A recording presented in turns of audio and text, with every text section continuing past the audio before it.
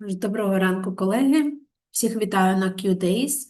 Це четвертий в цьому році Qdays, і це тренінг від туроператора Тревел Дизайнер, який присвячений поглибленим знанням щодо напрямків, які ми пропонуємо. Що це за напрямки, я вам розповім трошки згодом за кілька хвилин і включаю свою презентацію. Трошки про нас, про команду Тревел Дизайнера, яка сьогодні буде працювати для вас. Я Надія Макаренко, багато хто знає мене, і мені це дуже приємно. Але є і нові люди, які ще мене не знають. Тому хочу трошки розповісти про себе. Я в туризмі давно, з 2006 року, мала закордонний досвід, працювала в Єгипті, Турції, Мальдівах, на Маврикії.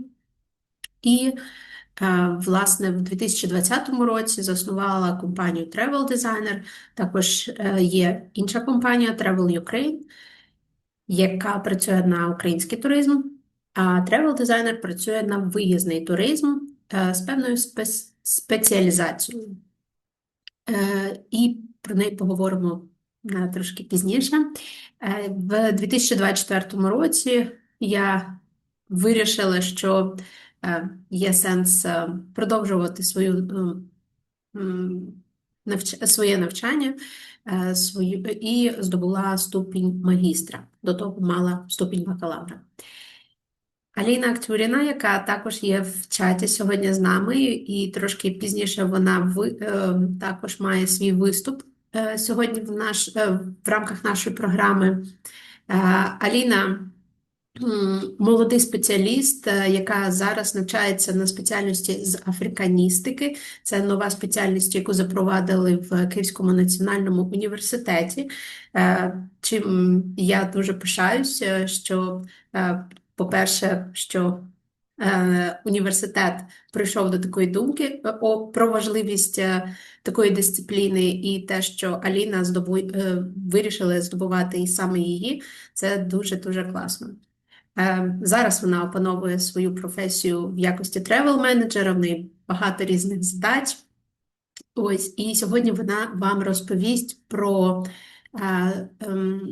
те, на що зважати при бронюванні островів та Африки взимку.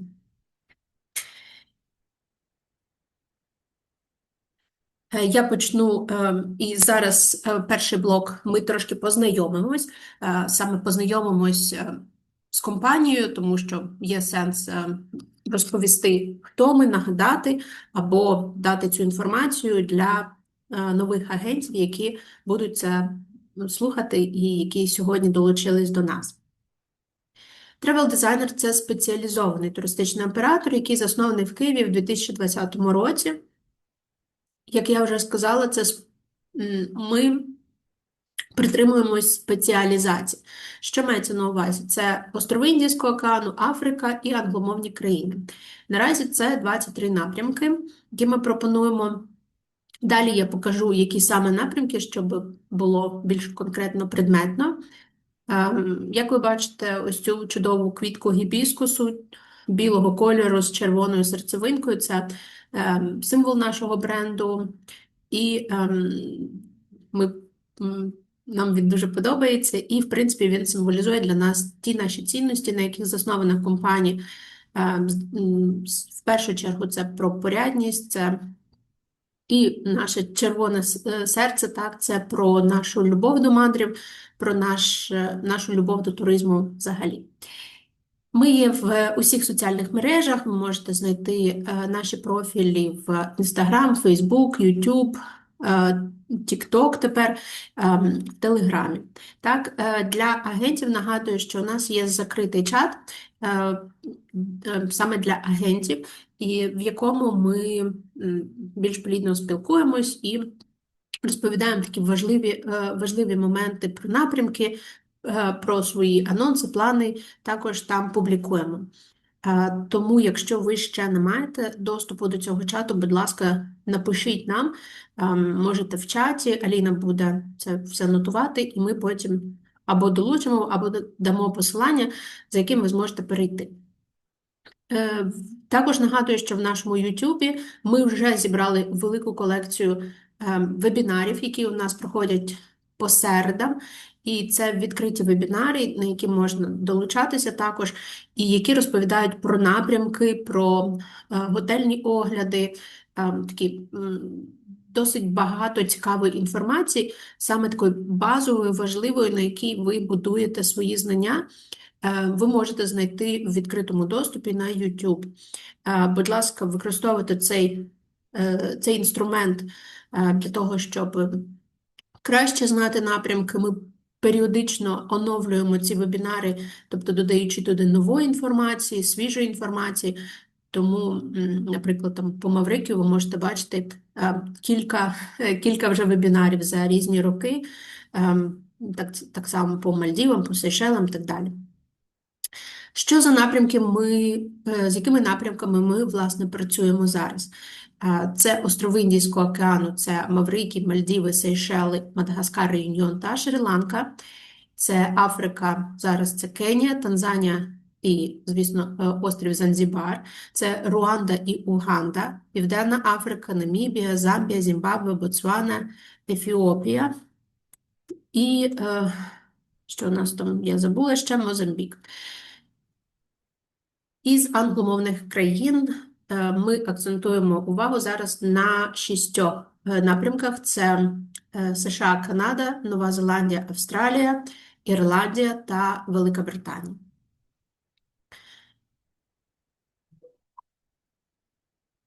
Як я вже зазначала раніше, наша компанія ґрунтується на певних принципах. Безумовно, це про порядність, тому що я вважаю, що в туризмі це перше правило, на яке ми можемо опиратись, це база, без якої ми не можемо рухатись взагалі в нашій галузі. Так, це просвіта. Я щойно вам розповідала про те, наскільки багато ми всього робимо саме з освітньою інформацією, несемо вам, тому що розуміємо, що ці напрямки, які ми продаємо, все ще потребують пояснень, нюансів багато, особливо там по Африці, так? І тому ми також займаємося цією дещо просвітницькою роботою, так?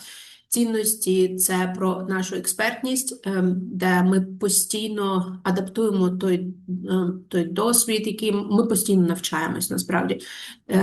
Ми, як компанія, самі навчаємось від колег, від наших постачальників, перебуваючи на різних виставках, беручи участь в роудшоу і так далі. І ми трансформуємо це знання і передаємо його вам. Також для нас важлива він співпраця. Це про те, що кожна сторона, яка взаємодіє, яка працює над створенням цього унікального продукту, вона має свою вигоду. Це ми говоримо і про постачальників, як то готель DMC, ми говоримо і про вас, туристичні агенти, які працюють з клієнтом, ви маєте мати свою вигоду. Так само і ми, туристичний оператор, теж зацікавлені мати свою вигоду. Так? Бізнес ґрунтується на паливо для бізнесу, можна сказати, так? Це також кошти, і кожна сторона має ось цю фінансову матеріалізацію своєї цінності. Так? Вплив ми постійно думаємо, принаймні я, як засновниця, постійно думаю, що можна зробити, як можна розширити, як можна змінити нас для того, щоб посилити наш добробут. І коли люди подорожують, насправді вони відкривають для себе нові світи, вони змінюються. Після того часто подорожі надихають людей на створення чогось нового в своєму житті. Тому подорожі – це, безумовно, те, що дає дуже класний стимул для людей, і це може впливати також на їх добробут. І спільне благо, тому що, як я вже сказала, ми беремо досвід колег, і ми також його намагаємося адаптувати до українських реалій. Так само українські якісь дуже класні досвіди ми беремо для себе і, наприклад, розповідаємо про них, наскільки ми класні. в тому, що ми робимо. Трошки про переваги. По Маврикію у нас найглибша експертиза, тому що, як ви пам'ятаєте з моєї історії, я вже більше 12 років співпрацюю плідно, тісно з островом. Можу сказати, що за цей період я відвідала більшість готелів, які є на острові, і це були не просто там один епізодичний візит, це іноді було багато разів. Тобто у мене я можу бачити динаміку, як було, як стає гірше, краще, тобто навіть таку аналітику проводити. І також ми є невеликою компанією, так, ми невеликий туристичний оператор, тобто ми не є масовий туроператор. Для нас швидше забезпечувати швидку комунікацію, і це насправді дуже важливо. Агенти, які працюють з нами, зазвичай хвалять нас за те, що ми швидко і реактивно все робимо. Це така перевага, так? Працюємо офіційно і оплати у нас приймаються на гривневий рахунок.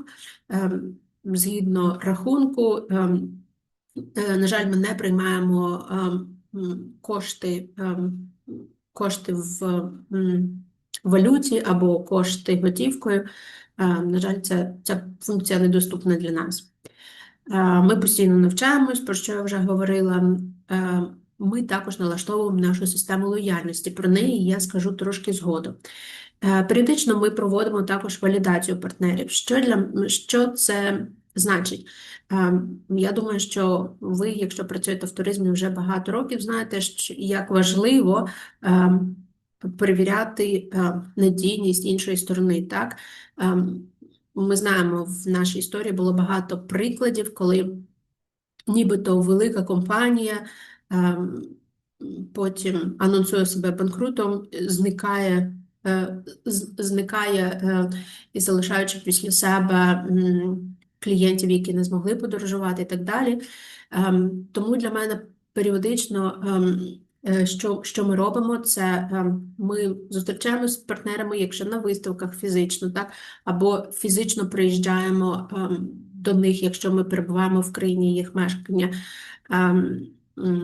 Періодично ми можемо робити зізвони з ними, щоб проговорити якісь моменти. Ми збираємо відгуки від інших постачальників щодо цих компаній. Тобто є певні моменти, на які ми зважаємо, оцінюючи нашу роботу з партнерами. Так? Тому що не завжди всі скажуть про те, що там десь якісь проблеми. Так?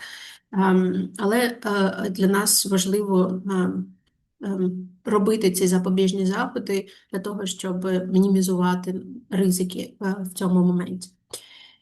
Постійно працюємо над продуктом, і про продукти я скажу трошки згодом. Насправді у нас дуже багато вже програм є на сайті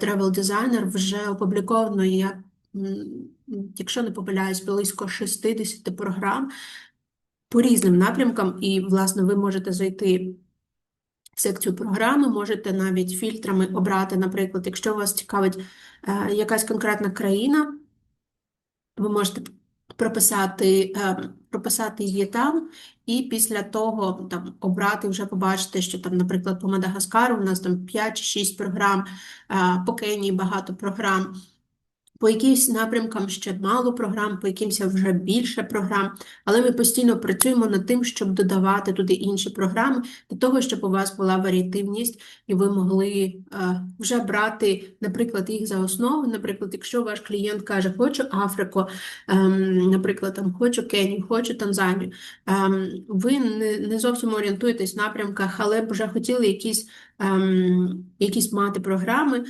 на які можна опиратися, так, наприклад, що є ось так, ось там, наприклад, сімейна подорож, і ви можете вже взяти і взяти і запропонувати, ось є така програма, чи влаштовує, чи цікава, так, за тими очікуваннями, які має ваш клієнт. Відповідно, вже потім ми кажемо, окей, давайте візьмемо цю програму і вже там ми її допрацьовуємо, визначаємось там з датами, з цінами і так далі. Так, кожна програма, ми її завжди, можна сказати, таким словом, дошліфовуємо, допрацьовуємо до того моменту, поки вона не стає найбільш цікавою, найбільш релевантною для вашого клієнта. Тобто, навіть якщо маршрут може бути один, але для різних клієнтів це може бути трошки інші програми, тому що десь там ми щось поміняли, готель, наприклад, такий не підходить, інший шукаємо. Можливо, там система харчування трошки інша, можливо, трошки інший маршрут, трошки інша екскурсія. Тобто це можуть бути якісь певні напрямки і певні програми, на які ми базуємось, але потім все одно ми це допрацьовуємо по кожній програмі. І це така ось дизайнерська робота, насправді. Тревел Дизайнер, це про ось це створення, це насправді дуже цікаво, і нам дуже подобається працювати з програмами, складними програмами. Ось, якщо казати трошки про переваги, я вже трохи казала про це, але ще раз, ми стараємось максимально швидко відповідати, ми любимо працювати зі складними цікавими маршрутами. І, що важливо, ми турботливо підтримуємо на всіх етапах затвердження бронювання і під час перебування ваших туристів, власне, під час подорожі, так? Якщо є щось там незрозуміло, ви завжди пишете нам, ми швидко відповідаємо. Наш відділ Customer Care завжди поряд. Так, про систему лояльності трошечки наступні слайди, але я хочу ще раз підкреслити про те, що запорука лояльності, як я це бачу, як ми це бачимо, це про швидкість, про ціну і про сервіс. Ми точно, що стосується ціни, ми точно не про ось ці перегони найкращої ціни, які періодично у нас трапляються так, на ринку, коли певні компанії демпінгують продукт, це навіть можуть бути готелі або приймаючі компанії і так далі, ми знаємо про це. Ось, але знову ж таки, повертаючись до наших принципів, до наших цінностей, це про він-він, так? Так ви можете, люди, які створюють ці демпінги, так, або компанії, або постачальники, так вони виграють в моменті, але насправді це не дуже гарна така стратегія вдовго. Так? Я думаю, що всі, хто займається цим, хто знає про це. Ось. Поки що ми маленька команда і працюємо ми віддалено. Ми не робимо великі рекламники, серед яких там туристи, ми не приймаємо такого, але ми плануємо в цьому році рекламники, і сьогодні в нашій програмі я буду ще розповідати про це трошки детальніше. Ось, і ми не знаємось на масових напрямках, тобто іноді до нас можуть звертатися там. Щось там нас писали цього року точно про Грецію питали, казали, що, на жаль, ми не можемо запропонувати такий продукт, тому що ми не знаємо на Греції, тому ось так.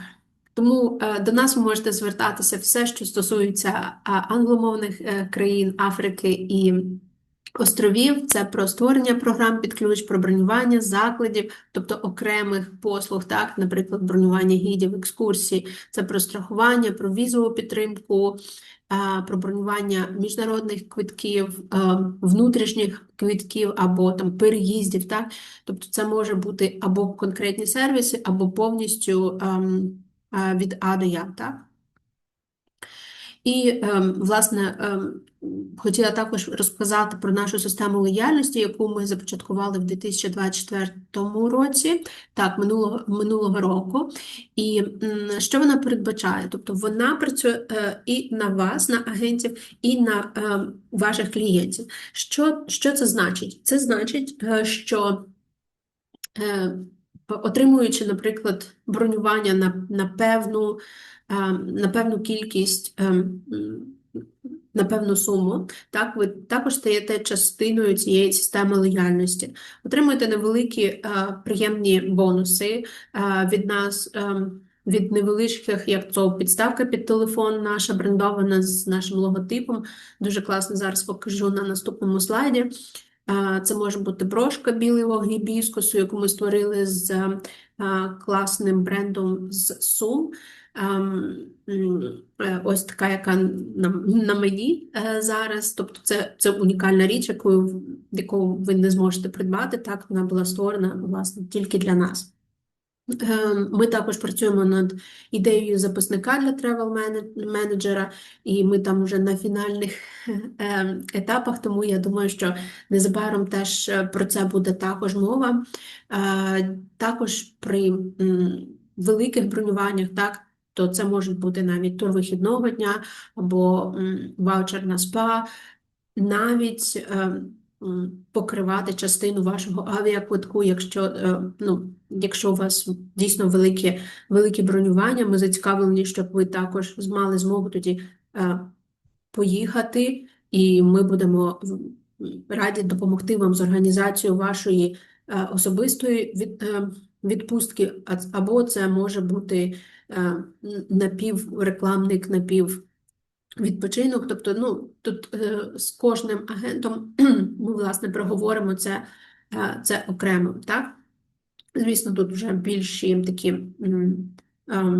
бюджети задіяні, але це також дуже хороша річ, тому що іноді формат ось таких збірних ознайомчих турів не завжди підходить, тому що є агенти, які працюють виключно з ВІП-туристами, їм не потрібно дивитися, там, наприклад, ті 10 чи 15 готелів, які ми дивимося в рамках ознайомчого туру, але, можливо, їм треба побачити тільки 3, так, або 4, і в них пожити, і все, і вони будуть знати, і вони будуть далі продавати.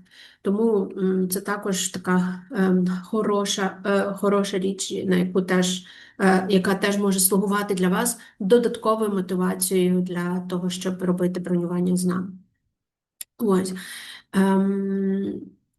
Щодо системи лояльності, яка працює саме для ваших туристів. Ось, до речі, ось підставка і брошка, яку я щойно показувала і розказувала. Ось, як система лояльності працює для ваших туристів. На зараз у нас немає таких уніфікованих рішень щодо того, що отримає турист. Іноді це може бути десь трансфер безкоштовний, іноді це може бути якийсь подарунок локальний. Наприклад, там по Танзанії ми давали їм туристам такий плед з масайським рисуночком, так? Або це може бути якесь вино, або фрукти в номер. Тобто щось це може бути. Також тут залучені, наприклад, наші бюджети, так? Чим вище бюджет, тим більш цікавий подарунок туристи отримують. І при тому отримують від вас. Тобто ви можете написати свою записку, і там ми передаємо це партнерам, і вони пишуть, додають ваш логотип, що власне, це ви їм подарували щось. Так? Тобто не ми, а ви від вашого імені. Ми працюємо від вашого імені. Ось, мені теж здається, що це теж хороша річ. Це такий прояв додаткової цінності. Ви показуєте туристу, наскільки він є цінний для вас, і таким чином ваші з ним відносини стають більш продуктивні, більш якісні. Від цього виграєте ви. І ми також, тому що ви будете знати, що наступного клієнта ви будете хотіти, наприклад, робити з нами. Так? Тут є кілька кейсів. Я думаю, що якщо в нас буде ще час, і якщо вам буде цікаво, то я можу порозповідати про них, тому що у нас збіг час. Але я хочу вам показати нашу програму. І за хвилиночку ще раз освіжити. Я впевнена, що Аліна вам надіслала всю нашу програму сьогодні, але давайте її ще раз проговоримо. Тобто ось сьогодні ми почали зі знайомства з системи лояльності для агентів. Це, власне, мій виступ сьогодні. Далі ми передаємо слово пані Ніша. Нішу я особисто знаю давно вже і дуже їй вдячна за нашу колаборацію, допомогу. Ніша відвідувала Україну в 2016 році, здається. Ось, і цей виступ буде вже англійською мовою, тому що всі наші, майже тут всі у нас виступи далі будуть англійською мовою від наших партнерів. Ніша нам розповість про Veranda Resorts. Це дуже класна мережа, особливо у них є і більш економний продукт, і більш віповий продукт. Впевнена, що вам буде це цікаво. Далі мій виступ, де я трошки розповім про національні парки Маврикія, але не тільки, тому що я захотіла дати щось таке, що виходить за межі там, звичайних АБЦ-варіантів екскурсій, які, власне, роблять на Маврикії. Далі нас чекає виступ про долину Омо та трошки північ захопимо, поговоримо про Ефіопію. Це надзвичайно красива і дуже-дуже цікава країна. Матимемо невелику перерву на каву. Далі нас чекає королевство Есватіні. З нами буде представник офісу по туризму, і вони нам, власне, розповідають, чим унікальна ця країна, дуже маленька, на півночі Африки. Тому я теж дуже чекаю цього виступу. Шрі Ланка. Поговоримо про пляжі. Також важлива тема, так, тому що попереду у нас зима, і часто Шрі-Ланку розглядають теж для пляжного відпочинку. Далі я зроблю невеличкий анонс і розповім, що нас чекають щодо групових турів, які ми запланували на 2026 рік, і далі заходимо на обідню перерву. Після перерви ми поговоримо про Мальдіви, і така дуже важлива і актуальна тема про готелі і умови для подорожей на Мальдіви для людей з інвалідністю, так? Тому що ми знаємо, чому ми це проговоримо, так? Танзанія. Поговоримо, дуже теж цікава тема, тому що коли говорять пляж в Танзанії, мається на увазі завжди Занзібар. Але насправді, крім Занзібару, є ще багато місць в Танзанії, де можна відпочивати на узбережжі. І ось саме про це ми поговоримо з паном Коліном сьогодні. Сейшели. Ми будемо говорити з вами про два фантастично класних готеля Анантара Мія та Авані Плюс. Далі нас чекатиме Намібія, будемо говорити про пустелі, теж неймовірно красива країна. І вже в заключення там у нас буде Аліна, виступ Аліни про бронювання островів та Африки взимку, на що треба зважати. Далі я трошки ще торкнуся теми ознайомчих турів, тому що вже питають партнери, чи плануємо ми в 26-му році робити ознайомчі програми. Так, плануємо, і про них я розповім вже на завершенні. І там вже трошки будемо підбивати підсумки, у нас буде Q&A-сесія, і, власне, будемо вже там завершувати, прощатись. Орієнтовно, думаю, що до 5 години ми встигнемо. Будь ласка, будьте онлайн, задавайте свої питання.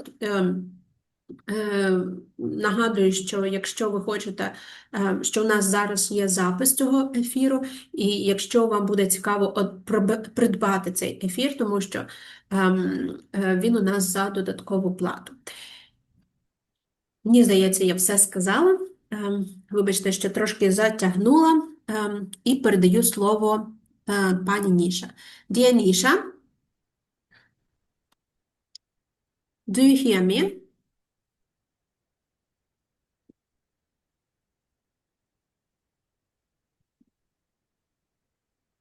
Dear Nisha, no Temporary. sound. Yes. Can you see me and hear me? Yes, very good. Welcome, everyone. Lovely to meet all of you. How are you doing, Nadia? Very good. I'm so happy to see you. Another Thank day I send you you. a little message and then I forgot, but we will come back to it again. Excellent, excellent. We've got two brands that I can talk about. One is Heritage Resort and the other one is Veranda. Shall I do both of them, or how would you like to? Let's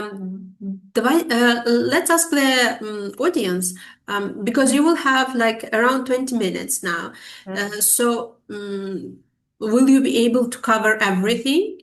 Because if not, then maybe we can switch Okay, let's try and do both. Let's try and do Uh-huh. both, and I will just fast forward where it's too boring. Mhm. So I'm just going to share my screen.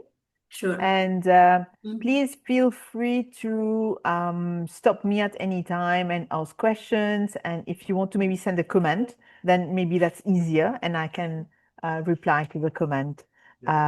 If that's, yeah. What do you think? Super. Yeah. I think maybe you do your presentation, and afterwards, if people have questions, I will ask them to make a Excellent. voice question, or they can write it down. All right. So I'm just going to go on to the slideshow. I don't, can you see something for the moment or not yet? Not yet. Okay, sorry.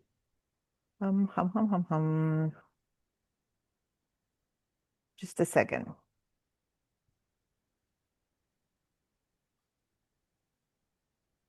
I tried this just now. I don't know why it's not working.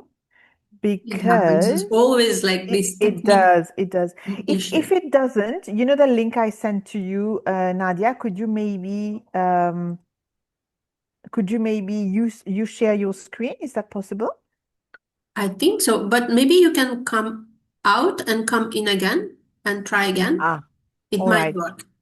It might work. Okay, so let's try that. Because I think Zoom and Teams are a little bit different, Yes. and Yes, they are. they don't function the same way. So hold on. Voilà.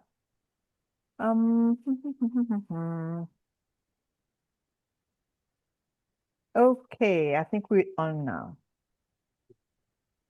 And now it's coming. Yeah? Yeah. Okay, brilliant. Okay, Just sorry put everyone a for the full little screen. delay. Yeah, Full I screen, just need to put, please. yeah, there we go.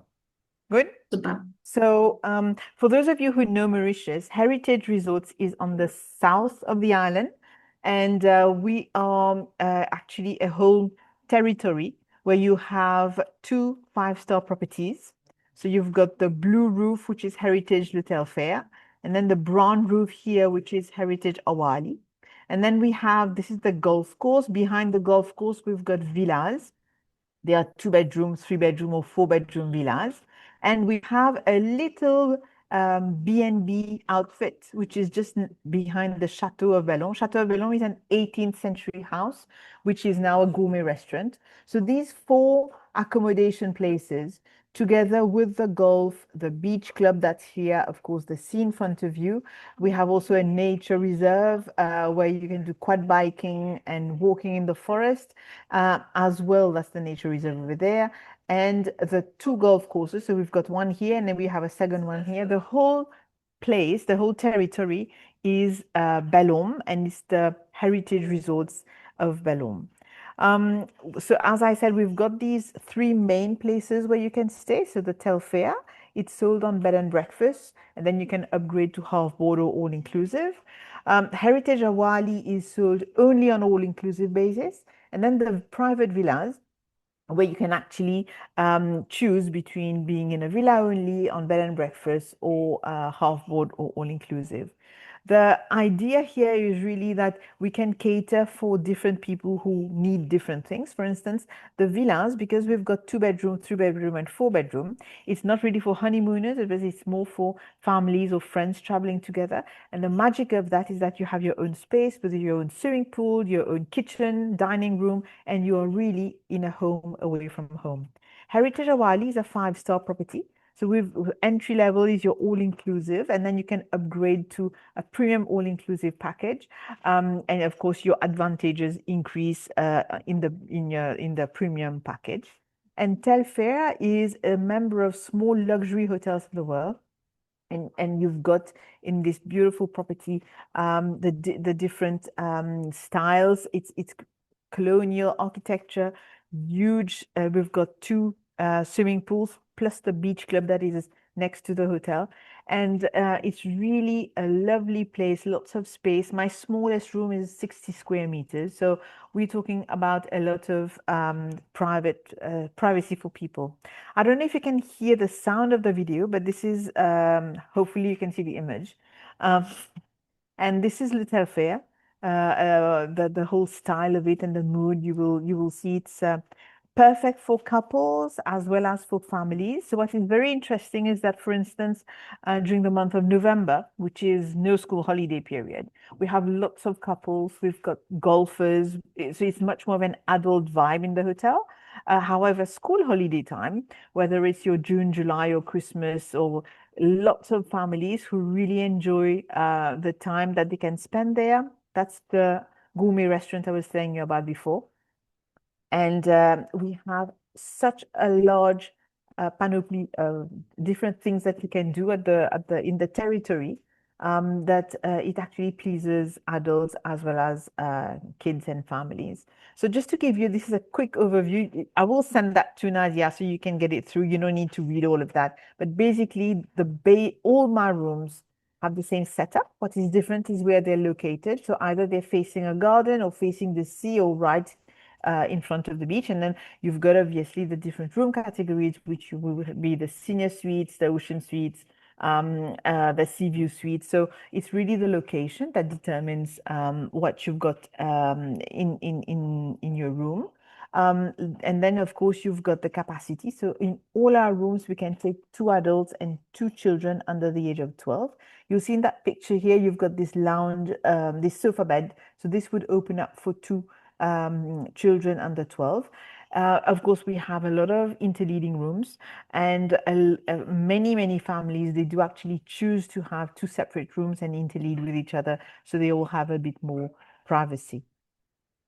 Our junior suites are actually really lovely. This one, for instance, we've got your separate bathroom next to your bedroom. And with all our higher category suites, we offer added values. For instance, in the junior suites, you have free laundry and ironing for up to 20 units. You've got welcome gifts, of course. We do have in our senior suites, not only do we offer free laundry and ironing, we also have private airport transfers that can be organized, and this beautiful dinner that is organized for the guests once during their stay in this really exclusive area. The senior suite, as I told you, you've got your bedroom and your adjoining living room. And if you buy a senior suite, you've got actually obviously more space. And here the children sharing can be in the lounge area on the sofa, like I told you. Of course, you've got the ocean suite, so these are even bigger, and we offer even more advantages like guaranteed early check-in, late checkout, private dining, and of course, all my rooms have butler service. And what is very interesting is that we have like a WhatsApp service. So when you check in, you actually can share your number with your butler. And at any time you might be on the beach, just chilling there, and you want to go for a spa. You don't have to get up, go to reception or the spa to book it. You just WhatsApp your butler, and he will organize your spa for you, or your dinner in a specific restaurant, or the golf. So this is really something that our clients really enjoy. In the hotel, we also have a adults only area where they have their own private swimming pool, and you've got a little beach bar next to the pool. So this is very convenient during the day. And here we've got different room categories, so it also can cater for different budgets in this adult only area. In terms of restaurant, at the property itself, you have 3 restaurants. So the main restaurant, the beach restaurant, and the Asian restaurant. But on the territory, we have 13 restaurants that they can go to. So, and when you go to another restaurant, which is out of the property, you get a credit of your meal plan that you've booked. So credit of your dinner or lunch, if ever that's on all inclusive. right next to Telfair. So you can just walk along the beach and you will end up at Awali. Awali is our sister property, another 5-star property. But here, the vibe is very different. It's African style and we've sold only on all-inclusive basis. So this is a little video that you can see. Because it's all-inclusive, I think it appeals a lot to people who don't want to have the hassle of, doing a lot of organizing. So we take care of everything. And a lot of our clients actually enjoy especially if you're a golfer, when you are in the normal package, you get green fees on only one golf course. But if you take the upgraded package, then you've got one green fee included in our second golf course, which is a links course. And here the vibe is much more, I would say, active maybe during the day and in the evening with the entertainment that we offer at the hotel. Obviously, when you are in the one hotel, you can use the facilities of the other, but you just need to book the restaurant so that your table is reserved. The rooms here, as you can see, a little bit smaller. We're talking about 52 square meters, African style, so very different from your Telfair. And here again, we can take 2 adults and 2 kids, and the children would be on the sofa bed that is in the room that opens up like a drawer bed. So we've got a few more categories of rooms here. Same scenario. The price of your room depends on the location, whether it's in the garden, it has a beach view, a sea view, if it's beachfront, or if it's, that's how it's where the location is. And obviously we've got 2 suites, which is the bedroom and the lounge area next to it. There we go. And we have this is very special. We have one villa at Awali, which is found right on the beach, and it's your little private swimming pool, your barbecue area, living room, dining room, and the bedrooms. So here we're talking about 310 square meters. We can take up to 6 people in the villa. And as you can imagine, it is very, very popular. So during high season, sometimes we completely full on all the dates because clients are repeaters and they want this. So booking in advance for the villa is very, very important. In terms of restaurants, because the hotel is on all-inclusive basis completely, so you have a bigger choice of restaurants, whether it's the main restaurant, the sea-facing, I'm losing my words, beach restaurants, sorry, the ones by the pool. We have an Indian, and we also have an African evening, which we do in the Boma. And this you get a credit of your dinner meal plan when you're here. And it's really lovely because we really recreate this African style evening during that dinner. So that's just a list. I will go through all of that. We can get the information with Nadia afterwards. And then we have the villas. So the villas, like I told you, are a home away from home with your own pool and private space and barbecue area and kitchen. The villas are not by the sea. They are on the hill. So you have the hill, the villas, the golf in front of you, and then the hotels and the beach. So every client, when they check in, they will get the use of a golf cart so they can drive themselves to the beach area. And then this is very practical for people who want a bit of space, but a bit more privacy. And this is how they are located. So all the villas behind the golf. And this is something that is very popular when you've got grandparents, parents, and children traveling together, because you've got your living room space, you've got a bit more me time with your family. And of course, you have access to the hotel of Telfair and the Sea Beach Club. And you're not far away, it's just across the golf course. So it's very, very popular, obviously with people who like golfing as well. So this is something that can be a good choice for your clients. Now, every villa is decorated by the owner of the villa. So when we are renting a villa, we don't have exactly the same decoration in all the villas, but they all have the same facilities. Like here, for instance, you've got 2 bedrooms, 3 bedrooms, and 4 bedroom setups, but they are all fully equipped with your kitchen, your private pool, the barbecue area. So you get one 4-seater buggy. So if you have, if you're in a 4-bedroom villa, then you would have one golf cart included, the others would be on rent.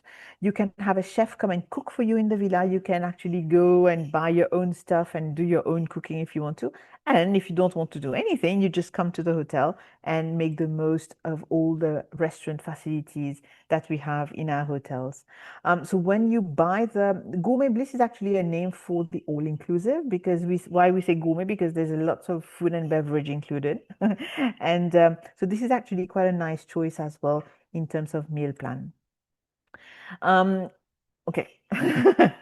I don't know if I've gone too fast or if it's all right. If you have any comments or questions, we can also do that afterwards. I'm going to now move on to Veranda Hotels. So for those who don't know, Veranda Hotels is a brand of 3-star and 4-star boutique hotels. So very, very different from your heritage properties.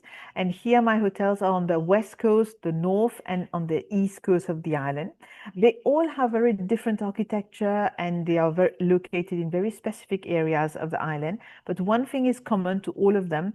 They really showcase the boutique hotel feel and they show you the Mauritian hospitality and what we offer in terms of services that we have. So here's a little quick video. Not too I hope you're getting the music as well, but if you don't, I'm just gonna like continue talking in case. So Pearl and Virgin is my adults only property. So here we take people as from the age of 18 years old. Obviously, it's very popular with honeymooners, but also couples and people on wedding anniversaries and everything. It's found on the top north part of the island, so it's a very quiet place. You see fishermen going into the ocean in the morning. It's a lovely place where you can also see sunsets in the afternoon because we're on the north.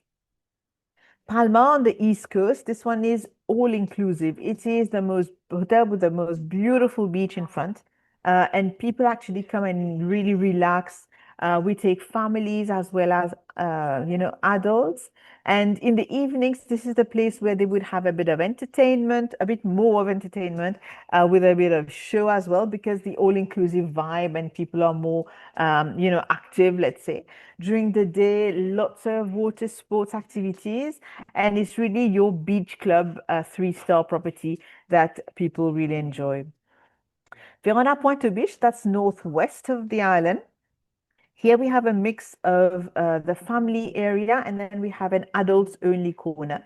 This hotel is in the village where you've got access to public transport, supermarkets, and it's quite nice because you just stay at the resort if you want to and have a little real beach vacation, or you can be the person who likes to go out and explore, and then you come back in the afternoon and just relax and chill at the hotel. The thing about this hotel is that there is sand from the entrance right to the beach, so we call it barefoot luxury. You can actually come into the hotel, remove your shoes, and only put them back when you're taking the flight back home. Veranda Tamarin is on your west. This one is very different because it's in the village and you have the whole activities of Tamarin around you. We have, of course, accommodation for families as well as children. And what's really nice is that you are very close to a lot of excursion areas. So this hotel is much more for people who are active, who want to go out and spend the day and then explore the different sites of the island.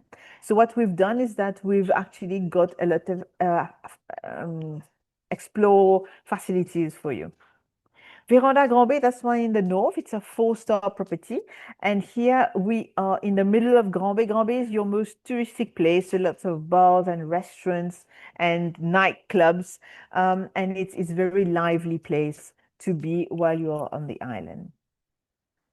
So I'm just going to go quickly onto the different hotels. So we were talking about Veranda Grand Bay. Here we have like a Creole chic decoration, and people are actually spending a lot of time outside doing shopping, going to the bars and restaurants. And within the property itself, we have 2 restaurants, 2 bars, and people enjoy to have the beautiful comfort of the room. Here we can as well take 2 adults and 2 kids, and we've got in the setups, you've got these drawer bed sofas, and you can actually pull them out, and it becomes a queen size bed where you can take 2 children sharing the room with parents. We also have a few apartments, well, very few, only 8 of them, but they have their own little kitchen and microwave and everything. So this also appeals to some people who want to be a bit more independent. It's set up like this, so your apartments are at the far back, and then you have all the rooms of the hotel and the beach and the sea in front. The restaurants, so we do a lot of Mauritian food, but a lot of international food as well. And I think what's really nice is that you have the choice between having the buffet or the a la carte seafood. Sorry, let's just go back to that. In Grand Bay, like in all Veranda hotels, you will have the spa and the fitness center, and the same kind of concept, 2 restaurants, 1 a la carte, 1 all-inclusive, 1 a la carte, 1 buffet, sorry. Okay, and then we've got here Pointe Biche. This is the one that I told you about, has sand since this is reception. So from reception right through to the beach, you've got sand everywhere. We have 115 rooms, out of which we have a block of rooms that are adult only. Here as well, we have, it's good for families as well as adults who stay with us. And as you can see, the whole decor of all our Veranda hotels is very tropical island and beach kind of architecture.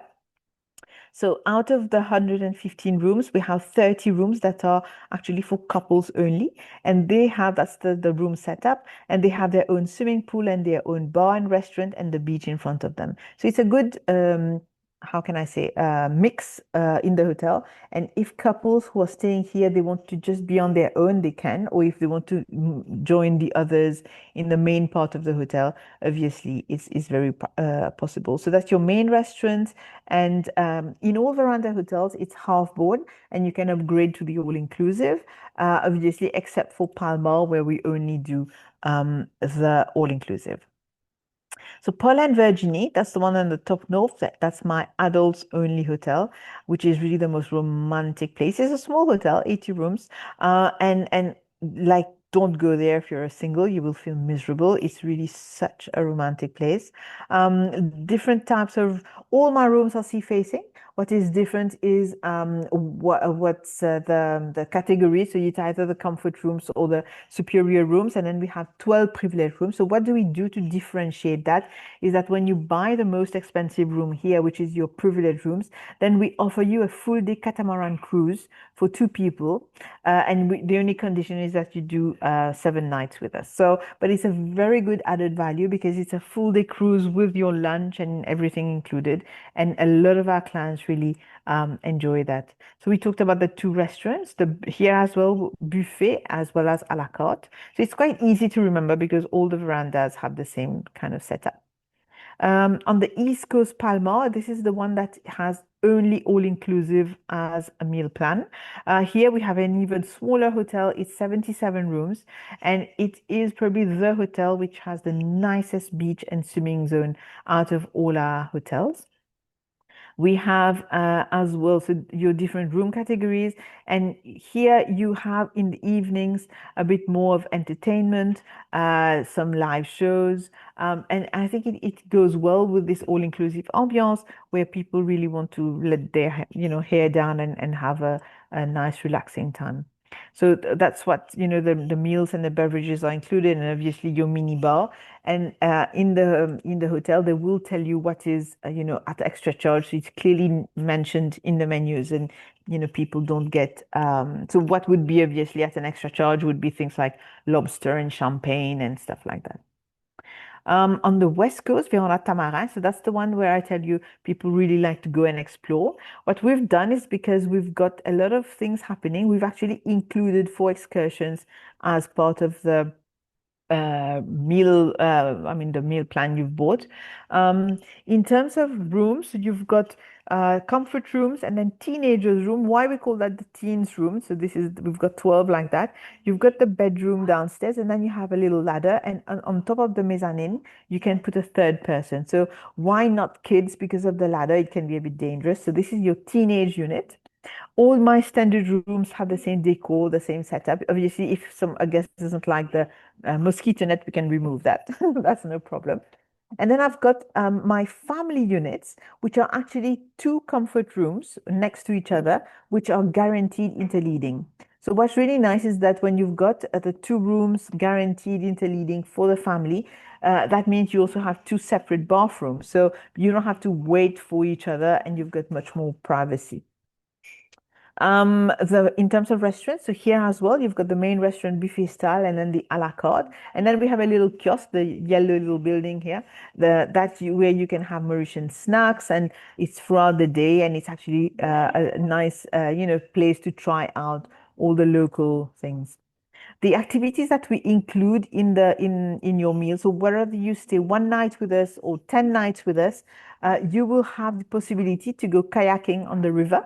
So there you will discover, like, along the river, you've got mangroves, you've got ducks and monkeys and all sorts. They don't attack you, they're just sitting there on the tree. So it's actually quite fun to watch them from the kayak. These activities are on specific days, and you just have to leave your name at reception and join on the activity. You'll have a life vest, so even if you don't know how to swim, it's 100% very, very safe. You just need your sunblock cream.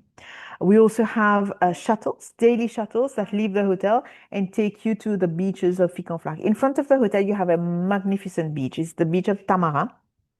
The only thing is that the sand is not white, it's a bit gray. It's because they are black rocks, and with the sea weathering and the sand becomes a bit gray. It's very soft, but it's just this gray color. And some of our guests, they're like, oh no, I don't want to go there, blah, blah. So we put in the shuttle, and they can go to Ficanflac. So leave the hotel at 9, come back at 3, and they have the full day on the beach with, it's like 2 kilometers of beachfront that people can enjoy. And there are lots of restaurants and bars that you can also benefit from. Another thing that's very special is that we take you to the salt pans, and this is where you can see how salt is made, because obviously it's very simple. You would take a bit of salt water, let it evaporate, and you have salt. But it's a long process, because you have to purify that salt, obviously, before you can consume it. And they actually explain to you how it's done, and that's a lovely excursion to be done. And then we've got the coastal walk, so we actually take you along the coast, and this is in the afternoon, because during the day it's too hot to do that, and it's lovely, and you can see the local village tour together with the coastal walk, so that's actually quite interesting. And like I said before, all my 5 Veranda hotels, we have the same concept with the spa. So obviously you have all your massage and facials and manicures and pedicures or whatever. All these are obviously not included in your offer, but you can book it there. And we offer a spa voucher of 500 rupees for all our guests staying with us, and they can actually redeem this voucher when they book their treatment. Sorry. Another thing that we have in all our hotels is the kids club. So this is for children from 3 years to 12 years with different activities during the day. There are only 2 hotels where we do not have a supervised kids club. One is Paul and Virginie, because obviously it's an adults only hotel, so no kids there, so no kids club. And the second one is Veranda Resorts. That's the one top north in the tourist village, because there we don't have a lot of family rooms, so we can cater for less families. And there we have an activity area, but it is not supervised, so you have to be with your children when you go to that activity area. Otherwise, all the other hotels have a fully supervised kids club, and it's free of charge. You would obviously pay for babysitting, but that's normal with every hotel. And what's also very nice is that when you come and stay with us, we actually tell you what to do around our hotel. So if you're staying at Grand Bay, we will definitely tell you about the bazaar, the nightlife, the discos and bars and restaurants and catamaran cruises and shopping and everything. When you're staying at Paul and Virginie, because it's in a fisherman's village, we'll tell you about the sights that you can see. Either you take a bicycle or you walk or you take a taxi. There are lots of things to be seen on that side of the island. Palma is very close to the very, very famous Île aux Cerfs. And you can also do some kites. There are some kite surfing spots there. So we will tell you about that and organize, you can organize to go there. Tamarin, that's on your west coast. So very close to that hotel. Well, in the bay, in fact, in front of the hotel, you have dolphins. So that's one thing that we actually encourage you to go and see. You've got mountains. You've got the national park of Black River, so you can go for trekking. And it's the place to go to see sunsets. It's just lovely. And of course, Pointe Biche, this is near a village called Triolet and the Pamplemousses Botanical Garden. So many things that you can do around our hotels, which we actually tell you about, and it's all about immersive experiences that are things that you can do and see and enjoy while you are staying with us at the hotel. So yeah, that's about it. I think that I tried to make it as fast as possible. I hope it was not too much information at one go. Yeah, it was very intense, but it was very good, refreshing for me, and I hope a new information for our listeners. You Okay. had The first comment is lots of fire, so it's too much. I'm so sorry. yeah. Шановні колеги, якщо у вас виникають зараз запитання, тому що Ніша так дуже нам інтенсивно пройшлась по всім готелям. Тобто вона проговорила всі 5 більш економних веранди і їх люксовий продукт Ерітаж, так? Це величезний комплекс, який розташований на півдні країни. І зараз в моєму виступі ми ще їх згадаємо. Але якщо у вас залишаються питання, можете задати голосом, можете задати в коментарі, пишіть українською, і я перекладу для вас це. Якщо питання, будь ласка, запитуйте. Тому що це дійсно дуже класний продукт. Я була в кожному з цих готелів і не один раз, і можу сказати, наскільки вони кожен по-різному виглядає і відчувається. Тому треба розуміти, власне, туриста, який хоче щось, так? Тобто, якщо це пляжі, це для мене Веранда, Пальмар однозначно, тому що це неймовірні красиві пляжі. Мені здається, десь я ще нещодавно публікувала невеличке відео, де я прям стою на пляжі, показую, наскільки класний пляж, тому що він ідеальний. Будь ласка, пишіть. Пишіть, якщо немає питань, то ми рухаємось далі. І ми продовжуємо з моїм виступом. Зараз я вам трошки розповім. Вже Ніша трошки нам закинула ідей, які інші розваги можна робити, але я хочу трошки поглиблити це питання. І якщо тоді питань немає, то я включаю свою презентацію і ми рухаємось далі. Dear Nisha, thank you so much. You was really great in terms of timing, very sharp, and a lot of information. And you know, I love Veranda hotels. I like Heritage Hotel. They are very nice. Even now I'm gonna talk about something which connected about the Frederick Resort, because I'm gonna talk about the activities. So I'll mention it. And thank you for your support for all the things you do for us, and we stay in touch. Definitely. Thank you, everyone. Goodbye. Have a lovely day ahead. Bye. Bye-bye. Так, а я включаю тоді свою презентацію. У нас є десь 20 хвилиночок до наступного виступу. Я думаю, що ми встигнемо. Пару слайдів я, власне, залишила з попередньої презентації, але я вважаю, що, можливо, ми швиденько, прям дуже швиденько їх трошечки згадаємо, тому що вони насправді важливі. В чому складається специфіка острова Маврикій? Так, це те, що острів дійсно досить гарно розвинений. Тобто багато доріг, і ось там минулого разу ми бачили, їх ще більше доріг стало. Є метро, є шопінг, тобто це прям острів, в який можна приїжджати і жити, так? Тобто цілком комфортно, ось як дестинація для проведення своєї зимівлі, так? Це теж хороший варіант Маврикій. Це величезна кількість готелів, насправді, і ми вже бачимо, що узбережжя, воно вже достатньо наповнене готелями. І що зараз виникає, це готелі, які виникають в містечках, які виникають трохи подалі від узбережжя.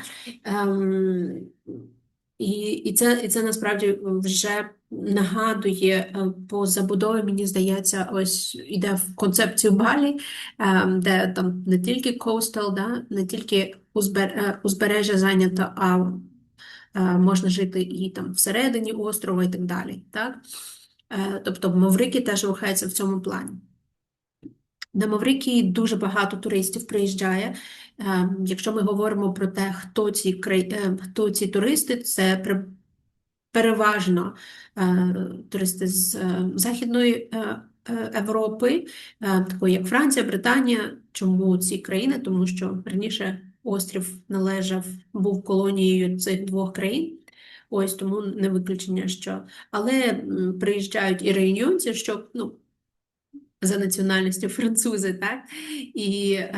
І Південна Африка приїжджає, тобто дійсно багато готелів, але є і багато закладів розміщення. Так, що ще мені було приємно побачити ось цей сув, це те, що Маврикій прям добре крокує в напрямку ось екологічності, екосвідомості. З'являються багато центрів з дослідження маріни, морського життя, захисту, екологічні якісь ініціативи при готелях, розбудовуються центри, які розповідають про морське життя, про природу, про флору, про фауну.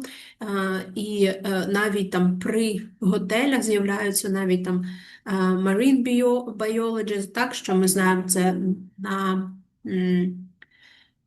на Мальдівах вже майже в кожному готелі ми маємо морського біолога, але на Маврикії це тільки входить. І насправді у них тут дуже теж багато цікавих ініціатив, роботи, яка проходить. Ось нещодавно там навіть Four Seasons теж зробив центр дослідження, і вони там навіть запустили таке місце, де розводять ось цих морських коників, бо в лагуні, наприклад, цього готелю найбільша їх концентрація. Тобто різні такі ініціативи, що дуже-дуже класно і дуже важливо. Трошки змінюється і контекст обслуговування працівників, формат обслуговування, тобто якщо раніше, там ще 10 років, переважно в готелях обслуговуючий персонал був саме місцевий, то зараз я бачу ще і багато іммігрантів, які, наприклад, там з Мадагаскару приїжджають або з інших країн, які також тепер задіяні в готельній індустрії. Нагадую, що острів досить великий, це приблизно як 1,5 Києва за розміром і близько 1 мільйона людей населення. Тобто все компактно, але при тому є багато активностей, які є цікаві. Так? Ми зараз згадаємо, які найбільш популярні екскурсії ми маємо. І я трошки постараюся змінити ваш фокус уваги і показати, що насправді екскурсій набагато більше. Так? Що є ще багато місць, які теж вау, які теж цікаві, якими можна досліджувати острів, споглядати на острів. Так? На Маврикій приїжджають як мінімум на 7 днів і більше. І, в принципі, зараз нагадую, що дуже класно працюють комбінації, коли ми комбінуємо в одній подорожі два готелі. Це теж дуже класна можливість відчути по-різному узбережжя, тому що вони відчуваються по-різному. Це можуть бути родини, це можуть бути пари. Є в готелях номери з особливими потребами, так? Майже кожен готель 1 або 2 номери має ось такі, які найближче до рецепції розташовані на першому поверсі і які мають необхідні вимоги для людей з особливими потребами також. Тепер давайте згадаємо, які екскурсії найбільш популярні на острові Маврикій. Я думаю, що кожен з вас, якщо продавали Маврикій, знаєте, що найбільш питають, найбільш просять це повітряні екскурсії, а саме це вертолітна прогулянка над ось цією частиною, якщо бачите мою мишку, ось півострів Леморн, і тут так звана ілюзія підводного водоспаду. Ілюзія, тому що це насправді є ілюзія, так? Тобто там немає водоспаду під водою. Ось ця картинка вже постійно виринає, коли ви навіть в пошуку шукаєте Маврикій. Тому насправді всі ці екскурсії, які я перші 3 принаймні, які я буду згадувати, це ті екскурсії, які дуже-дуже сильно перегріті, як на мене, ось цими фотографіями або тим, що з'являється в соціальних мережах. Так? Тобто гіперпопулярність така, але насправді острів значно цікавіший і значно більш різноманітний, ніж оці перші 3 пункти. Так? Тобто прогулянка на вертольоті, другий – це сніданок з жирафом просять в парку Казела. Це парк Казела розташований десь в цій зоні, поблизу містечка Флік-ен-Флак, парк природи і розваг. І тут сконцентровані також африканські тварини, і клеви, жирафи, гіпопотами, верблюди, тобто такий а-ля собі зоопарк, а-ля сафарі стиль, тому що у них є такі невеличкі машини, автобуси, так, які також возять в такі а-ля африканської сафарі. Так? Але це все парк, так? Ага. Секундочку. Далі, морська екскурсія. Це спостереження за китами або дельфінами. Так? І тут ще раз моє одне зауваження про те, що нагадую, що зараз в мережі шириться дуже багато інформації про те, що поплавати з китами на Маврикії. Дуже багато цих тревел-блогерів, різних людей, які готові для вас це організувати, а-ля місцеві, або ще якісь компанії, які мають човни, які там, ось ми знаємо секретне щось там. Насправді це все під забороненою. Купання з китами на Маврикій офіційно є забороненою річчю. Чому? Тому що ви втручаєтесь в приватний простір тварини. Чому? Тому що наближення до тварини може спричиняти, бути травмонебезпечним. Також, по-третє, це те, що втручання людини в екопростір тварини спричиняє до того, що тварина не буде припливати до цих узбереж. На Маврикії можна побачити два види китів. Це кашалоти, які можна побачити круглий рік, а можна побачити також горбатих китів, які приходять з Антарктиди на певну сезонність між липнем та вереснем. Ось, ну, до жовтня, так? Це їх період, коли вони припливають. Так? І це період, коли ми можемо спостерігати, перебуваючи в човні. Не в жодному разі не плаваючи з ним або там намагаючись до нього доторкнутись, не дай Боже, чи ще щось подібне. Це дуже важливо. І також це може призводити до арештів, може призводити до депортації. Для тих, хто це організовує, звісно, це про втрату їх ліцензії на керування човнами і далі неприємними штрафами і неприємними ситуаціями. Тому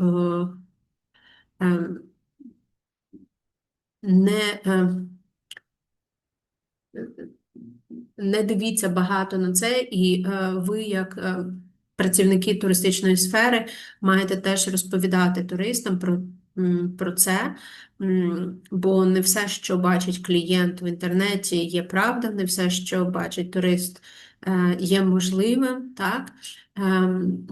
Звісно, якщо дуже сильно прагнути, можна знайти рішення, але ну, зробите ви ту селфі, що ви там в воді сидите. Що далі? Що далі? Тобто ви зробите в довгостроковій перспективі ваші діти не те, що не зроблять фото з цією твариною, вони взагалі можуть не побачити цю тварину. Так? Тобто, ну, це такі дуже, дуже важливі моменти. Ми створили, у нас щороку ми оновлюємо таку брошуру досвідів та екскурсії. Ми вже зробили на 25-26 рік, і я вам скину її зараз після моєї презентації в коментарях. Також надішлемо її для вас в матеріалах після Qdays. Ось ви зможете користуватися, там приблизно орієнтовні ціни на певні досвіди. І там всі ці 3 досвіди також є. Ще одна екскурсія – це про оглядову екскурсію островом на цілий день. І таку екскурсію ми можемо проводити з україномовним гідом. У нас є стала співпраця з таким гідом, не так багато. Я б сказала, що зовсім мало україномовних гідів. Тому така можливість – це дуже цінна можливість, особливо для туристів, які не хочуть розмовляти російською мовою, так, то це є дуже важливо. Але що ж можна ще пропонувати? Бо є ще маса різних інших досвідів, які теж важливо розуміти і можна використовувати, про що, ну, не буде вистрибувати вам реклама кожен день, але є не менш вау-ефекти, можуть створювати не менш вау-ефекти. Давайте згадаємо про те, що ось наш аеропорт на південному сході Маврикія – це один єдиний аеропорт, і це не в столиці Порт-Луї. Тут у нас в цій лагуні є морський парк, національний парк Blue Bay, так? Це місце, де також проходять достатньо багато екскурсій на катамаранах, на швидкісних човнах. Тут є рештки затонувшого корабля, тут є маяк стоїть, тут такі досить раніше ось екскурсія по східному узбережжю, починаючи від Blue Bay і далі туди до Ілля-Сьорф, ось цей шматочок, була одна із топ-продажів, так? Але зараз акцент трошки змінились, ось, але м, це не зменшує її цікавість, вау-ефект. Але тут є два острови, є дуже цікаві острови. Перший острів – це Ілогрет. І туди можна приїхати на візит. Це невеличкий острів, де в вільному вигулі живе близько сотні ось таких величезних черепах альдабра. Це сейшельська черепаха. На жаль, на Маврикії теж був свій вид ось таких великих черепах, але, на жаль, вони не дійшли до нашого часу. Так? Але вони живуть на цьому острові. Насправді цей парк, цей острів ще з 65-го року взяли під охорону і почали відновлювати тут свою природу, стародавню природу. Тому я була на цьому острові, і мені здається, що те, що він промовляє, дуже важливі меседжі взагалі по розумінню острова, по його природі. Тут також пояснюють більше про черепах альдабра. Мабуть, ви бачили такі жахливі фотографії, коли на них сідають, що робити вкрай не можна. І, наприклад, на цьому острові пояснюють, чому так. Ось другий острів – це острів-курорт. На цьому острові є лише одна віла. Вона належить одному з готелів Маврикія. І сюди можна приїхати на один день або без ночівлі. Можна з ночівлею, можна без ночівлі. Тут можна плавати, якби весь острів ваш.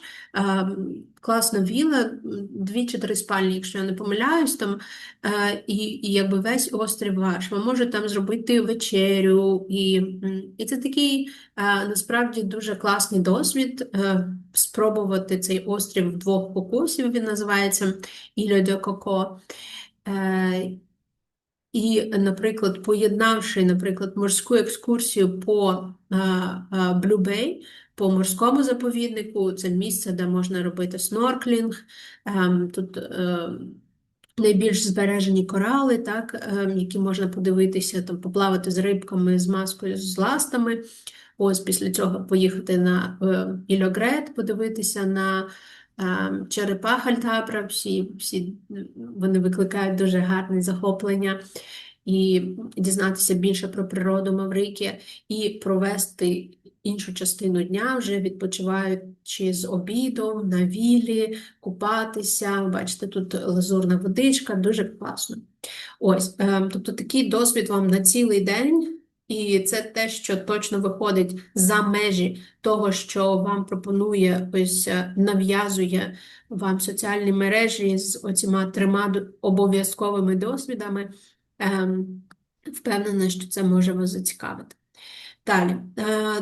Інший момент – це ось тут ця зона. І, мабуть, ви чули про Шамарель. Шамарель – це 7-кольорові землі. Так, вони є на всіх в соцмережах, зайдете Маврикій, і Шамарель там теж буде фігурувати. Навіть під час наших екскурсій з огляду міст, острова, оглядова екскурсія з гідом, ми також відвідуємо Шамарель, ці землі. Так? Ми дізнаємось історію, чому ці землі ось мають такий колір незвичний, так? Що це таке, власне.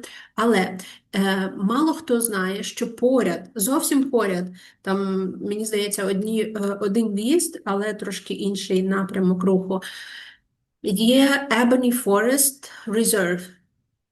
І це частина теж геопарку такого великого Шамарелю. І це певна територія, на якій зберігаються ебонітові ліси. Ебонітові ліси – це те, з чого складався, власне, Маврикій. Більшість території Маврикія в середні віки була вкрита ебонітовими лісами. І коли туди вперше приїхали європейці з метою там зафіксуватися, зробити там стале поселення. Ось почалась масова вирубка цього ебонітового дерева. Зараз ви можете бачити деякі елементи меблів в країнах, як Голландія, або Франція, або Британія, з ебонітового дерева Маврикія. Ось, але 97% його було знищено, і це одне із тих місць, де ви можете його побачити. Крім того, тут ще можна, ви знаєте, в Африці є велика п'ятірка тварин, так? Але на Маврикії теж є своя така а-ля п'ятірка. І ви можете бачити різних птахів, тому що на Маврикії дуже багато пташок. І деякі зберіглись, це ендемічні тваринки, птахи, саме якось такий Mauritius керстель, він є офіційною національною птахою Маврикія також, тобто також зробити таке собі фотополювання. Ще один маршрут, який було б дуже класно робити, це південь острова. Це сьогодні Ніша нам розповідала про Бельомбер.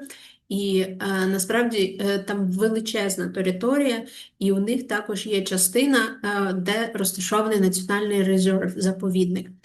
І це класне, фантастичне місце, куди можна піти на хайк, куди можна поїхати на квадроциклах, або зробити 4х4 сафарі. Можна піти подивитися на птахів, можна подивитися на старі руїни виробництва ось цієї мельниці, так? Млин, який виробляли цукрову тростину в давні часи. Тут є фантастично красиві водоспади, і можна там поплавати, так? Тобто дуже класна теж активність, це може бути прямо на цілий день, можна бути на півдня, але ви можете також її відвідати. Насправді, ось таких маленьких зелених територій з фантастичними видами є дуже багато. Наприклад, всі знають, що хочуть дуже багато на запитів іде на Маврикій, що хочуть жити біля гори Леморн. Так? Чомусь вважається, що саме ось там тільки одне єдине ідеальне місце для відпочинку.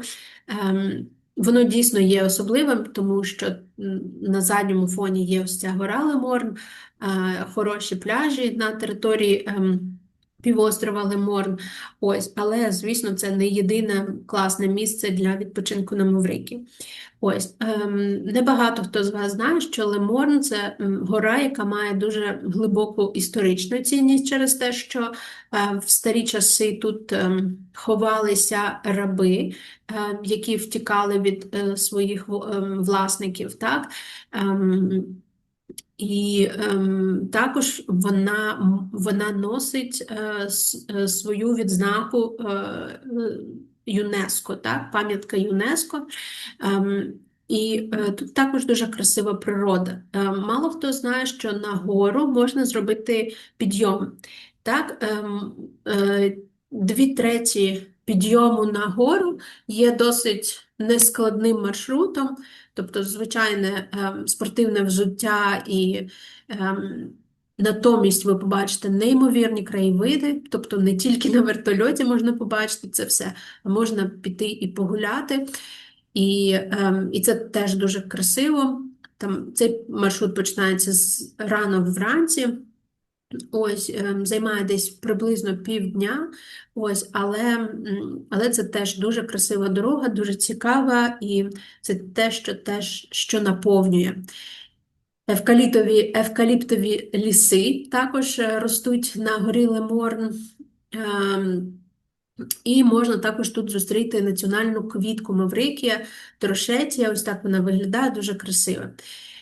1/3 подорожі до Леморну, там вже більш так потребує такого фізичного навантаження, то ну, це не обов'язково там ось цю фінальну частинку робити, але дві третини подорожі спокійно можна з дітками навіть гуляють, тобто це все є можливе, але в супроводі гіда.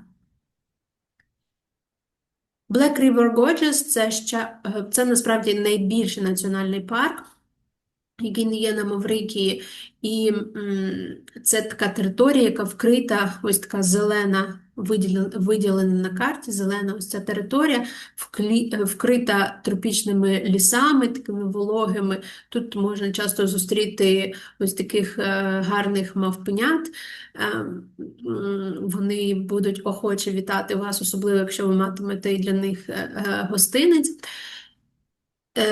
Зазвичай під час оглядової екскурсії ми робимо там зупинку і можливість оглянути там на кілометри схилів, таких невеликих гір, які вкриті зеленими тропічними лісами, але також для тих, хто любить відчувати ось цей конект з природою, то є неймовірні можливості також піти на хайкінг, так, тобто там вас чекають і водоспади, і красива така бурхлива річка, і можна знову ж таки подосліджувати ось цю природню і тваринну складову.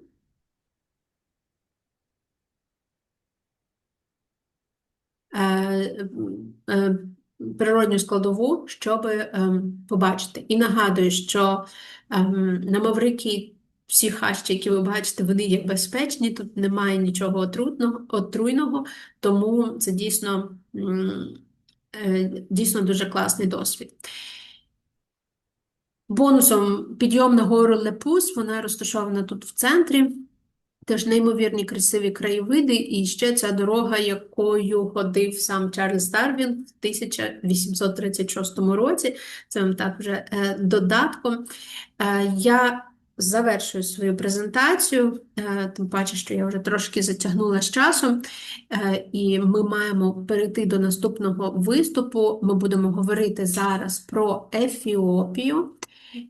І якщо у вас залишаються запитання, будь ласка, до мене. Дуже вас прошу, пишіть в коментарях. Ми матимемо трошки часу, можливо, там в кінці або далі, і продовжимо, з'ясуємо всі питання. So, dear Asefa, I'm giving you rights and you can start your presentation. Okay, I'm very sorry you. for taking a bit more time. Yeah. So can you give me access? Already gave you. Okay. So where should I go to get the access?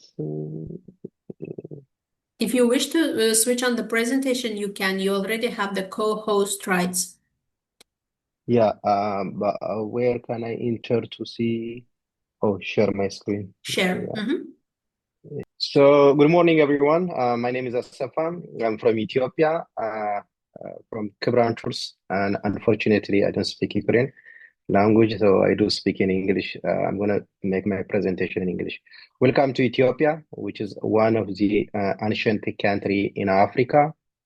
Ethiopia is found in the eastern part of Africa and in Horn of Africa, with an estimated population of 120 million, and the majority of the population is Christian, about 70%. And about 25% is Muslim, and the 5% are pagan. And most of the Ethiopian history lays on the northern part of Ethiopia, which we call it northern part or the historical part of Ethiopia. So today I'm going to take you to the northern part of Ethiopia, to the southern part where there's an amazing different tribes, and of course to the eastern part of Ethiopia where you can see the lowest point on the planet. So Ethiopia, the population is about 120 million people, and Addis Ababa is the capital city, Addis Ababa is here, and Addis Ababa is considered also the capital of Africa because the African Union headquarters is in Ethiopia, and there is more than 140 embassies and some NGOs and United Nations headquarters for Africa. So Ethiopia, Addis Ababa is considered like the capital city of many diplomatic missions. And in Addis Ababa, there are many things to visit. So we always recommend people when they come to Ethiopia to have an overnight in Addis Ababa, a full 1 day to visit the National Museum, the Ethnographic Museum, and the biggest open-air market, Mercato, and the cathedral, the Trinity Cathedral, which are very interesting for visitors. So as you may know that Ethiopia is the origin of coffee, and the coffee originated from Ethiopia in a place called Kaffa. And so we are very popular to make a coffee ceremony, like the Japanese tea ceremony. We have a very traditional coffee ceremony. So people who visit Ethiopia will also participate in the coffee ceremony presentation, which is very, very interesting, which is daily, people, they make it daily, this coffee ceremony, which is for a social gathering. So now I'm going to take you to the northern part of Ethiopia, or the historical route of Ethiopia, which is back 3,000 years. So as I said, at Addis Ababa, you visit the National Museum, the palace, and the Ethnographic Museum, which is very interesting. And in Addis Ababa, you can stay. There are many different hotels, chain hotels, private-owned hotels, boutique accommodations. And as you may know that one of the most famous museum is the National Museum, where we kept the skeleton of Lucy, a 3.2 million years old skeleton. So she's considered the first human kind. Addis Ababa is like unlikely any other city. It is a big city, and with many nightlifes and shoppings and so on. And especially now, since the last since 1 year, the city has been developed a lot with the so-called corridor development. The city is becoming more modern city. And it looks like a city in Europe than in Africa. This is the Sheraton Hotel. So now we are going to the northern part of Ethiopia. The northern part of Ethiopia includes like Bahar Dar, Gondar, the Simien Mountain, Aksum, Tigray, and Lalibela. So when you go to Bahar Dar, you visit the monastery churches of Lake Tana and the source of the Nile River. And when you go to Gondar, you visit the castles of Gondar, which was built in the 16th century. And the Simien Mountain, one of the highest mountains in Ethiopia. And Aksum is where our history begins. And it's like back 3,000 years. And then the Tigray Rokyun churches and Lalibela. Lalibela is it's considered the eighth wonder of the world, which is is famous, with its 11 monolithic churches, and some of them like the underground churches and monolithic and semi-monolithic churches. So the northern part of Ethiopia, this is on the red, the northern part of Ethiopia. This is Addis Ababa. So you fly from Addis Ababa to Bahar Dar. Bahar Dar is like one of the biggest city, and on the shore of Lake Tana and the Nile River. The Nile River starts here, and when you go to Bahar Dar, you visit the monastery churches of Lake Tana, which is built on the 16th and the 13th centuries, and it's really very interesting churches.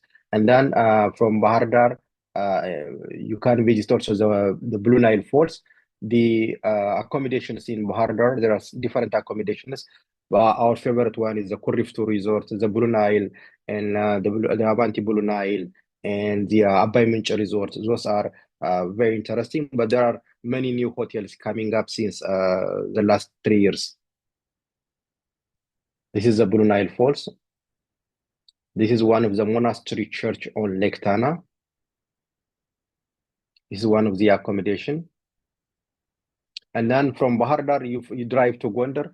Gondar is considered the camelot of Africa, and it looks like more in a small city in Europe, like in Portugal or in Spain, because it has a dozen of castles, which is built on the 16th century, and it's famous for its castles, and it is also a beloved city by the Italians because most of the small streets were built during the Italians tried to occupy Ethiopia. And it's one of the most interesting city in Gondar. Gondar is not only known for its castles, but is known also for one of the famous church, the Debre Birhan Selassie, as well as being the area of the Ethiopian Jewish, the Jewish people used to live in the mountain of Gondar area. So currently, most of the Jewish people left to Israel, but there are some Jewish people remaining in Ethiopia. So this is one of the castle built on the 16th century, the Fasil Castle. This is the base of the Fasil, the King Fasil. And during the Epiphany ceremony, there will be full of people here to come together because they bring the Ark of the Covenant here for one night to baptize the people here. And it's very interesting. So the Timkat or the Epiphany holiday, which is on the 18th and the 18th and the 19th of January. This is during the Epiphany holiday. It's mostly on the 18th and the 19th of January. This is also one of the tourist attraction. This is the compound of the castle. So from Gondar, you drive to the Simien Mountain. So from Gondar to the Simien Mountain is about 2 hours drive. It's about 100 kilometer. Normally it takes an hour, but with an overstop because it's a very scenic drive. There are a lot of beautiful stops to visit to see some of the mountains, and it's very, very interesting. And on the way, you also have the chance to stop in the Jewish village, which is very interesting. And you see some of the remaining Jewish. According to the Israeli government, there is no remaining Jewish there, but there are some Jewish. They claim that to be Jewish, and there is also a small synagogue where you can also have a visit. So when you drive from Gondar to, from Gondar to the Simien Mountain, just about 4 kilometers out of Gondar, you can visit this village. And the Simien Mountain, which is one of the highest mountain, and it's considered our national park, which is called the Simien National Park, where you can visit also the famous Gelada baboon, the red-headed Gelada baboon, and you can visit also the ibex. If you get the chance, you can see also the Walia ibex and the red fox, but the red fox is rarely seen in the Simien Mountain. So the best accommodation there is the Lima Limo Lodge and the Simien Mountain Lodge, and we Kabran, we are building a lodge also in the Simien Mountain. This is the Simien Mountain. This is the Gelada baboons. This is the Simien Mountain. So whenever we have also special high-end travelers, we also organize a helicopter trip to the Simien Mountain all over the country. And mostly we are working with Tropicare from Kenya, but we have also a helicopter that we are hiring from the military helicopters in Ethiopia. So people who is interesting to see the country with helicopter, it's also possible to organize helicopter trips in Ethiopia. This is the Lima Limo Lodge. Aksum. Aksum is oldest city in Ethiopia, which is where our history begins. So this is the place where we keep the Ark of the Covenant, and the Israelis, they say the lost Ark, and we say we have it, and it's like the Ark of Moses. This is the church where we keep the Ark of the Covenant. This is the church where we keep the Ark of the Covenant, and in Aksum, you will visit the Saint Mary's Zone, the famous church where we keep the Ark of the Covenant, and the Palace of the Queen of Sheba, and the Palace of King Caleb. And the best accommodation there are the Sabian Hotel, Dharma Hotel, and there are other good hotels as well in Aksum. And one of the famous site in Aksum is the obelisks or the Stele of Aksum. And this is like a predated pre-Christianity steles or obelisks. And one of the biggest obelisks was taken to Rome during the Italian occupation. And they bring it back in 1998. 1998 they brought it back. No, sorry, in 2002 they brought it back to Ethiopia. So Aksum, from Aksum we drive to the Tigray region, and the Tigray, like the Geralta area, and the Geralta and the Tigray region are very famous for its rock-hewn churches, and there are about 120 rock-hewn churches in Tigray region, and most of them are in the mountain. And the most famous one is the Abuna Mariam, the Abuna Yamata, the Korkur Mariam, and the Debra Damo. They are like the most interesting, and all of them are accessible both for ladies, because in Ethiopia some of the churches are forbidden for ladies, but most of them are here allowed for ladies, except the Debra Damo, which is climbed by rope, and which is really very, very tough to climb. And the best accommodation in the Tigray region is like the Korkor Lodge and the Geralta Lodge, but there are other accommodations. So this is one of the church in the Tigray region. This is the Korkor Mariam, and one of the oldest church in Ethiopia. Of course, some of this might be a bit difficult, but some of the people are using helicopter to land on the mountain and to walk, but it's also possible to go by foot or by four-wheel drive cars. This is the Tigray churches. Then from the Tigray, we can fly to Lalibela. Lalibela is known for its 11 rock-hewn churches, which is considered the eighth wonder of the world. And people who comes to Ethiopia, it's like the highlight of Ethiopia. And people, it's like a must visit site in Ethiopia. So the 11 rock-hewn churches are known to be built, excavated from a unique stone. And one of the most famous one is the the cross-shaped church, which is the Beta Georgis church, which is built on the 12th century. This is one of the church. This is the Beta Georgis. So during the Ethiopian Christmas, which is lays on the 6th or the 7th of January, this is a very popular site to visit. There will be a lot of pilgrim that comes from all over the country, and it is a very colorful holiday, and it's one of the most important holiday in Ethiopia. So it's nice to celebrate it in Lalibela. And there are different accommodations in Lalibela, like the Mezana Lodge, the Maribela, the Mountain View, and the Tukul Village. There are many accommodations from the luxury to the budget accommodations. And this is during the Ethiopian Christmas in Lalibela, and a lot of people gathers to Lalibela.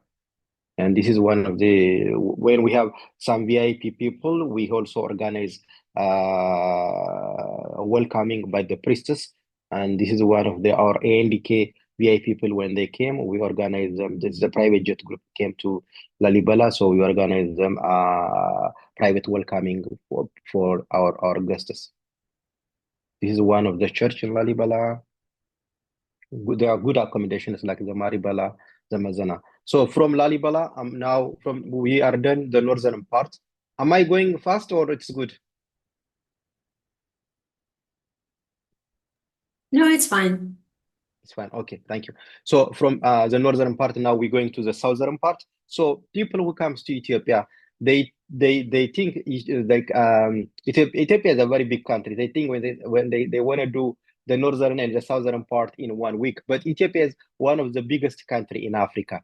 And people, when they travel to the northern part and the southern part, they feel that they travel into two different countries, because the northern part is more for historical and for like the history that takes you back to 3,000 years. But the southern part is more for cultural and tribal and nature. So I'm going to take you to the southern part of Ethiopia.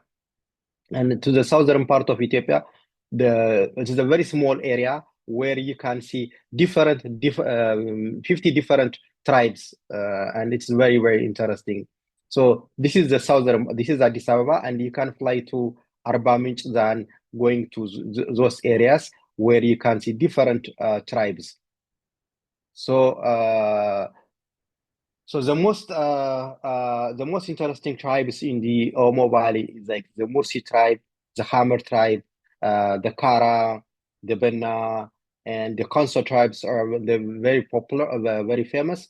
And the southern part is also it's more savanna. The northern part is more in a high plateau, but the southern part is more savanna. So when you travel in the northern part, you should expect an altitude of 1,800 to 3,400 4,400 when you reach the Simen Mountain, and it's more cooler, more religious, and more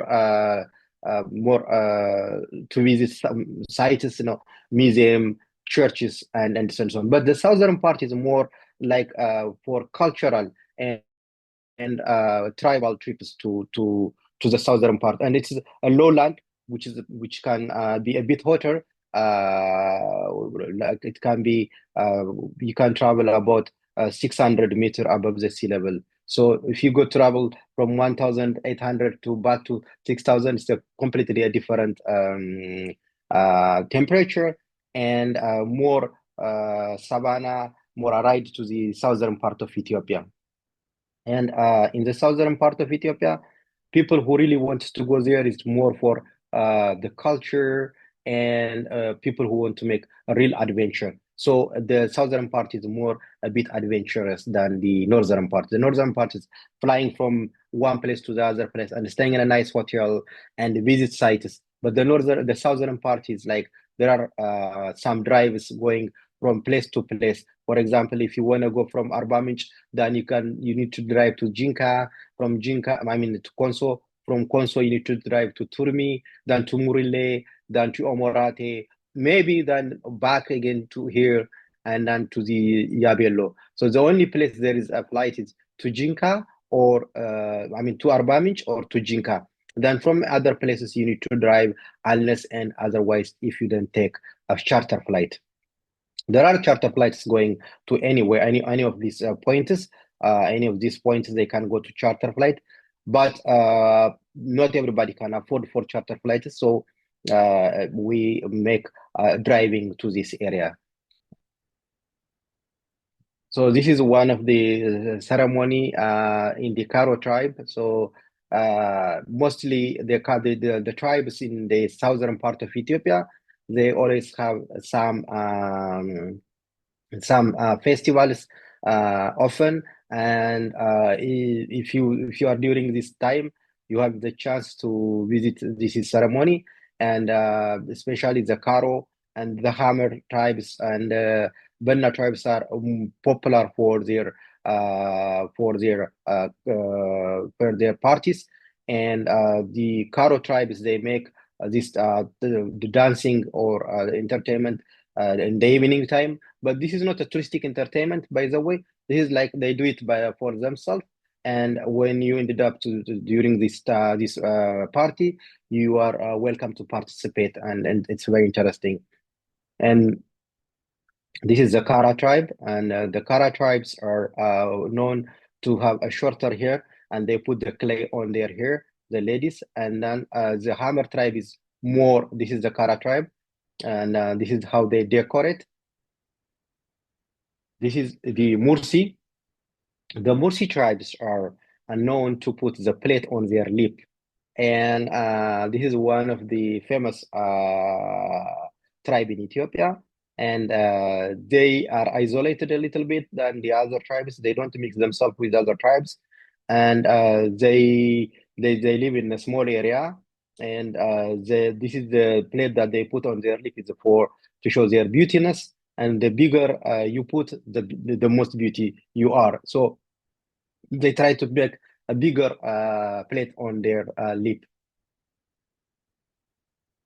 And this is like the Hammer people. So the Hammer and the Kara, they have a big similarity, and they marry each other also. But the Hammer is, for me, in my opinion, the Hammer is the most beautiful people in Ethiopia, the most beautiful tribe, and they have this longer hair, and they put the clay, and then they are very, very friendly. And every evening, the young people, they get, mostly in the evening, they make this party. And if you are there, you are invited. And they are the most liberal tribes in Ethiopia and the most peaceful and friendly tribes in Ethiopia. This is their tukul where they live. Of course, they what we call it the Omo Valley, or the southern part, is because of the Omo River. The Omo River is one of the biggest river in Ethiopia, and it flows to Kenya, to Lake Turkana, and it is very famous, and it's very, very interesting. And if you do a boat ride on the river, you can see hippos and crocodile, and it's very interesting.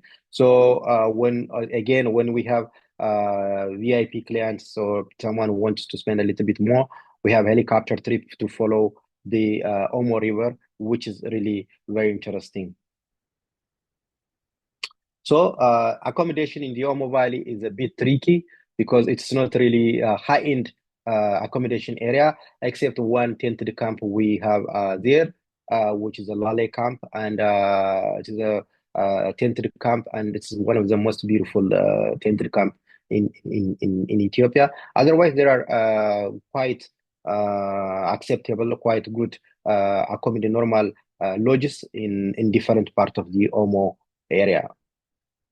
So from the Omo, you're going to Arba Minch. Arba Minch is the gateway for the Omo Valley, and when you arrive to Arba Minch, you visit also the Lake Chamo, where you can see the crocodiles and the hippo. You ride the boat and you see on the Lake Chamo those beautiful birds as well, and hippos and crocodiles. And from there, you can go also to the Dorze village, where you can visit the Dorze tribe. And when you are in Arba Minch, there are nice accommodations like the Haile Resort. Haile is one of the Ethiopian legend who is a famous athlete who won the 10,000 meter many times in Olympic. So he have a hotel resort in Arba Minch, and this is one of the resorts. And he have a very nice spot where you can see the whole lake and the whole valley, and it's really a beautiful place. And from the Omo Valley, you can go to also to the Bali Mountain National Park. So the Bali Mountain National Park is here. So we did the Omo Valley here, and then you can go to the Bali Mountain National Park. The Bali Mountain National Park is one of the biggest mountain in Ethiopia, and it's like more famous for fauna and flora, and it's like a forest, and it's a beautiful mountain where this is like considered the bird watcher's paradise. You can see different types of birds. Ethiopia is considered a bird paradise country, so there are about 287 species of endemic birds in Ethiopia. So bird watchers really love to come to Ethiopia and see the Bali Mountain. And in the Bali Mountain, you can see, as the Simeon Mountain, you can see the Gelada baboon, the red fox, the ibex. And here you have a bigger chance to see the red fox or the red chacal in Bali Mountain. And in Bali Mountain, there is also the cave, which is called the Sof Umar Cave, which is very popular. And you can see the Senate Plateau. And this is one of the best places for fauna and flora. And there is a good accommodation there. The Bali Mountain Lodge, which is one of the best accommodation. So getting there, you can go by flights or drive from Addis or from the Omo Valley. This is the red fox and easily spotted in Ethiopia. I mean, in the Bali Mountain. This is the Bali Mountain Lodge. And then from there, you can go to the eastern part of Ethiopia. And as I told you that most of the population in Ethiopia, if you go to the northern part and the southern part, which is like the tribes are more pagan, but some of them, the southern part, they are Christian. The northern part is mostly the Orthodox Christian. And if you go to the western part, is more Christian, but Protestant. But if you go to the eastern part of Ethiopia, it is like for Muslim dominant, and the population is more Muslim. So if you go to Harar, which is like one of the most colorful city in Africa, and it's considered like the Marrakesh of. If you go to Medina in Marrakesh in Morocco, you feel that if you go to see the spicy market, and if you walk on the streets of Harar, it's very, very interesting, and it's called the World City of Harar.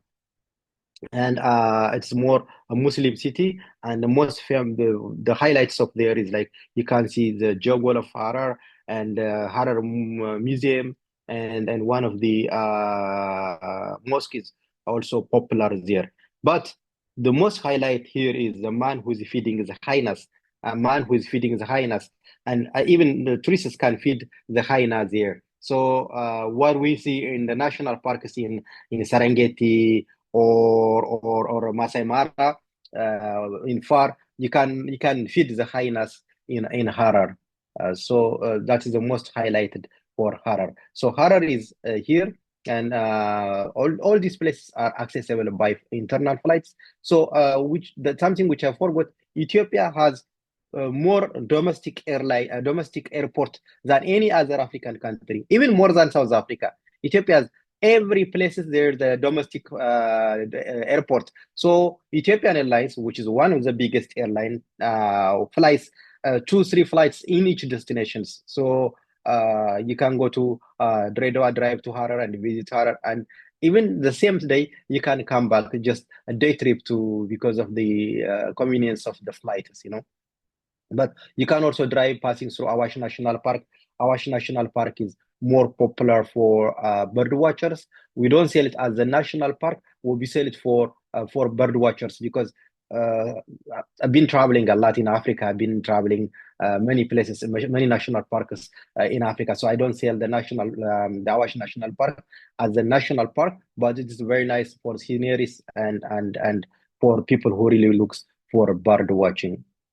So Harar is one of, as I said earlier, it's one of the most colorful city, and it is beautiful. So from Harar, you can go to the most famous places, which is called the lowest point on Earth, which is the Danakil Depression. Maybe we heard the news, I don't know, a day before yesterday, what was happening in the Danakil Depression. So there was a volcanic eruption, which is like after 12,000 years, there was a volcanic eruption, and the ash were reaching from Red Sea to China, and some of the flights in Asia has been cancelled because there was an active volcano eruption. So this is one of the famous places on the planet with active volcano, and this is for people who want to see the extreme adventure, who wants to see something particular, and this is a place where to be and to see. So the Danakil Depression is very very popular for active volcano, and there is also a sulfur pool, and of course the camel caravans and the Ertale, which are very popular. And accommodation there will be camping, and people who travel there with helicopter can see really amazing, beautiful place to travel with helicopter there, to fly over, and which is very, very interesting.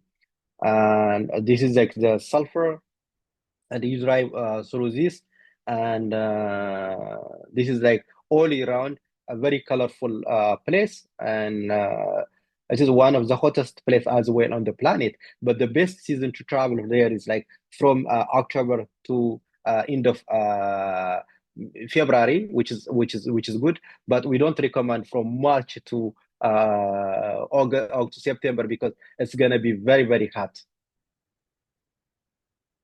So this is like in the Nile depression again with people who comes with helicopter. We can fly a lot. We can go to the. You can jump to this is the hottest place. We can drop the. We can stop the helicopter and jump to the pool. And it's really very interesting. It's very hot, but when you go to the pool, it's very cold and it's very, very interesting. So there will not be a lot of people because with the helicopter you can travel the other part of the Nile depression, which the people can't access with cars.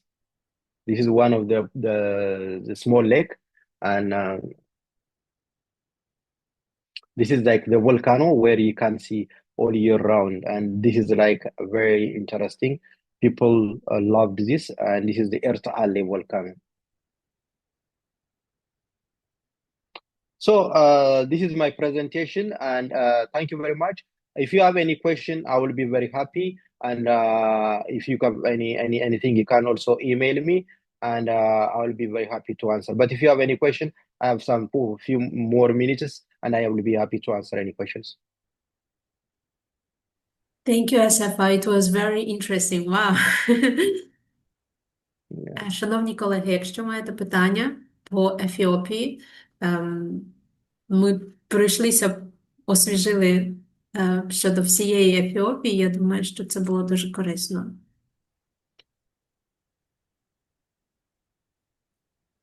Thank you. Thank you very much. Thank you. So far, I don't see questions, but Yeah. if any agent will add a question, we will pass it to you afterwards so you can reply it in written and we can share. But Thank you very much, and I really appreciate it. yeah, I want to thank you for your support, for your presentation. It was really interesting and very inspiring to visit Ethiopia, especially now because I noticed that after the COVID time, Ethiopian Airlines starting to be very strong key player in the whole Africa. I see that its importance is growing, and I'm sure that this popularity of the Ethiopian Airlines can also create extra attention to the country because it's so authentic, so different from other countries.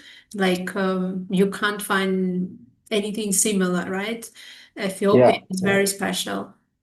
Thank you very much. And again, there are many new developments in the country. So probably on the next presentation also, next time when you have, we'll be very happy to update everything. And thank you for your invitation to join this presentation. Thank you, and looking forward to work together with everybody. Thank you very much. Thank you. Thank you. Have a nice one. Шановні колеги, нас чекає зараз невелика перерва на каву. Я думаю, що ми вже прослухали 4 виступи, і це вже багато інформації. Трошки треба зробити невеличку паузу. І після нашої паузи об 11:30 ми переходимо до не менш екзотичного напрямку – Есватіні. Hello, everyone. My name's Ryan. I'm not sure if Alina wants to do some introductions before I begin. And I'll start the presentation shortly. Fantastic. Okay, so I'll start by saying my name is Ryan Tyler. I'm an international representative for the Eswatini Tourism Authority, and I'm here today to give you an introduction on Eswatini. I'll give you some background information on Eswatini, what draws tourists to the country, and I'll highlight some key hotspots too. Following that, I'll share some various accommodation options and wrap up with some further resources which helps tour operators in selling Eswatini too. So let's get started. So where is Eswatini? So first of all, Eswatini is a landlocked country in southern Africa. It borders South Africa on 3 sides, to the north, south and the west, with Mozambique to the east. For European and other international travellers, the most common way to travel to Eswatini is to fly to Johannesburg and then arrange for a shuttle service into the country. It's approximately a 4-hour journey, and there's some nice places to stop en route on your way out of South Africa too, to break up the journey. You can fly to Eswatini if you wish, with Eswatini Air and also Airlink. There is regional flights from Cape Town, Durban and Joburg. Eswatini also flies to and from Harare in Zimbabwe. And there is many other ways to enter the country as well, but that is the most common we find that tourists do enter the country. So Eswatini, we like to market it as Africa in a nutshell. It's a very small country. It's the second smallest country on mainland Africa, the Gambia being the smallest. It's got very well-tarred roads, similar to South Africa in that respect. So it's very easy to get around and visit many parts of the country in a small time frame. It's great if you only have a small time in the country, such as an add-on to a larger South African itinerary. You're only ever an hour from anywhere, so you can fit plenty of activities across a short stay, or you can fill a week and get a full Swazi experience. One benefit of it being such a small country is you're not forced to stay close to wherever you are visiting. You can venture out on activities in the morning, stop for lunch, and then be back at your accommodation in the afternoon. So why Eswatini? Eswatini is a very warm and welcoming country. I'll go into a little bit more detail in this presentation with some hotspots and pull out a few areas. But it's got a very strong culture, and this is seen in daily life, and especially across multiple events that take place annually celebrating their culture. You'll experience some fantastic up-close wildlife experiences in Eswatini with some of the best rhino encounters in Africa. There's excellent scenery with a variation of rolling hills in the highlands to lush wilderness areas and open plains in the low veld. And there's always something left for you to try in Eswatini as well. So the great outdoors awaits, and there's plenty of activities for you to do. I'll now chat about each of these themes and highlight a few areas as well of where these are most prominent. So moving forward, we'll start with culture. So as I say, Eswatini's culture is seen across the whole country in everyday life. It's very strong culture. The traditional cloth that you can see in this picture is called the emahea, and it's worn by the locals on a daily basis as standard, and they have a real sense of belonging amongst their communities. The locals, known as Emaswati, are a very proud nation of their ancient heritage. And here are a few of the locations that you'll visit to get a cultural experience when visiting. So the Mantenga Cultural Village, it's one of the most popular places if people want to learn about the Swazi culture. It's set within the Mantenga Nature Reserve, which is close to the central region of Eswatini. And it's somewhat of a live museum or a mock village, in that you can learn all about the history of the Emaswati people, how they live, sleep, cook, and share responsibilities within their community. You can also witness a live dance performance and try some of the local cuisine as well for lunch. And it's a really excellent immersive experience to get a rounded idea of how the Swazis live. I'm highlighting this next one, Bulembu. It's somewhat of a unique place. It's a small town in the far northwest of the country. You take a very slow road rising up to the high veld, and there's this quaint and colourful buildings, a local mining museum there. They even make their own honey in Bulembu. There's a lovely lodge as well you can stay into if you wish to overnight there. So it's a really nice place just to visit, and feels like nowhere else in the country. So moving forward, so this isn't really a particular place, but more of a theme in itself. As I'm sure you're aware, community-led tourism is a growing demand worldwide, as tourists want to go deeper than they ever have before. Many don't just want a superficial outsider's view of culture anymore. They want to engage with communities, and Eswatini has some excellent community-led tourism initiatives that help sustain local communities too. This photo here is taken from Shiwula Mountain Camp. At the Shiwula Mountain Camp, you will visit the local village. You get to chat with the locals. You'll meet the village chief. You'll get to cook with the locals, try their food, tell stories around the campfire, and they welcome groups of all sizes too. So it's a really, really nice experience there. But there are other community-led tourism initiatives too. So there is a historic site known as the Sanguini Rock Art. It's run by locals, and you will witness ancient Bushman paintings that could be anywhere up to 4,000 years old. And it's a site that is run by locals with a local tour guide, and the money generated goes back into the community for the development projects in the area and help maintain the historic site too. So a really nice initiative there. But there's also homestays in Eswatini with a local operator that focuses on that, and you can spend a few nights with real families and fully immerse yourself in the Swazi way of life. And also it's important to say there is more and more community-led tourism projects that are being developed as we speak, because we find that Eswatini has all the foundations to welcome more and more tourists to discover and experience their strong culture. They just need a few little help with packaging those. So that is something that you'll see more and more coming out of Eswatini in the coming years. So moving forward, Eswatini has a national museum, and it's found in Lubamba, which is the traditional capital of Eswatini, along with the Parliament building, the National Stadium, and the King Sobusa II Memorial Park. And all of these hold the history of Eswatini, of the nation, and it's a great place to visit if you wish to learn about how Eswatini, which was once called Swaziland, became to be. So moving on, we have the arts and crafts. Now, Eswatini has a really vibrant arts and crafts culture. There's many talented local artisans that create everything from wood carvings to hand-woven baskets, abstract art, and even jewellery. And there's a few particular standout establishments that I'll highlight. One being Swazi Candles, which you'll see a photo later on in this presentation. And at Swazi Candles, you can visit the workshop, see them create these colourful candle figures that make perfect souvenirs, and you can even get involved too and try it out yourself.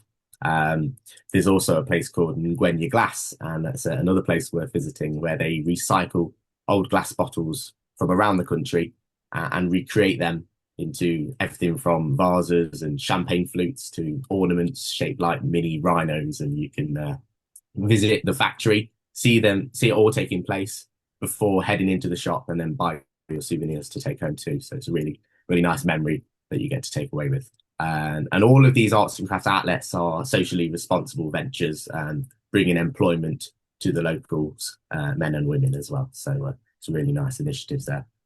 Okay, so that kind of captures Eswatini culture very quickly. I'll move forward into some of the other thematics. So next we have events.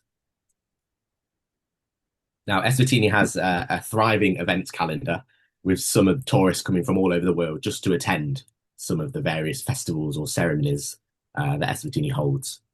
And I'll go and show you a few of them as well. So we have the Umhlanga reed dance, and it's probably one of the most widely talked about cultural ceremonies in Africa, as tens of thousands of Swazi maidens gather to collect reeds and to present them to the king in the form of song and dance. Huge crowds gather in Lubamba, the traditional capital that I mentioned earlier, over the course of a week, working towards the main day, day 8, and then it usually lands around the end of August, early September, and it's a colourful spectacle that is incredible to witness. And as you can see from this photo, it's only a small glimpse of the amount of participants that take place. The dates are only confirmed a few weeks before, so it can be very difficult to arrange a tour in advance to witness the ceremony unless you are in the area for 2 weeks across the end of August or start of September. And we can usually estimate when they are going to be taking place from previous years, so we can give you an idea if it was something that your clients wish to witness. Moving forward, we have the Inkwala ceremony. Now, this is, again, another traditional event, much like the reed dance, and they all dress in traditional attire. It takes place at the end of December, usually. It did fall on Christmas Day, actually, a couple of years ago, which was quite an interesting thing to hear. And it has a build-up, but there is always a main day. It's the sacred ritual, goes back centuries, and it's a celebration of kingship that the Swazis are very passionate about maintaining year on year. Okay, we have the Marula Festival. Some of you may be aware of the Marula fruit. It's known locally as the Buganu ceremony, and it's also so it's a celebration of the harvest of the marula fruit. Locals harvest the fruit and make various food, drinks, and even beer, and also beauty products with the marula. So it's a really nice time of year. I believe that's sort of around February, March time as well, and it's split into two ceremonies as well. So Eswatini, as I can see, can show you there's plenty of sort of traditional ceremonies, but there is also a range of modern festivals that take place. One of the biggest being the MTN Bushfire Music and Arts Festival, which this photo is taken from, and it draws attention from artists and tourists from all over the world. It was highlighted by CNN and BBC a number of years ago as one of the best places to visit for festivals and live events. It takes place every May, and there is similar ones as well. So there's also the Luju Festival, but that's a food and lifestyle festival. It takes place at the same place, which is the House on Fire entertainment venue. And at the Luju Festival, they celebrate local and international cuisine, and fashion and home living also features at the event too. A few other notable annual events is the Swazi Rally, in which bikers and car enthusiasts gather and perform stunts. And there's also various mountain bike races that are held year on year as well. It's such a beautiful country with a stunning backdrop, as I'll show you later in the presentation, and a great place to explore on bike and attract cyclists from all over the world for those particular mountain bike races that take place too. Okay, so that kind of captures the events in a very short space of time, but there is plenty of other events that take place as well. But you can certainly do your own research on our website to find out more about those. I'll move forward into the other thematics now. So we have wildlife. Of course, Eswatini has fantastic wildlife, and it has a great selection of reserves to visit. So all are easy to access. As I said before, you're only a few hours from anywhere at most, so you can easily visit several if you only had a few days in the country. You will see the big five in Eswatini, with rhinos being a standout highlight. You'll struggle to find better encounters in the wild to see rhinos as there are in Eswatini. I'll go through some of these places where you'll find wildlife in Eswatini. So the Hlani Royal National Park is one of the biggest parks in the country, but obviously by Africa standards, and I explained how small Eswatini is, it's relatively small in comparison to the likes of Kruger, for example. You'll find lion, elephant, black and white rhino, giraffe, hippo in here, along with good populations of kudu, zebra, blue wildebeest, waterbuck, warthog, and others. The park is privately managed by Big Game Parks, and it's an organisation that runs the top 4 parks in the country, along with the following one. So this is Nkaya Game Reserve that Big Game Park also run. And it's all about intimate encounters with some of Africa's icons here. All travel within the reserve is solely guided by open Land Rovers or on foot, and provide super photographic opportunities and probably the best chance to see black rhino in the wild too. And they have an excellent conservation record for preserving rhinos from poaching. I believe it's somewhere in the region they've not lost a rhino in about 10 years or 15 years now. And I think they've only lost about 3 rhinos to poaching in the last 30 years or so, which compared to South Africa, it is a fantastic achievement. As I'm sure some of you know that poaching can be happen in South Africa on a daily basis. And I'm sure those parks can be more difficult to manage than these smaller parks, but big game parks are very proud of that achievement that I believe they class it as the world record of that. So, yeah, so moving forward, we've got the Milawan Game Sanctuary. It's more comparable to like a country park, especially found here in the UK where I'm based.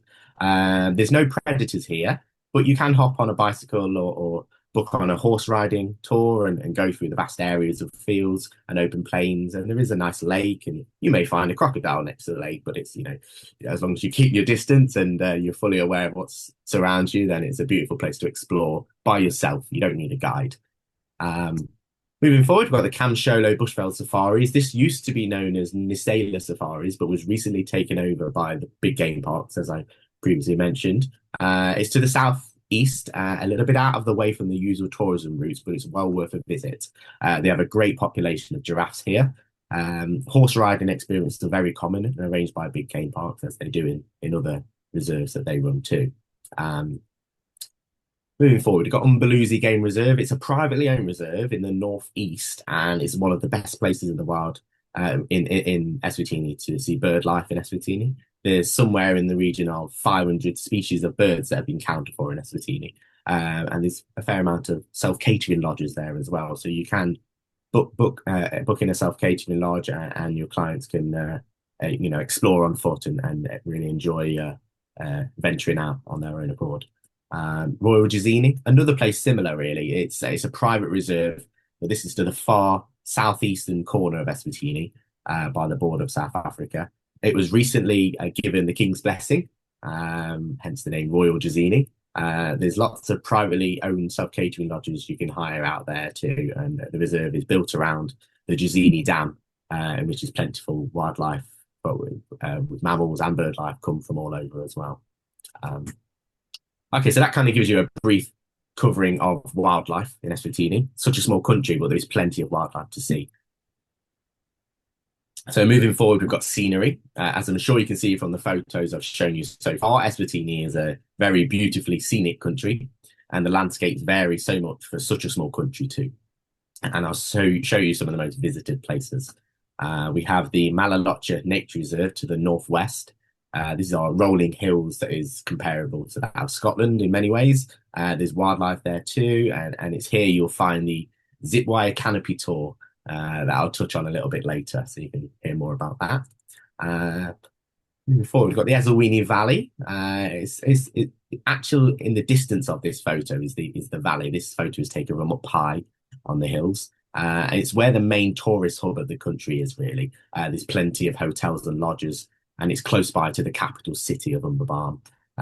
And as you can see, the backdrop to the valley is beautiful in every direction that you look. We have Sibaby Rock. It's a very unique place, one that you can hike up. It's noted as the second or third largest granite dome in the world. I believe Australia has the title for that one, but we're happy with second or third. So many local operators run tours, and you can hike up in a day. And there is also a resort that opened recently towards the top. That's a great place to stop for lunch or even to stay overnight as well. So we also have Milawan. Now, I mentioned Milawan Wildlife Sanctuary, Game Sanctuary, but Milawan is a much wider area than where the Game Sanctuary is now.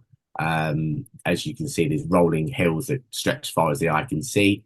Big game parks arrange horse riding multi-day tours throughout Milawan with their horse riding arm known as Chibeka Trails. So if you did have clients that were interested in horse riding, fantastic for that. Moving forward, Milawula Nature Reserve. It's managed by the Eswatini National Trust Commission, which is a government organisation, and it sits at the far northeast of the country. It overlooks the Lubombo Mountains, and as you can see in this picture, it's beautifully scenic, untouched wilderness, and you can see far into Mozambique. And I believe I was told that on a clear day, you can see as far as the ocean, looking over Mozambique from that area too. We also have the Popignani Falls. It's a combination of multiple waterfalls in the Popignani Nature Reserve. There are other notable waterfalls in Eswatini too, including the Mantenga Falls, which is inside the previously mentioned Mantenga Nature Reserve, where the cultural dance performances take place. There are many waterfalls dotted around the country, but this in particular has some excellent waterfalls for you to visit in the Popignani Nature Reserve. So that gives you a glimpse of scenery. I'll move forward on to activity and venture, and I think this is where Eswatini really stands out. Really, it's a playground for the adventure lovers. It's all about the great outdoors, and I'll touch on some, but not all of the activities that you can do in Eswatini, because there really is too many to list. So moving forward, we have game drives. Of course, game drives, they're available in all the wildlife parks. Open top Land Rovers, as you can see.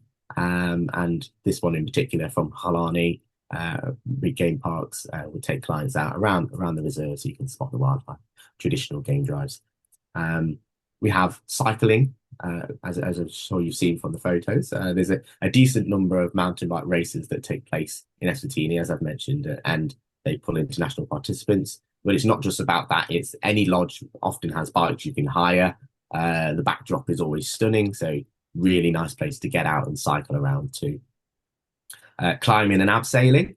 A local operator specializes in the adrenaline activities, and there's a decent number of places around the country you can enjoy climbing and abseiling too. So very popular especially with younger clients. And as I mentioned, the Zipwire Canopy Tour. Now, the Zipwire Canopy Tour takes place at Malalocha Nature Reserve, and you'll be zipping through the trees over the valley, and it's a really, really beautiful way to discover Malalocha as well, as you take part in that. So especially for the clients that like adrenaline activities, it's a must-visit place. And again, it's only about 30 minutes from the central area. So as I say, you can be stay in your accommodation centrally if you wish, and then 30 minutes, 45 minutes at most up to Malalocha to experience that, and you can be back afterwards. So you haven't got to feel like you're committing to a certain area when taking part in these activities. And you can fit multiple activities in one day. You could do a morning activity and then an afternoon activity too. So we have whitewater rafting on the Great Isutu River, and it's also arranged by the same operator that does the climbing and abseiling and lots of the other adrenaline activities. And it's been running for a few decades now. It's very popular with younger travellers, and especially groups as well, because we have quite a lot of group tours that come to Eswatini. So yeah, very popular for that. And immersive shopping. It's not, Eswatini isn't just about shopping around markets by yourself. There's plenty of places you can see how the item you're buying is actually being made. From Ngwenya glass that I talked about earlier to this photo here, which is the Swazi Candles complex.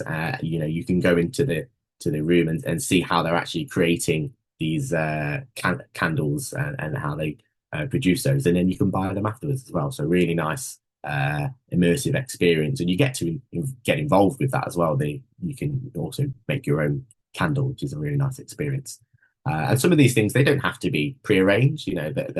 They're very happy for you to just turn up, and they'll more than happily show you and teach you all about what they do. They're very proud of what they do. So the list is endless, as you can see from this photo. So I could go on for hours talking about all the various activities you can do in Eswatini. We are developing an activities directory, and that's going to help tour operators package the trips and showcase to their clients a wider range of experiences you can get in Eswatini too. We're working on that at the moment, so hopefully the next couple of months that'll be out everywhere, so everyone can see that Eswatini has an abundance of activities you can do. I'll move on to where to stay. So Eswatini is a very budget-friendly destination compared to some of its neighbours. You can certainly visit and keep costs down by only using budget accommodation, or there are high-end options too. And as I said before, you can stay in one particular area, or you can stay at various places. And I'll show you a few of the highlights or different types of accommodations and with suggestions of where you can stay. So moving forward, high-end hotels. There's a Hilton Hotel in Eswatini, in the capital of Mabam. And again, it's a high-end hotel, silver spoon luxury that you would expect from Hilton.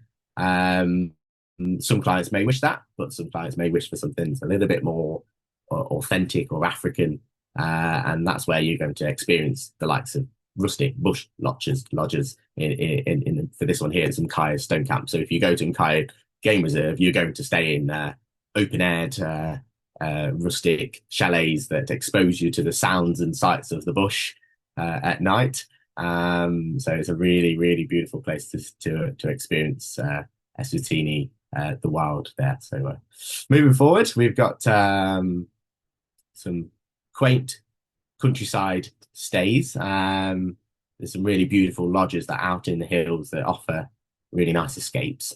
This one here, Foresters Arms Hotel, Mlamyatsi, it's about a 30-minute drive from Mbarn city centre, and they have a beautiful menu as well. So some of the best food you'll try in Eswatini as a tourist as well there is really nice food. And it isn't just local cuisine, they do an international menu as well, as many of the accommodations do.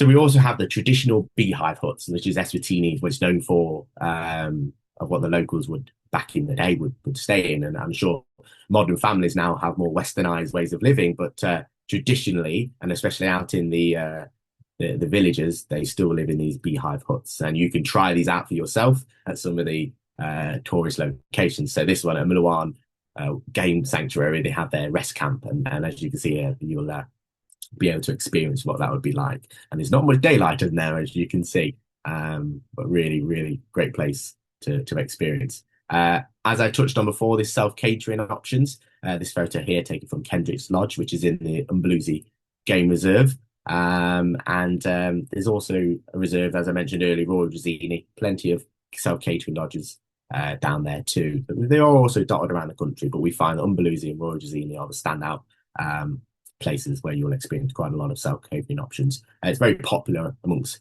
South African travellers as well to visit these, because they can just jump in their car, come away for the weekend and stay in Eswatini in some of the self-catering lodges, but also international tourists as well. We find they're very popular amongst. Camping, as you'd expect with Eswatini, with the great outdoors, very popular. It's a fair amount of campsites dotted around the country. So there's lots of other accommodation types too that I've not touched on. I mentioned homestays, there's B&Bs, guest houses. Hopefully this shows you a wide variety of options that you can stay in when visiting Eswatini. You know, you're not restricted to just game lodges like you might be in wildlife reserves in Zambia, for example. There is a huge variation. You can stay locally, you can do it on a budget, or you can splash out and be high-end only. There really is a wide range, and it helps when packaging the country to meet your client's budget as well, to be able to say you can go to Eswatini with that budget, and this is what it's going to look like. So yeah, gives you an idea. Okay, so that kind of covers all of the themes. I'll do a bit of a recap for you now. So as I say, Eswatini, very strong culture, found all across the country. And if you time it right, you're going to be able to witness one of their events as well. Excellent wildlife viewing. As I say, it's one of the best places to see rhinos in the wild. Beautiful scenery across Eswatini, from panoramic views in the high veld, scenic backdrops wherever you are. Plenty of places to hike and experience the scenery from up above. And I say it's an adventure playground, adrenaline activities, a great destination to celebrate the great outdoors and keep yourself busy. So all in such a small country. As I say, this is a very small country. And we say it's about half the size of Moldova, or 3% of the size of Ukraine, if that helps you relate to the size of the country. So very small country, but so much packed in as well. So that's why we like to market it as Africa in a nutshell. Selling Eswatini, we developed and maintain a trade resources website, and we work with tour operators to provide them with the tools that they need to sell Eswatini. All the resources that an international operator may need are all gathered in one easy accessible place. We'll update that regularly as well, so tour operators can easily work with travel agents to help you put a package together. So yeah, that kind of brings my presentation towards the end. You can learn more about Eswatini on our website. As I said, we're developing the activity directory, available in the coming months, and we'll also have a digital brochure, and from there you'll be able to find all of the panoramic views and the very beautiful brochure as well, exploring all of the country from afar. So yeah, thank you for listening and learning about Eswatini. I'll now hand you back over to the host, and if there is any questions, then I'd be more than happy to answer those. So yeah, thank you very much. I'll stop sharing my screen now. Thank you, Ryan. It was so interesting. Шановні колеги, якщо у вас виникли запитання, будь ласка, не соромтесь і задавайте їх. Actually, I really appreciate your research for knowing the size of Eswatini in comparison to Ukraine. That is very much appreciated.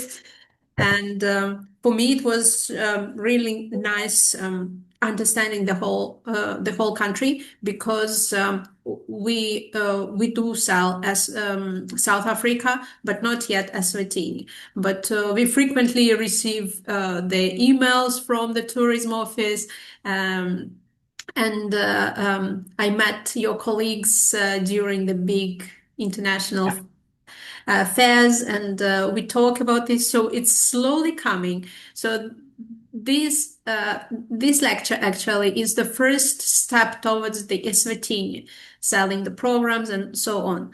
So for us, we are still like on the fresh ice.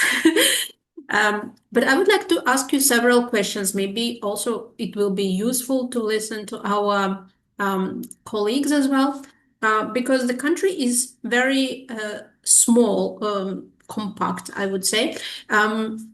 But how many days, in your opinion, do you recommend to spend to explore? Like, what is the optimal, minimum, maximum, something like that? Okay, so I would say if you were putting it on as an add-on to a South African itinerary, then 2 to 3 days would get you a sort of whistle-stop tour of Eswatini. You'd be able to get through a few of the areas, go on a game drive, maybe, as I say, the zip wire canopy tour, or experience some of the country very quickly in 2 to 3 days. But you're not capturing the whole country in that, of course. You can, get around the whole country and feel like you've visited all of Eswatini if you were there a week. So if you did do a dedicated itinerary, then in a week you can really get an idea of the country. If you wanted to have a 2-week itinerary, then you'd just be able to say, we're going to have 3 nights in that safari lodge, and we'll stay in that area for a few nights. So you're just extending your trip and be able to explore more. But you can really get a good idea of Eswatini in a week. Or, as I say, even if you've got 24 hours, we find it's quite common as a drive-through destination. So you may have clients that are coming up from Durban and they're going towards Kruger. They may come up and stop at Royal Jazini, and then they may go head through the country and have 24 hours in the country. But you're going to be able to do a morning activity, stop somewhere really nice for lunch, and then do an afternoon activity, and then head on up to Kruger, for example, afterwards. So there really is a wide range. You can still feel like you can get something out of Eswatini in 24 hours or up to a week. But I'd say, as I say, it's very common as an add-on to South African itinerary. So if that's something that you introduce, then 2 to 3 days would be an ideal sort of time to spend in the country, so you really feel like you're giving your clients a taste of Eswatini. I see. Thank you very much. And for me, it was really interesting to know that was about the rhino conservation. I think it's for the whole Africa now. It's very very important to raise the population of rhinos, and it's a very good motivation to visit Eswatini because of only this one. Of course, not the only one, because you mentioned so many reasons to visit, and it's really nice that they do all these cultural events and try to live in this beehive and visit the festival, try to participate in the real life of the people, as well as to be engaged in the crafts, into the arts. It's really nice in my opinion, right? Because we are trying to explain a lot of to the agents as well and to the clients that Africa is not just the nature. There is much more about that, like culture, people, even the modern life, because many people consider Africa as only very traditional ways of life, but Africa can be different, and there are so many things there, not only getting big five, that's it, like. Well, exactly. And we find that Eswatini has a really nice balance of all of those themes. As I say, you have a balance of culture and wildlife, scenery and adventure. And that's why we sort of combine those as the themes. There may be other African destinations that have really strong wildlife, but they lack in culture. And we find that a lot of South African operators that can provide their clients the likes of Kruger, but they struggle to give a cultural experience to their clients. And they'll say, okay, we'll go into Eswatini for a cultural experience because we know how strong it is in culture. So yeah, it's great to be able to offer those themes, and that's why it works so great as an add-on to South Africa as well. Шановні колеги, якщо у вас виникають запитання, то, будь ласка, не соромтесь і можете написати або промовити голосом ваше запитання, тому що це наша перша презентація Есватіні, і мені здається, вона вийшла дуже вдала у нас, тому що ми побачили, наскільки багато причин відвідувати країну. Це дуже класно. Будь ласка, питайте. I would like to ask you to share with us the brochure which you mentioned at the end of the presentation. I think we can share it among the participants of today's event.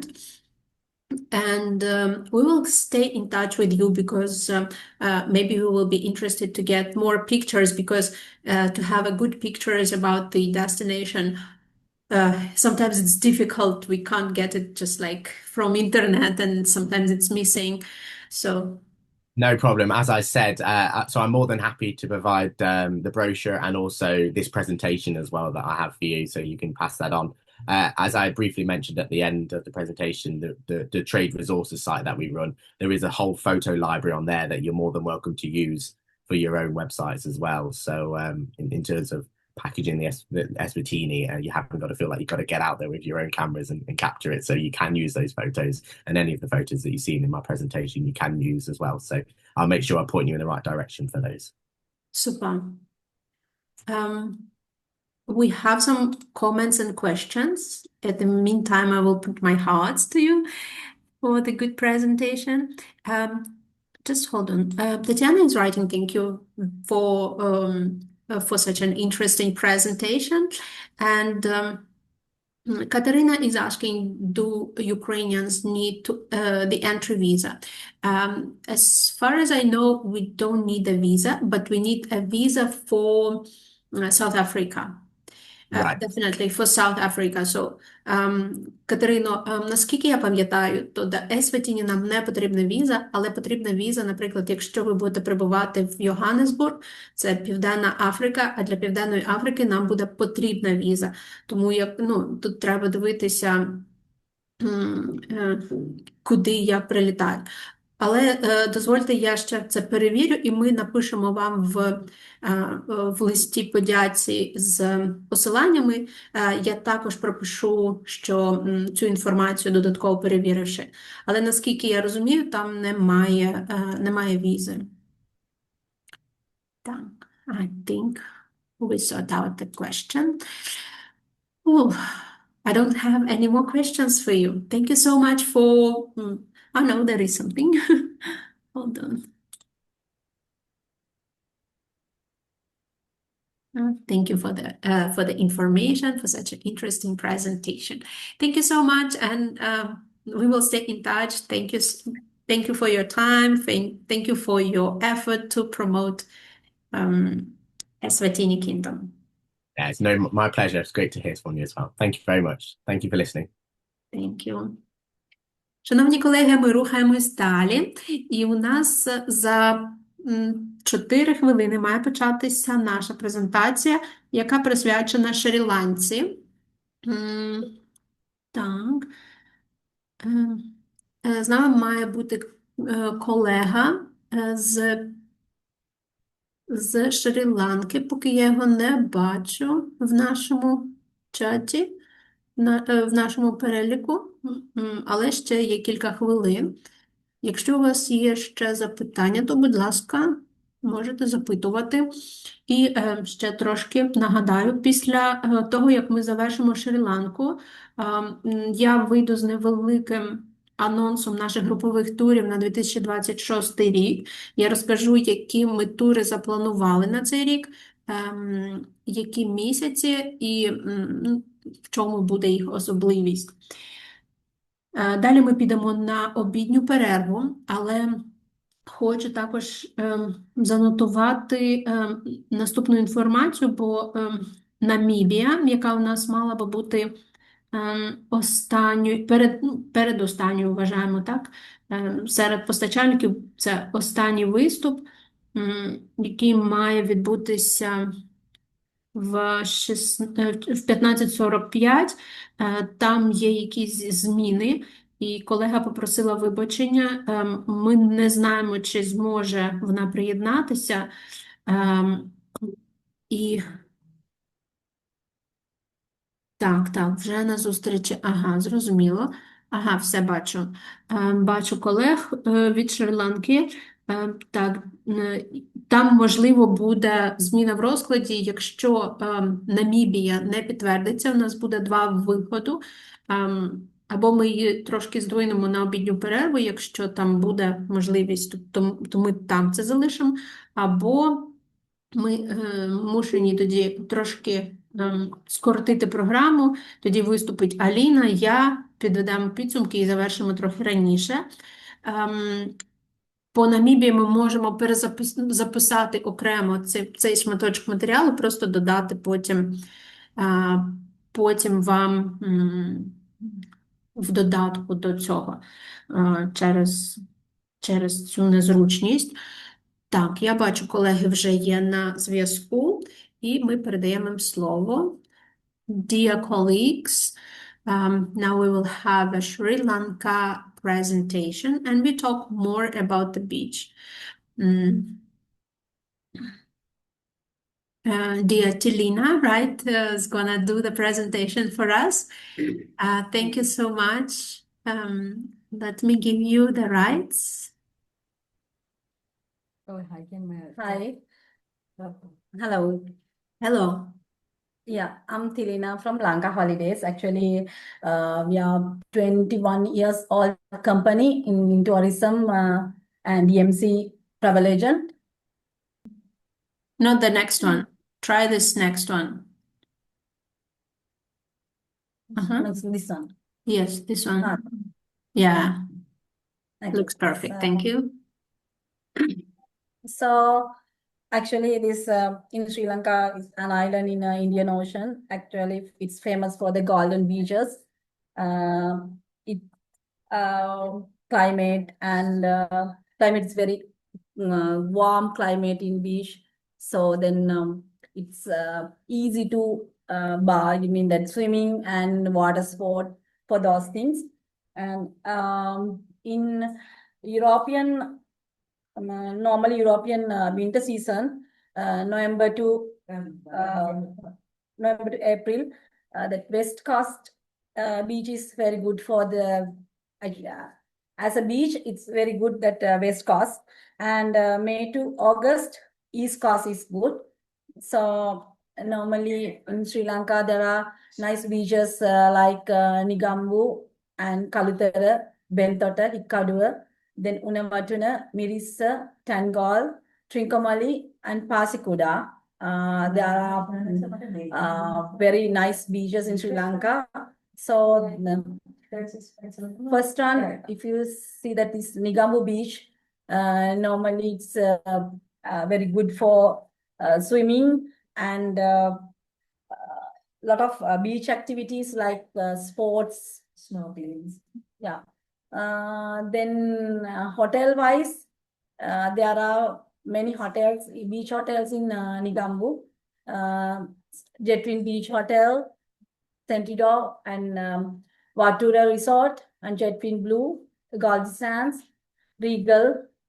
Those are main hotels in Nigambu. And actually Nigambu is a fishing area. It's very nice beach, warm beach. And a lot of fishermen. So then, you can do water sports in Nigambu. So then, second one, it's Kalutara Beach. Kalutara Beach, it's like Turia Hotel, hibiscus and citrus, tangerine, Anantara, and then Blue Water is very famous hotel in Sri Lanka. So in Kalutara also same like it's same like in warm beach in Sri Lanka. Then beach is very nice and calm. It's normally Kalutara, it's not actually a fishing area.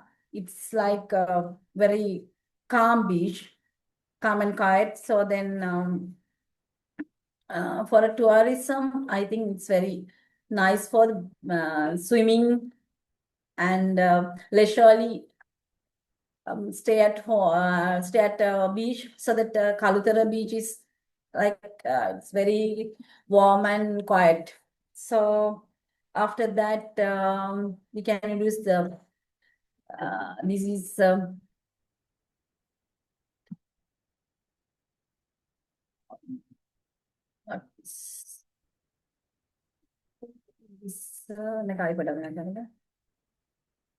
yeah. After the Kalutara, it's Bentota.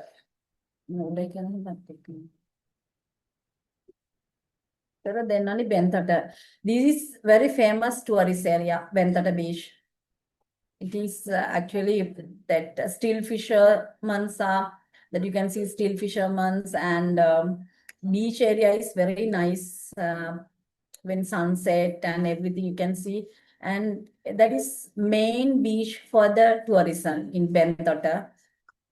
So there are nice hotels like Taj Bentota, Cinnamon Bentota, and Sheraton is 5-star hotel, Hotel River and Inheritance, Ahu Bay and Cinnamon Bay, Bearwala, and Thala Bentota. It was a very nice 5-star. So then a lot of 5-star hotels are in that Bentota area because it is actually for tourism.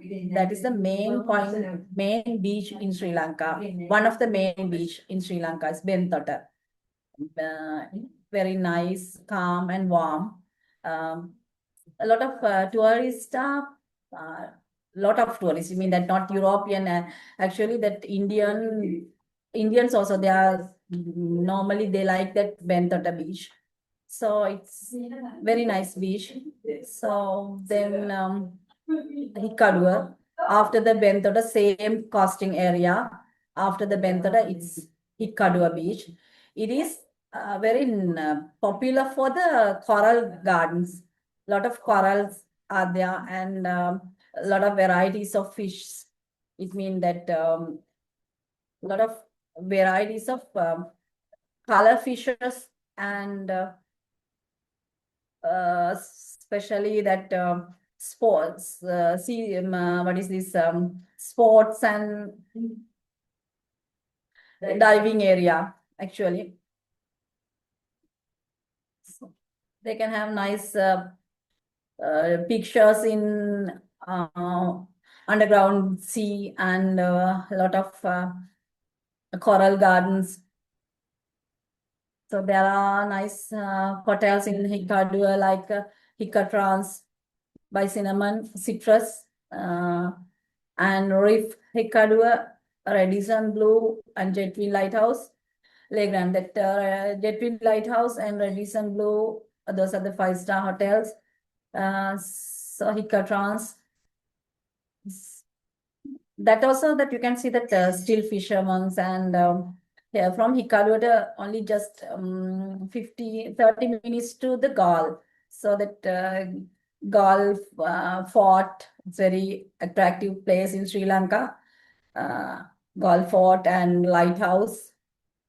A lot of tourists like to visit that Galle Fort and Lighthouse also. So then it was a very nice for swimming and diving. It means that especially for the diving, to see that coral rock, coral garden, a lot of coral reefs are there, colorful coral reefs are there.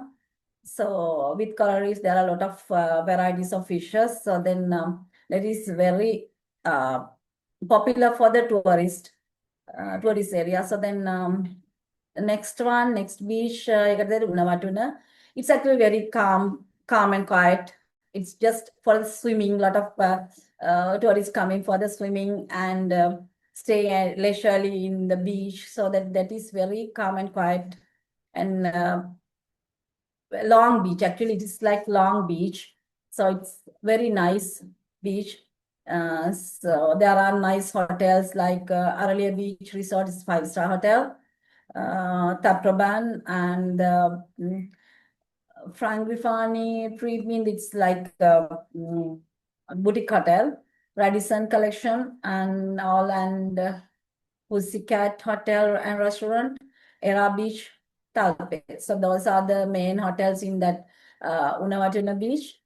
Unawatuna Beach normally very famous for the swimmers and for a it's like leisurely we can stay there, Unawatuna Beach. No wave, no long waves, and no rough. It's not a rough area, rough beach. So then that is actually used for the swimming. So next one is Mirissa. It is world famous for the what is dolphin and whale watching for the Mirissa. There are a lot of bots for these activities. You can join with them and see that whale watching, whales and dolphins, lot of dolphins, and it's sometimes it's something rough area, but it's very good for the tourism. Actually, it's the main beach because of this whale watching and the dolphin. So there are nice hotels like Mandara Resort, the W15 Ahangama and Valigama Bay Beach, Valigama Bay Marriott Resort and Paradise Beach Club, Cop Valigama. So then these are the main hotels in Mirissa Beach. So after the Mirissa, then it's coming Tengal. Tengal is it's like mix. It's some fishing area and all together in still fishermen are there and beach, also the long beach and very nice warm beach. Actually it's the Tengal beach also for tourism. It's a very nice beach. So there are some hotels like Anantara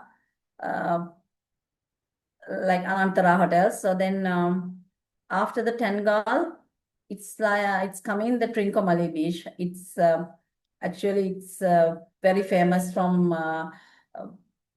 1980s because the Trincomalee is the famous hotel in Sri Lanka. It is very blue water beach and it's also a long beach and Trincomalee it's it's also very calm beach, not rough and warm and calm for a swimming and sport. Water sport. The Trincomalee beach also very nice, and this sand is very nice. Sands like golden color sand is there. It's famous for that sand. In Trincomalee, there are few hotels like Trinco Blue by Cinnamon, Uga Hotel, and Nilaveli Beach. It's very old hotel, but very nice hotel. Nilaveli Beach Hotel. So then that is there are two hotels, Nilaveli Beach Resort and Nilaveli Beach Hotel. So there are very nice hotels in Trincomalee Beach. So after that, it's coming the Pasikuda. Pasikuda, it's same like Unawatuna, Hikadu. Actually, there are some, like a lot of corals are there in Pasikuda, so that sometimes it will be rough, but nice beach for the tourism. There are nice hotels like Amaya Beach, Uga Bay, and Uga Jungle Beach, Amethyst, and Jetwin Surf, Karapa Sands. So then those are the 5-star hotels in Pasikuda. So after the Pasikuda, it's like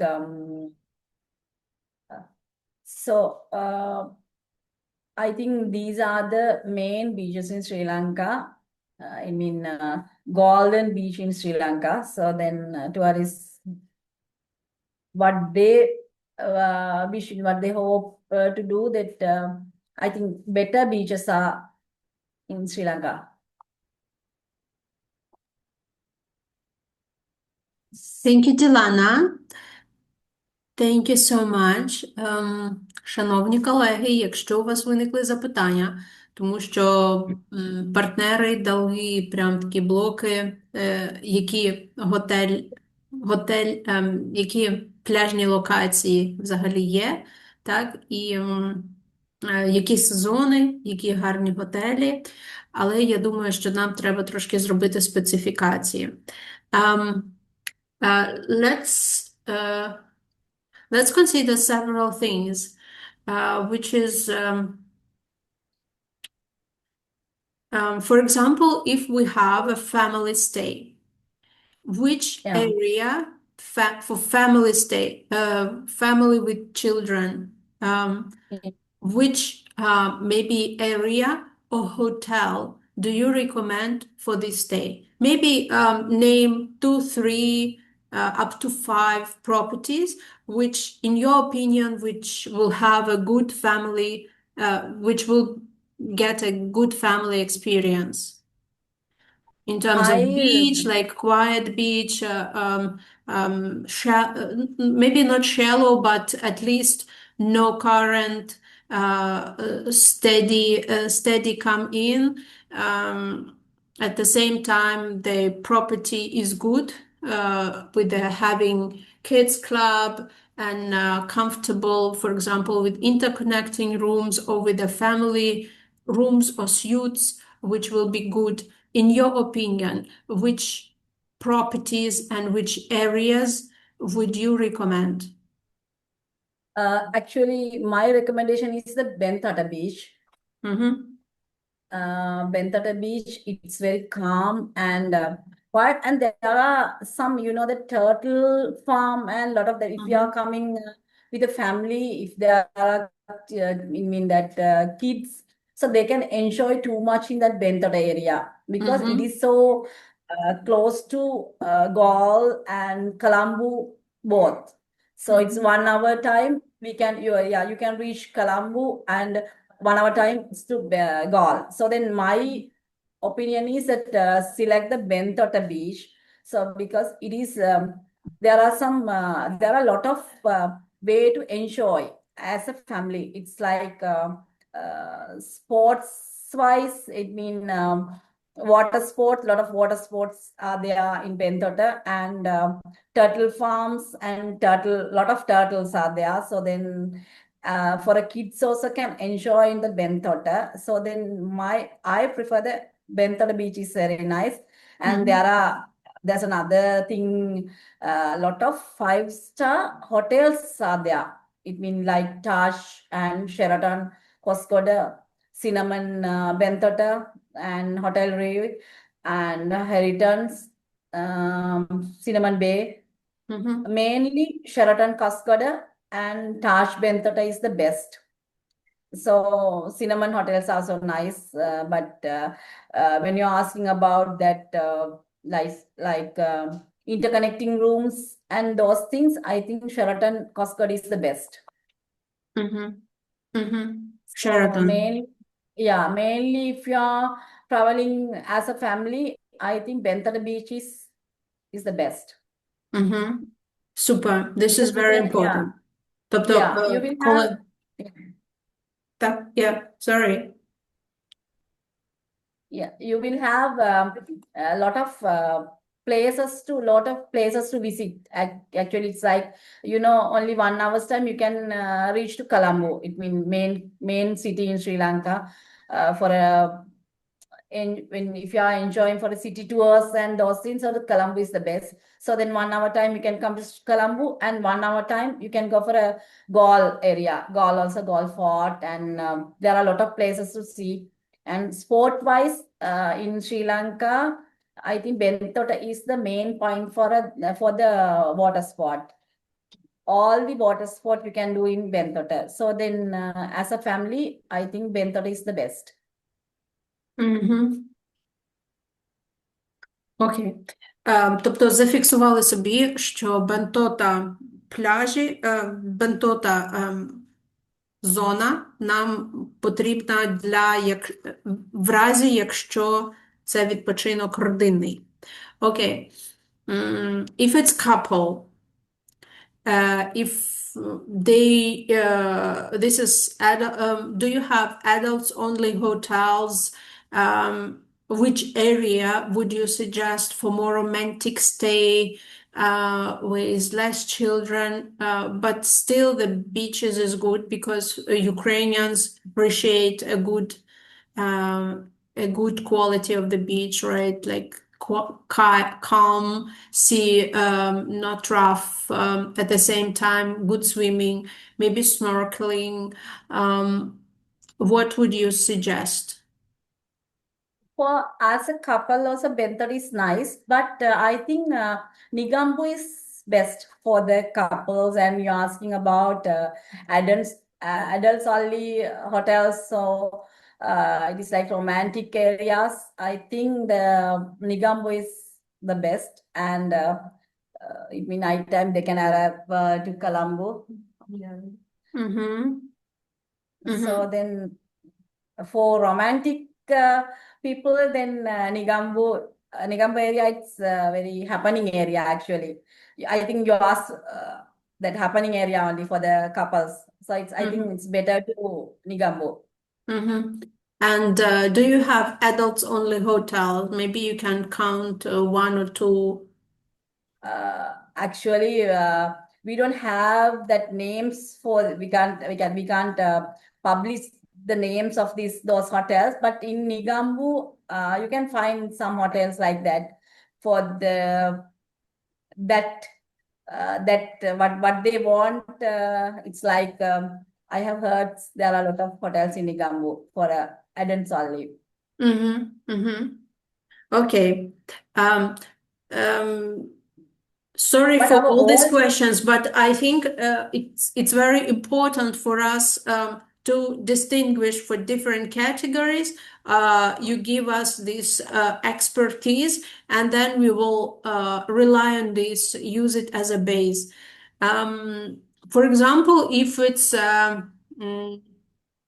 guests who are VIP guests, maybe you can suggest us 2, 3, up to 5 properties, which are the top, the best properties, like wow properties on the beach. In your opinion, what are the best hotels on the coastal hotels in Sri Lanka? In your opinion, what are the best hotels? If we think about the Benthota beach, it's like Taj Benthota and Sheraton and Cinnamon Benthota. Those are very good. Cinnamon Bay, Beruala. These 3, normally Sheraton is the best one because Sheraton Coscotta Turtle Beach Resort is 5-star plus and very nice hotel. Everything perfect hotel. Sheraton Coscotta. And they have actually the main thing is they have the private beach. So then it's very nice hotels in Sheraton Coscotta and Taj Benthota and Cinnamon Bay, Beruala. That 3 is very nice.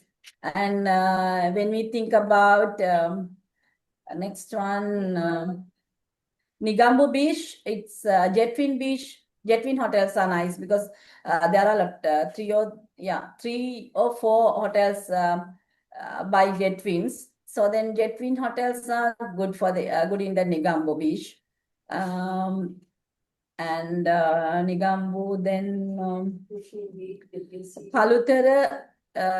When we think about Kalutara, Citrus Vaskadua, and Tangerine Beach, that 2 is best. Then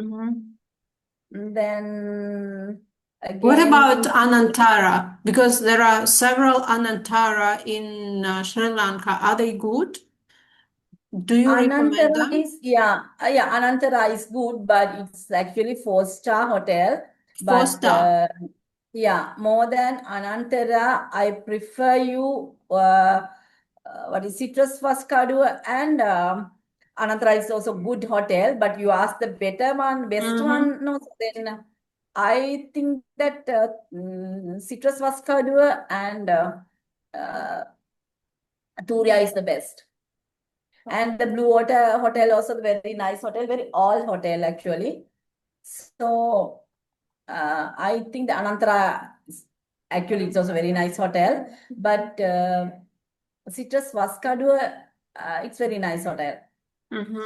So we have Sheraton, Cinnamon Bay, Tangerine, Citrus, Vascadua, right? Yeah. These are the Yes, best. then if you think about that Hikadua beach, Jetwin Lighthouse is the best one. Which one? It's very nice. Jetwin Lighthouse. at Jetwin Lighthouse. Okay.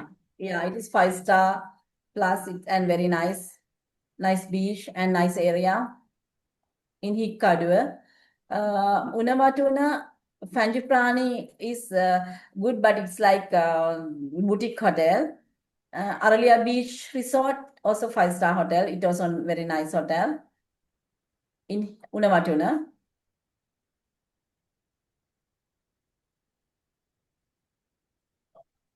Normally, Mirissa, that Mirissa area is very active area. So then Valigama Bay Beach is the best hotel in Mirissa. Valigama Bay Beach Marriott Resort and Spa.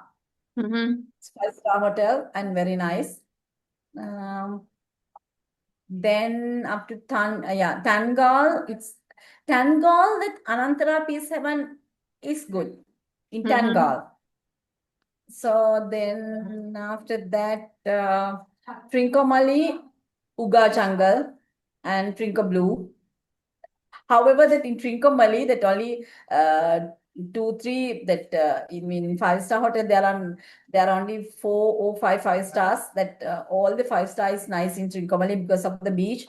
It's like golden color sand and long beach, very nice beach. So then these hotels are good. Trinco Blue and Uga Jungle. And Pasikuda, that also Uga Jungle Beach is okay, and Amaya Beach in Pasikuda. Okay, I think it's fine.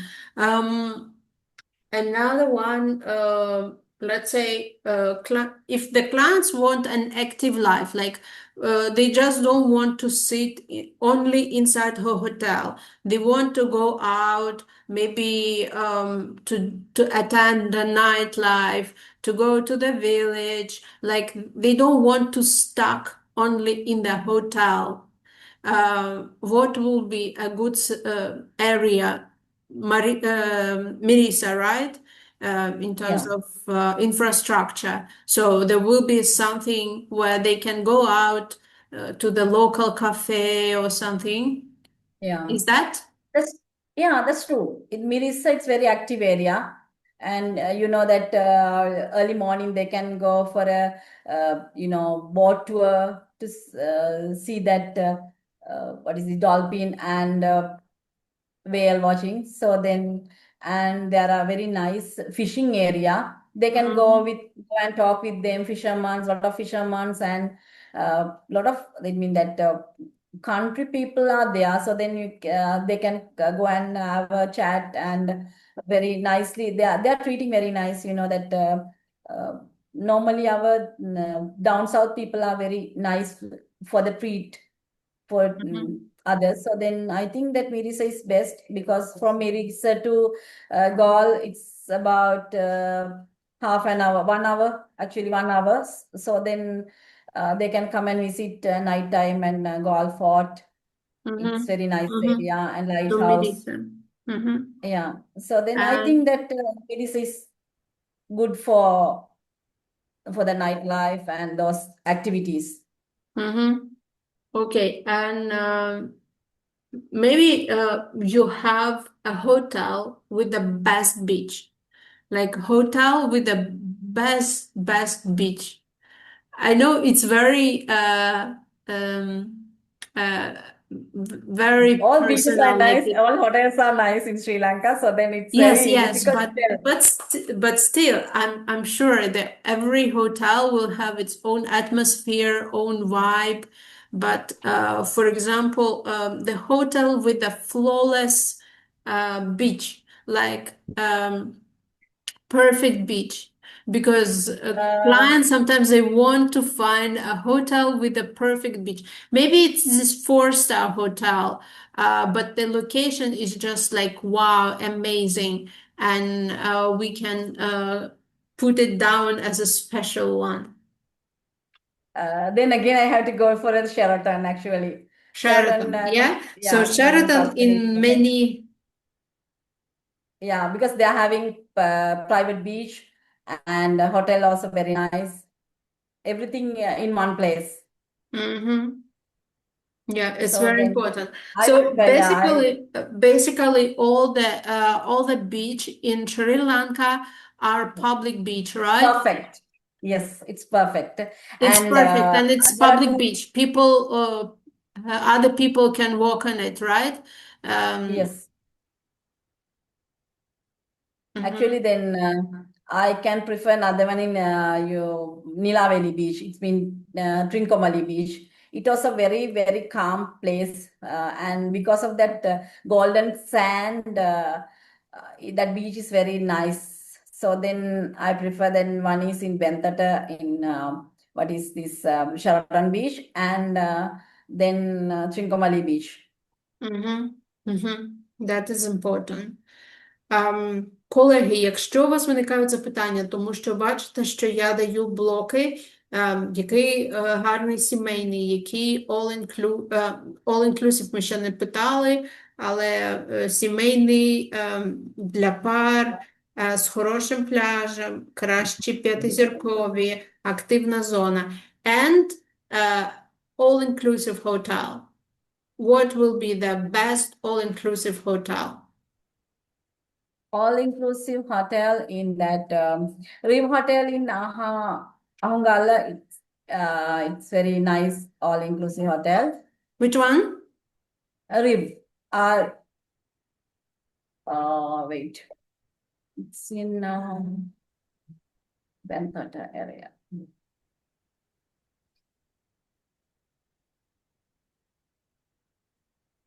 This is one. Bentata area, this hotel Reef in Sri Lanka. Heritage, right? No, hotel Reef, the ones, two, Rio. three, four, yeah, fourth one, Reef. Rio, Sri Lanka. Yes, that is all-inclusive 5-star hotel. Nice beach, and for the if someone is searching for the all-inclusive, I think that hotel is best. But usually guests will come on half board, on BB. Which meal plan do you usually guests take? From your experience? It's up to the client actually. A lot of clients like BB because after the breakfast a lot of people like to travel.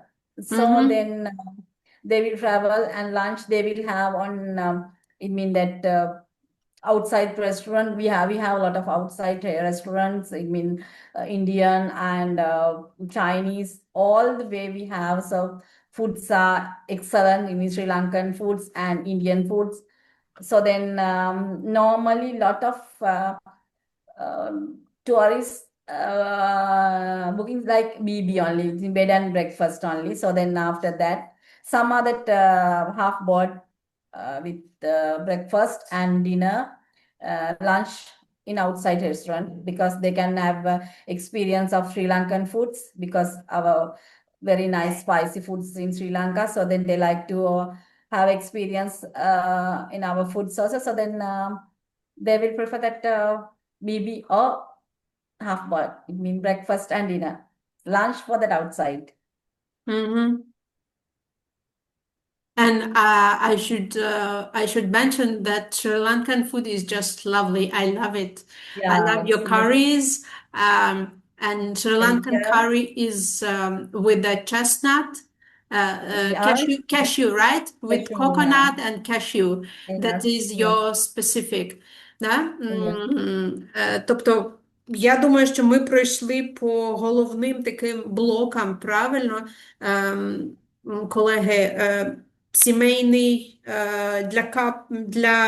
для пар, які хороші, п'ятизіркові, готелі в активній зоні, так, де багато інфраструктури. Шератон тут, бачите, у нас займає лідируючу позицію.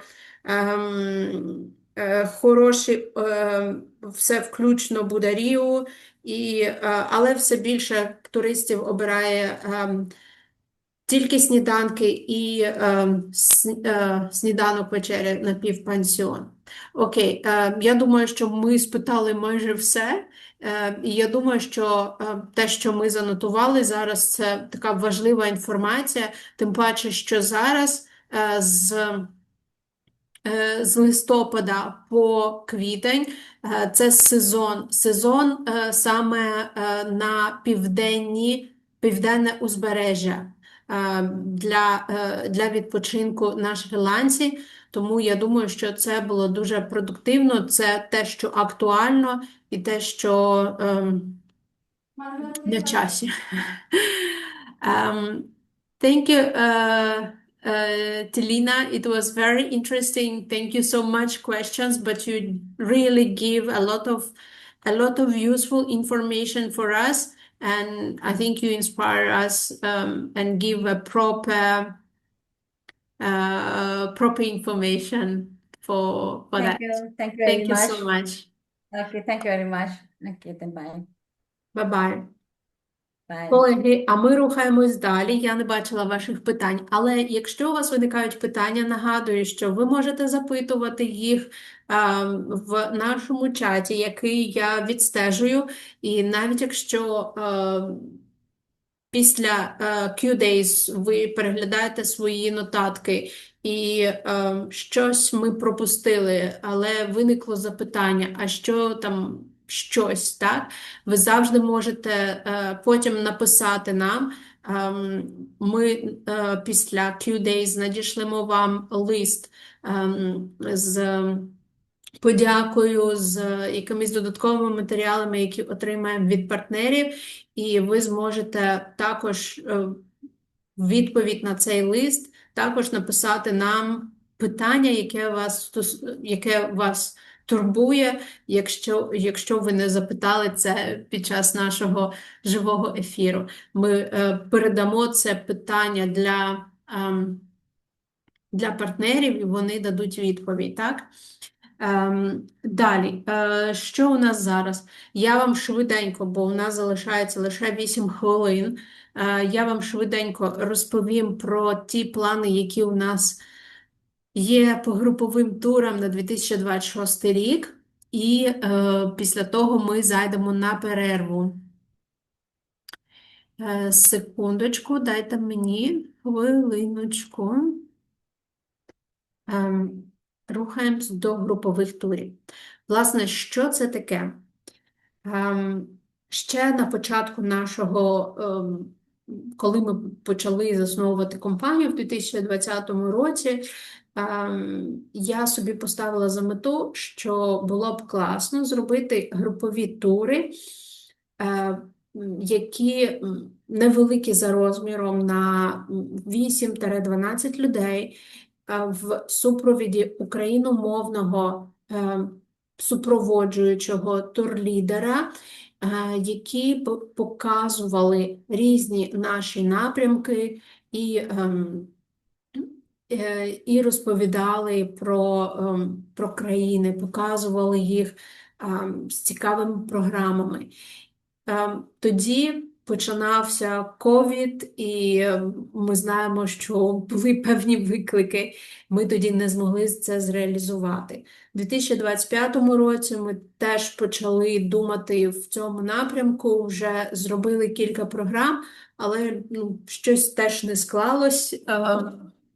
Тому на 26 рік ми вже такі дуже мотивовані все ж таки реалізувати цей план. Ці групові тури є не ознайомчі тури, які для агентів. Це, власне, продукт для клієнтів, для фінального споживача, який ви можете продавати, отримавши свою комісію від вартості цього туру, свої там 10%, так? І в наступному році ми запланували 12 програм. Перша програма буде в лютому, і вона буде присвячена якраз Шрі Ланці та Мальдівам. Ми вже майже завершили програму, тому що це теж якийсь певний процес, бо для мене дуже важливо ось ці допрацювати всі деталі. Я хочу зробити програму, яка трохи відрізняється від тих стандартних програм, але додати якісь інші досвіди і цікаві програми. Ми анонсуємо вже найближчими днями, вже там програма майже готова по Шрі-Ланці, Мальдівам. Це лютий, здається, там з 10 чисел по 20. Це 10 ночей, якщо я не помиляюсь, 10 чи 11 ночей буде. І це буде 5 ночей Шрі-Ланка і 6 ночей відпочинок на Мальдівах. Тобто програма буде складатися з 2 напрямків. Починаємо ми з Шрі-Ланки. Починати ми будемо з екскурсійної частини, тобто вона буде така досить насичена. Ми плануємо побачити Коломбо. Зазвичай Коломбо пропускають. Втім, я вважаю, що ми маємо трошки присвятити уваги і показати Коломбо, тому що це також досить цікава локація, це місто з цікавою історією, це місто, в якому є багато музеїв, багато можливостей, і трошки відчути ось цю атмосферу столиці. Так?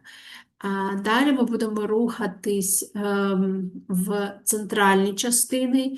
Ми плануємо побачити Дамбулу, ми плануємо побачити Сігірію. Власне, ось сьогодні за мною ви бачите цю відому гору Сігірії. Після того у нас буде відвіданий Канді. В Канді ми плануємо зробити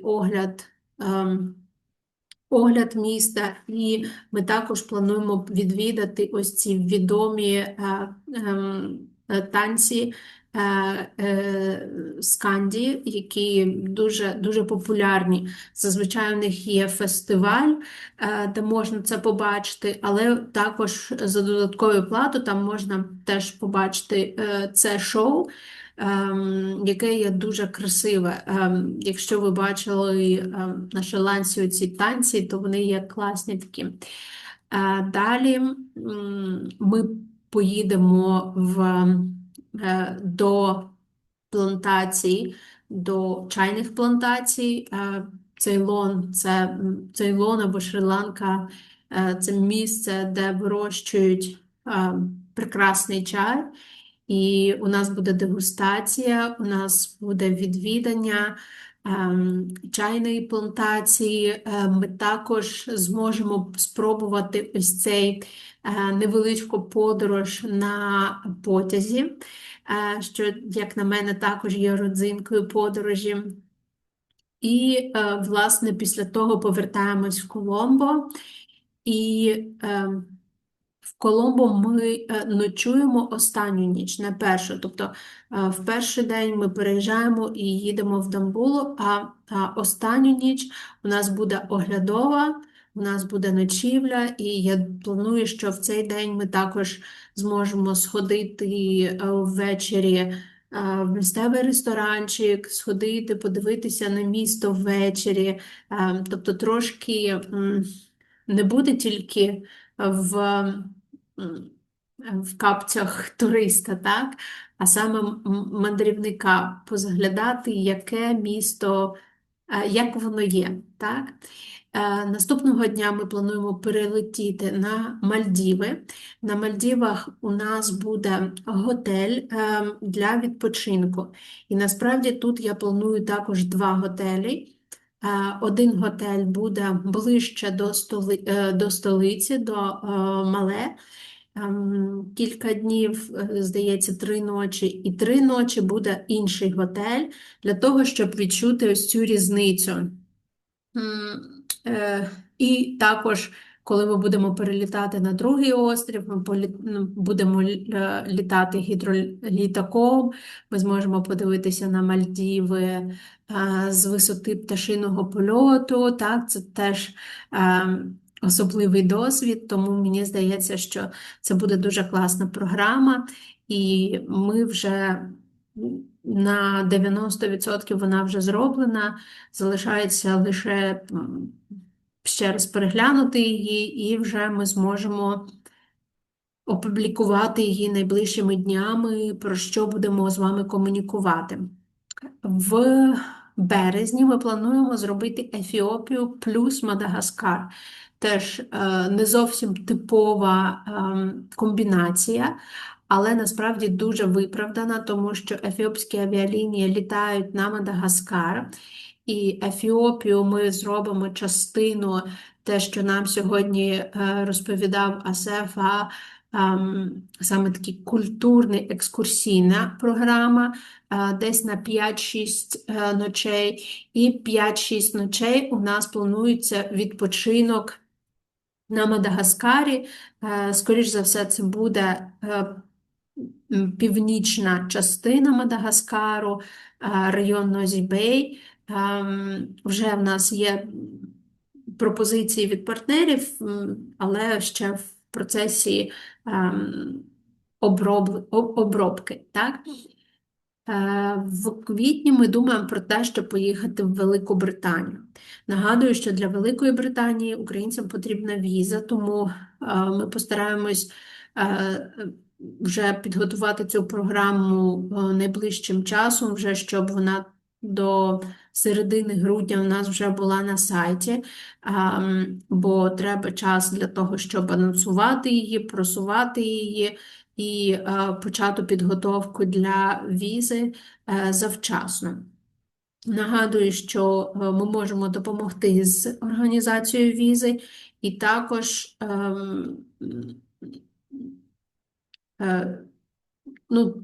треба все вчасно планувати. В травні ми плануємо Південну Африку.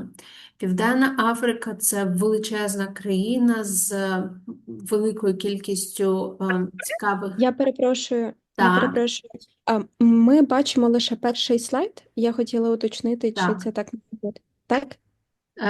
Так. Я не Добре. прописую програми. Так. Угу. Тут будуть... Добре, дякую. Вам перепрошую, що перебила. Нічого. Південна Африка – це травень. Тут, скоріш за все, ми, звісно, присвячимо час на Кейптаун, і ми присвятимо час дороги садів, присвятимо відвіданню Західного Кейпу. Це те, що треба робити маст такий, так? перед сезоном, холодним сезоном, так, тому що Південна Африка – це інша півкуля, і в літні періоди тут буде досить прохолодно, але травень якраз буде дуже такий хороший комплементарний час для відвідання цієї країни. В червні ми плануємо повернутися до ідеї Реюньйону та Маврикію. Ми планували його на грудень, але не склалось.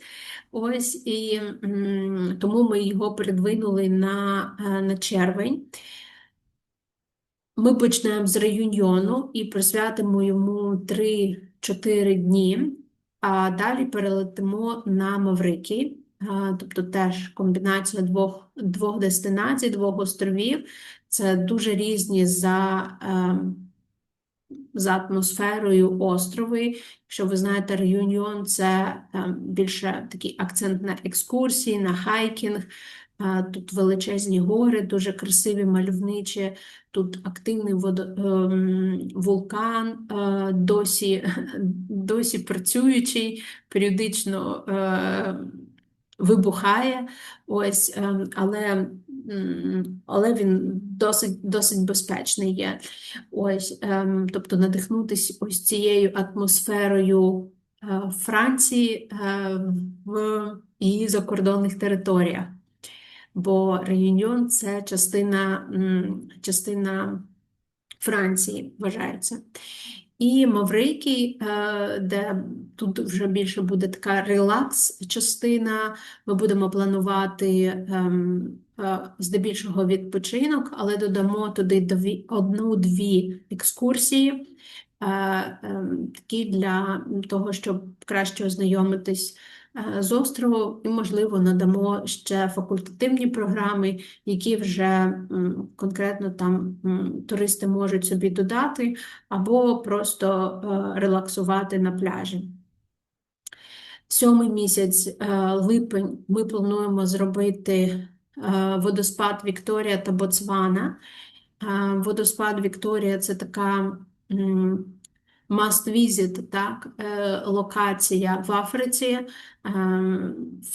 Всі знають про водоспад Вікторія, про те, що, по суті, це такі ворота і точка, яка дає доступ до 4 країн – до Замбії, до Зімбабве, до Намібії і до Ботсвани. Тобто це такий прям великий хаб. Але ми додамо туди частину Ботсвани. Можливо, це буде Чоба, можливо, це буде щось інше, тому що Ботсвана теж це велика країна, і вона є дуже різною. Це і дельта Акаванго, про яку ви, можливо, чули, це і Калахарі. Подивимось, ми ще в обробці ця програма, так? То це вже, по суті, друга половина року. Це поки що даю вам орієнтири, так, що планується. Серпень – це Руанда і Уганда. Руанда, як на мене, це вау-країна завдяки своєму культурному досвіду. Це дуже розвинена країна. Так? Ми, безумовно, присвятимо певну частину подорожі для Кігалі. Кігалі – це столиця.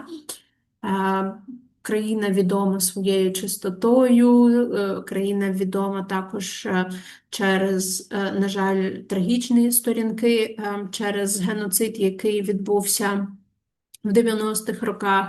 І це також хороший момент для нас поглянути, як країна, яка переживає геноцид, змогла меморіалізувати цей досвід, тому що вони багато створили і меморіальних центрів, і місць вшанування. Це також є важлива частина для нас, українців, в нашому контексті також. Уганда – це країна теж різноманітна, це озеро Вікторія, це китоголов. Мабуть, ви чули про таку пташку, це така дуже рідкісна, давня дуже птах, дуже цікавий. Про Руанду і Уганду у нас є окремий вебінар. В вересні, відповідно, у нас планується Намібія.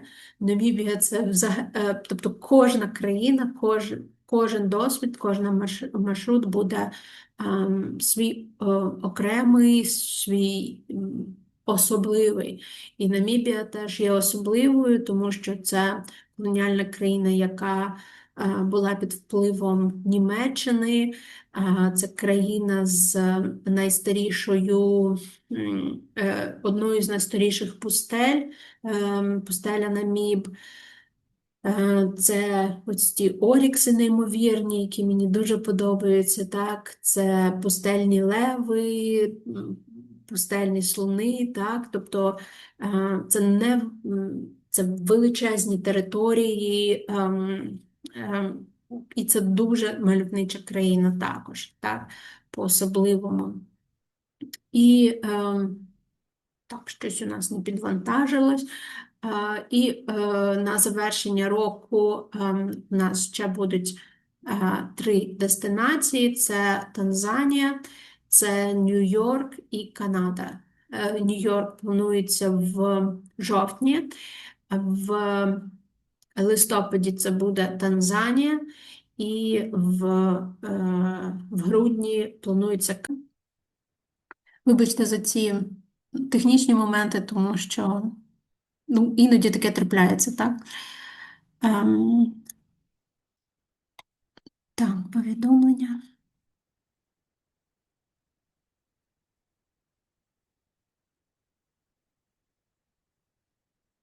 Дякую, Аліна, що відреагувала. І ми рухаємось далі. У нас зараз буде виступ присвячений Танзанії. І я вже бачу, що партнери приєднались, тому передаю слово пану Коліну. І сьогодні він розповість нам про Занзібар, не про Занзібар, а про інші локації для пляжу в Танзанії. Dear Colin, thank you for coming. Hello, Nadia. I'm glad to see you, and thank you so much for accepting our invitation to join this training today. You're welcome. Okay, well, good afternoon to everybody. I understand that excuse me, Zanzibar can be a little bit challenging. It is for me and my company too. We're primarily a safari company for the Northern Circuit of Tanzania, and quite a lot of our clients, of course, they want to do a safari and then they want to spend maybe a week in Zanzibar. So when we're doing that, of course, Zanzibar is quite competitive, but we have the luxury of being able to blend a little bit with our pricing, so we can put a package together. Feel free to kind of jump in with any questions, because I know that I've got a presentation here to go through, but maybe some of this you already know. Or maybe I'm on the wrong track and you want to have more valuable information or different information, please feel free to guide me to give you the best information I can. So Zanzibar, obviously it's a very famous island. Actually, it's 54 islands. But the main island is Unguja. Which is where Stone Town is, the airport is, and all the famous beaches that you've heard of, and hundreds of resorts around the coastline, and many being built right now. So it's almost a construction site, Zanzibar, at the moment. Some very famous hotels have another one being built next door. So it's a very rapidly changing picture. And, you know, what might be your favorite resort or hotel this year might be somewhere different next year when a new one opens. So it is quite challenging to keep pace with everything. This is just to show you, obviously, you can see where Zanzibar sits, and Pemba is the next largest island, which is up in just in the northeast of Unguja. So I haven't gone into too much detail with Pemba, because Pemba is very kind of it's very underdeveloped. So there's not a lot of infrastructure there. There's only kind of a very, very niche tourist attractions there, very nature based. Whereas in Unguja, of course, you have a variety of things, from prison island to swimming with turtles and dolphins to to boat trips to scuba diving and snorkeling and all those activities that you can do on Unguja. So this presentation is focusing mainly on that. Unguja has 600,000 visitors a year, compared to Pemba, which has only 150,000 visitors a year. But there are a couple of very, very small islands, which of the 54, I've picked just a couple of them, which have got some interesting accommodation options there, which are quite high end. So depending on what your market is. So that gives you an idea where it sits in relation to Dar es Salaam. And we will also just touch on a little place there when you can see where it says Nungwi Beach. Just on the mainland coast is a little place called Pangani, south of Tanga, and I'll just talk a little bit about that, because that is a very nice option for those that want to really get away from the crowds. So one of the things that when we're planning for a Zanzibar holiday or an extension is we tend to look at what looks like a beautiful it looks like a beautiful resort or lodge or boutique hotel, but it's really important to know that all of the photos they'll show you of those are when there's high tide, because they want you to see that the sea is lapping up against the beach bar or the restaurant. And the truth is, in many of these locations, the sea can be more than 1 kilometer, maybe even 1.5 kilometers away from the beach. So when you're planning for your clients to go to Zanzibar, very important question is, do they want to swim in the sea, or are they happy with a swimming pool and a cocktail and read a book under the shade? If swimming in the sea, which is a lot of people want to be able to do that in the beautiful turquoise waters, then you have to be mindful that it could be a long way away for much of the day in certain places. So this is my perspective. This is what I tend to do for my clients and my travel agents that I work with, is I tend to focus in the north region, which is on the map there, called number 1. And there's a couple of really nice beaches there. There's Nungwi Beach and Kendwa Beach. And Kendwa is the best beach in my opinion. It's a slightly quieter area, but what's really nice about Kendwa is that there's not much low tide. So even at low tide, the sea is quite close to the hotel resort. And for that reason, I like to use that area. And at low tide, you can walk from Kendwa to Nungwi Beach. It's about 3 kilometers, so it's quite a nice walk. Down on the southeast, there's very many beaches down there. The most famous one is called Paje. This is a very popular beach. It's not so well developed, so it's got quite a nice little shantytown type village. So it's nice for those that want to experience a little bit of authentic culture. Some nice little sort of shack restaurants there to get out and about and walk around. It's very safe. But the it's a very shallow shelf there, so the sea does go out a very long way. So I think it's always good to advise the clients, because when I first started selling Zanzibar, a couple of people said, "Oh, we had to walk miles to get to the sea," and it was a big negative for them. So I do think you should pay attention to the tides and how far away the sea is, the ocean is from at low tide. For me, the second best area is number 3, which you can see on the map there, area called Mashangani. There's some very nice properties there. I like to use Kena Beach. There's also the Malia there for those that like a really big resort. But there's plenty of really nice properties up there. And the low tide, the sea does go out, but not as far as down in Paje. And then the last area, which we don't use very much apart from one island there, which is close to Stone Town. On that western side, it's very steep shelf, so the sea is always there, but it can be quite rocky. So those who are looking for sandy beaches need to be 1, 2, and 3, as opposed to on the west side. So Kendra Beach, this is one of the, these are photos of one of the main resorts that I use there. 70 bedrooms, beautiful white sand beach, as you can see. The turquoise sea is what everybody dreams about when they think about Zanzibar. So this really ticks all the boxes for me.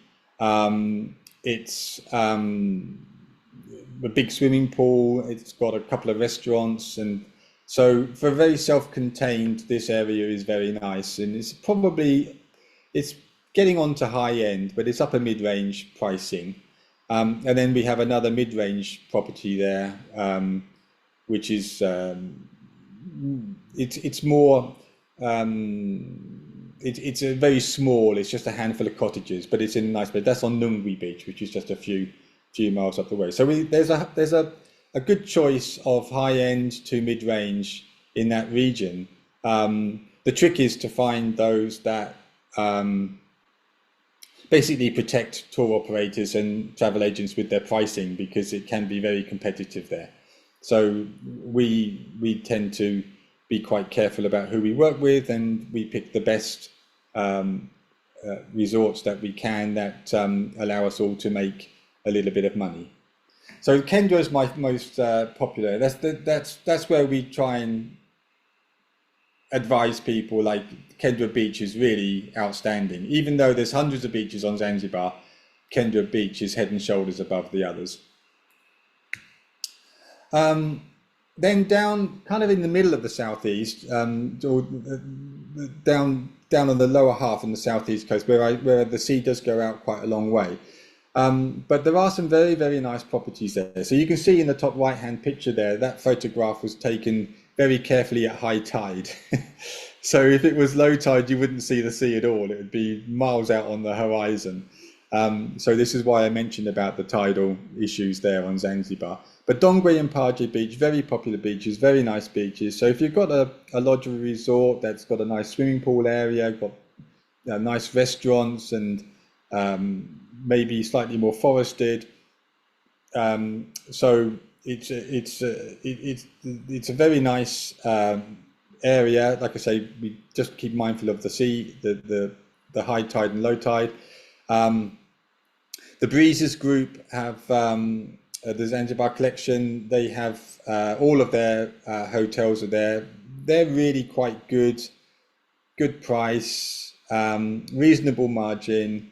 So you've got Palms, you've got Zawadi, you've got Baraza and Breezes. And Breezes is probably the most affordable if you're looking for a mid-range solution. But that's a very nice collection of resorts down there. And you know, we obviously have secured good rates, but it is quite competitive.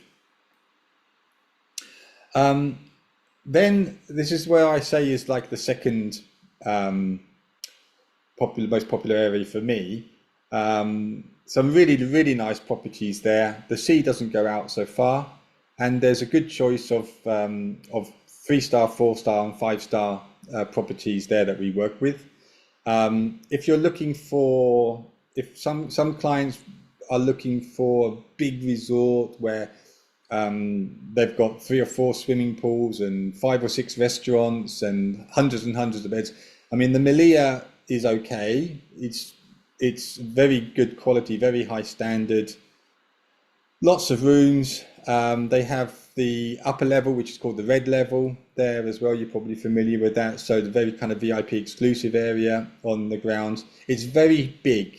So you need a golf cart basically to go around. It's a huge property. So we don't use that one too much, but we have a couple of very nice mid-range and upper mid-range properties there. And so Matemwe Beach is a very nice area to locate your clients.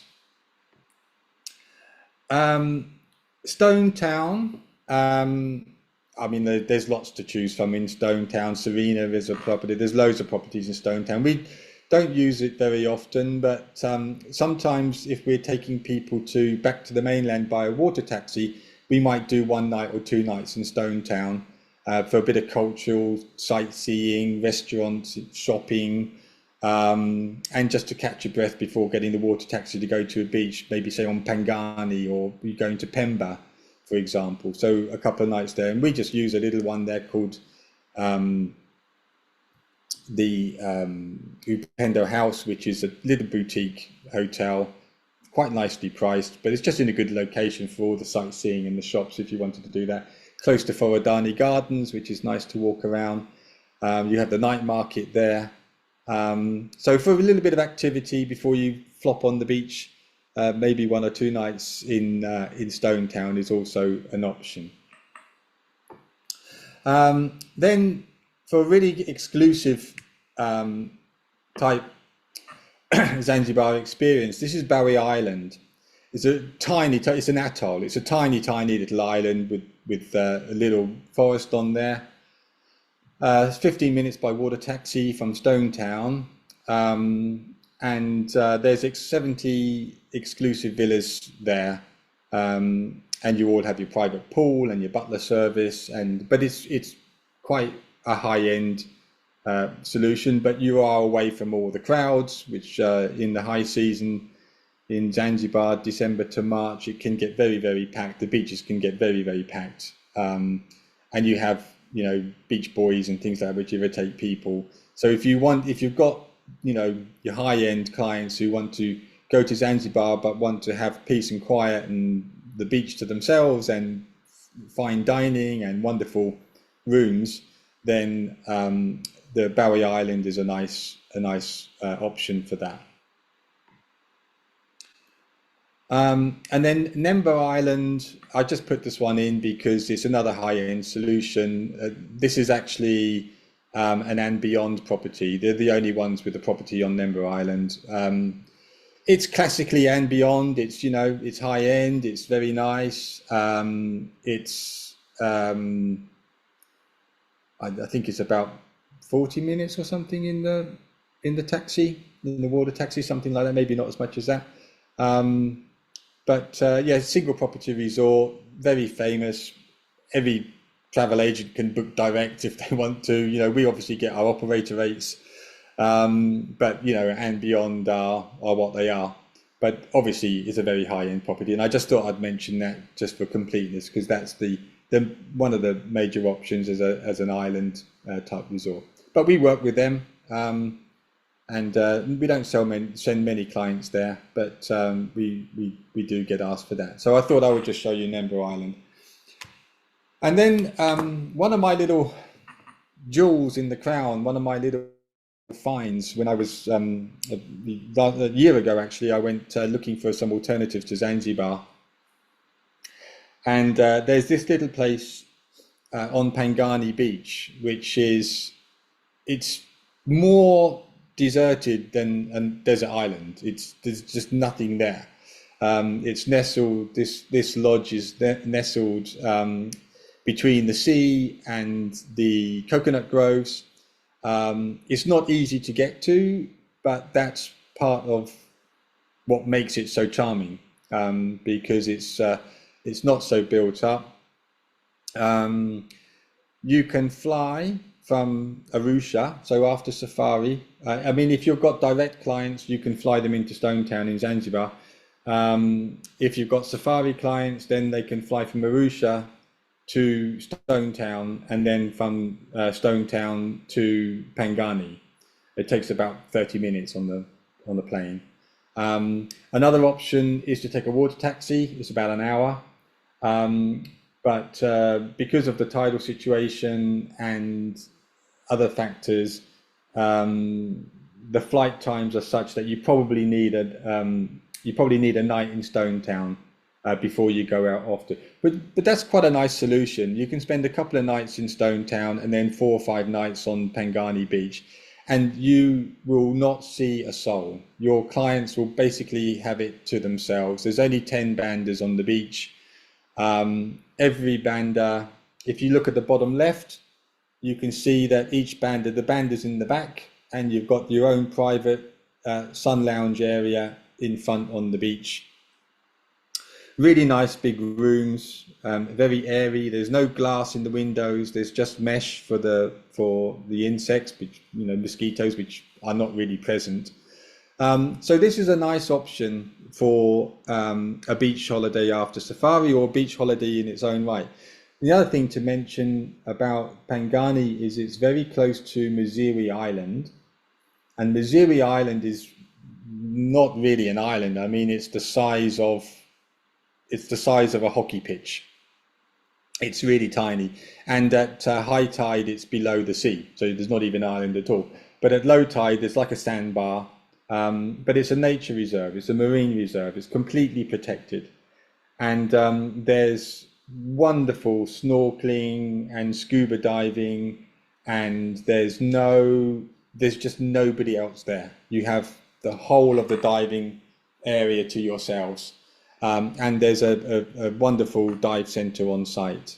So this is a nice alternative for those that want to get off the beaten track. And I only mention it because although it's not Zanzibar, it's on the mainland, it's an option for those looking to get away from it all. Perfect for honeymooners, perfect for families, totally safe. Kids can run around wherever they like. They can go kayaking, they've got a swimming pool, they can go snorkeling. You can visit Pangani town, you can walk down to the fishing village. It's perfectly safe. So I just mentioned that as and I'm using that quite a lot now, because a lot of people want to try something a bit different to the classic Zanzibar.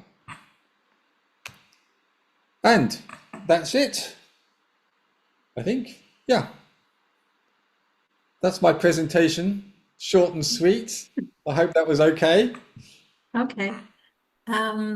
Just give me a second. Шановні колеги, якщо маєте запитання, тому що ми трошки поговорили про Занзібар і поговорили про альтернативи, що може ще бути. Якщо у вас виникли запитання, я зараз буду докопуватись до мого питання, чому виникає та ситуація, яку описувала десь годину назад, так? Чому, власне, я шукаю альтернативу Занзібару. Dear Colin, it was actually very nice. And as you are DMC and working with the destination for many years, I want to understand why majority of the properties in Zanzibar now have this strategy to try to work directly with the client. And sometimes we get the prices not so competitive in comparison to the direct. What is their motivation? Why they try to skip all this regular B2B cooperation? Because for me, it's a little bit like if they don't want to help us to sell them, so then we are not motivated to sell them, right? Like if they don't want to support us, we don't want to sell them. It's like obvious, no? Yeah, no, you know, you're 100% right, but I can tell you, I know exactly why, and I know exactly what is going on. Demand for Zanzibar is just increasing all the time. So they get more inquiries direct than they do from travel agents, because everybody goes searching around Zanzibar looking for a property. So they don't. I have to be careful how there's less appreciation for the work and the partnership opportunities that there are.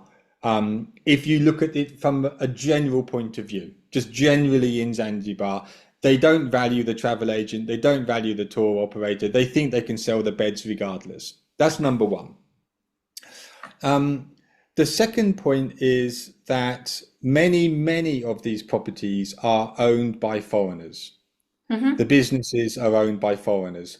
So if they deal with companies like me, okay, or other Tanzanian-based operators, and the travel agent may use, you know, obviously travel agents and other operators use me to do their safari, and they want me to do the Zanzibar as well. Then that income is paid by a Tanzanian-based company, and they would prefer the money to be paid into an international bank account from, could be anywhere in the world, you know, where it's more tax advantageous, maybe Jersey Island or Dubai or even Italy or wherever. So they actually quite like to deal with all these clients from around the world and get them to pay into a foreign bank account. And then they'll have a management company there, which then pays the minimum to the Zanzibar Lodge bank account, so they pay less tax. So a lot of so they're motivated by tax, reducing their tax bill, but they're also able to do that because they have high demand for that. So what does that mean? Basically, it means that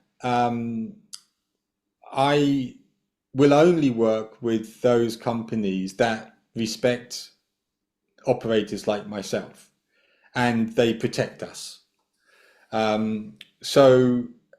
Fortunately, there's enough of those, and in the right places, because if you just randomly go around and say, you know, as a travel agent, if you say, well, you know, you can look at this, all these 20, have a look at these 20 resorts and tell me which one you like, then probably you're going to be in a situation where they can get it cheaper on booking.com.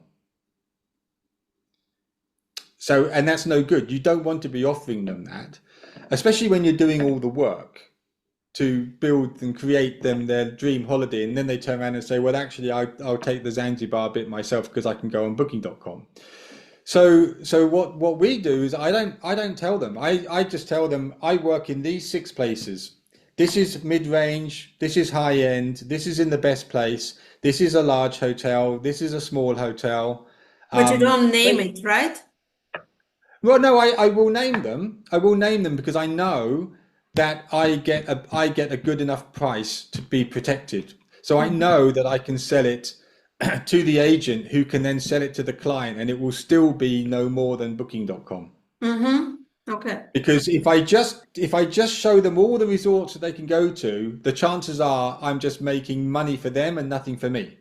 Exactly. Whereas if I limit it to the ones I know who protect me, who value my partnership, then I know that I can protect the agent and I can protect myself. And I don't tell them, you know, about all the other hotel. I'll give you an example. There's a very, very nice, very modern hotel called TOA, T-O-A. It's owned by an Israeli company. They begged me when they first built their property, they basically begged me to jump on board and sell their property. And I sent them several groups. And then I went there a couple of years later, and I had another inquiry, and the customer said that they could get it cheaper than this was a direct customer. They could get it cheaper than I was offering them. So I went on and checked myself, and it was ridiculous. I mean, the booking.com price was nearly the same price as my buy price. So I spoke to the manager and I said, if this continues, I'm dropping you. And it did continue, so I dropped him. And we won't work with those people. If they don't value us, just don't give them the business. There's enough places out there, Nadia, to protect your interests and your agent's work. There's enough, but you just have to know who they are. And you know, that's what I've done, and work with companies that are very responsive, that don't sell so many rooms on booking.com, so they don't give them away. So even if there are some cheap ones, they're gone very quickly. So it is a bit of a mess, but you just have to pick who you work with wisely, and that's the way, the only way. So understanding the issue doesn't help us, other than, you know, we want to know why. But the most important thing is there is a solution. Mm-hmm. Yeah, that's very important. Yeah. Шановні колеги, я сподіваюся, що ось ця дуже важлива розмова зараз, яка відбулась, дуже важлива вам для розуміння, тому що до вас теж будуть звертатися клієнти, які бачать ціну на Занзібарі нижче, ніж ту, наприклад, яку там. Тоді ми дійсно робимо акцент на тих продуктах, на тих готелях, які все ж таки поважають роботу в контексті B2B, і можуть дати конкурентну ціну для нас. Бо ну, якщо готель хоче напряму працювати і використовувати booking.com для того, щоб дати ціни, ну, ви проробите роботу для клієнта, все йому підберете, розповісте йому все, а він скаже, ага, дякую, і піде забронює на букінгу. Я думаю, що ну, для вас це теж невигідна історія, як це невигідна історія ні для приймаючої компанії, ні для нас, як для туроператора. Тому дійсно, ось ми шукаємо ось ці точки, ті продукти, які продаючи, ми будемо знати, що це хороший продукт, і ми будемо знати, що у нас є захист ось цієї ціни, що ми в рамках конкуренції. Добре?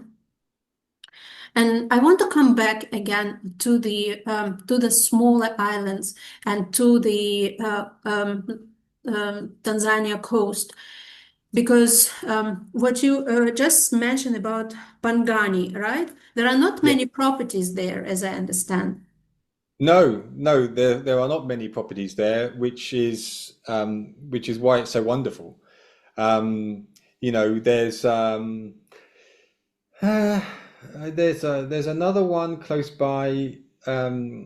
I went there. The beach was nice. The food was really good. But the rooms were they were just dark and depressing. They were all, you know, and I mean, they were lovely layout. If they painted them white on the inside, like Zanzibari type architecture, they'd be lovely, but they were all dark red and dark brown, and it all felt like you wouldn't be able to find your clothes in the morning. So I don't use it. I pretty much only use the one there. There are some people there who use a handful of Airbnbs, which are closer to Pangani town. Obviously I don't do those. I pretty much stick to the one resort there. And you know, it's nothing fancy, but it's really good quality mid-range, and it's a good price, great location. The food is okay. It's not, you know, it's not high cuisine, but it's okay. It's good enough. It's nice, a lovely restaurant, a nice bar. The food is okay, but I think if I was to criticize, well, I have given that feedback to them. I would probably try and work on a bit, you know, on it's not horrible food, don't get me wrong. It just sometimes lacks a little bit of imagination, I think. But so I'm just being honest with you on that one. But from a location point of view, I mean, the breakfast, the lunch and everything, it's all good. The beautiful airy space where you can sit there in the evenings and have a drink. And as I said, kids are perfectly safe if you go there with your children. They're miles away from anywhere. So it's a very safe location. There's no dangerous animals there. So it's a good alternative. Mhm. And the last question for today, and then we will switch to the next presentation, is Okay. that how is the low and high tide there? Is that also there is this problem as in the eastern part of Zanzibar, or it's fine?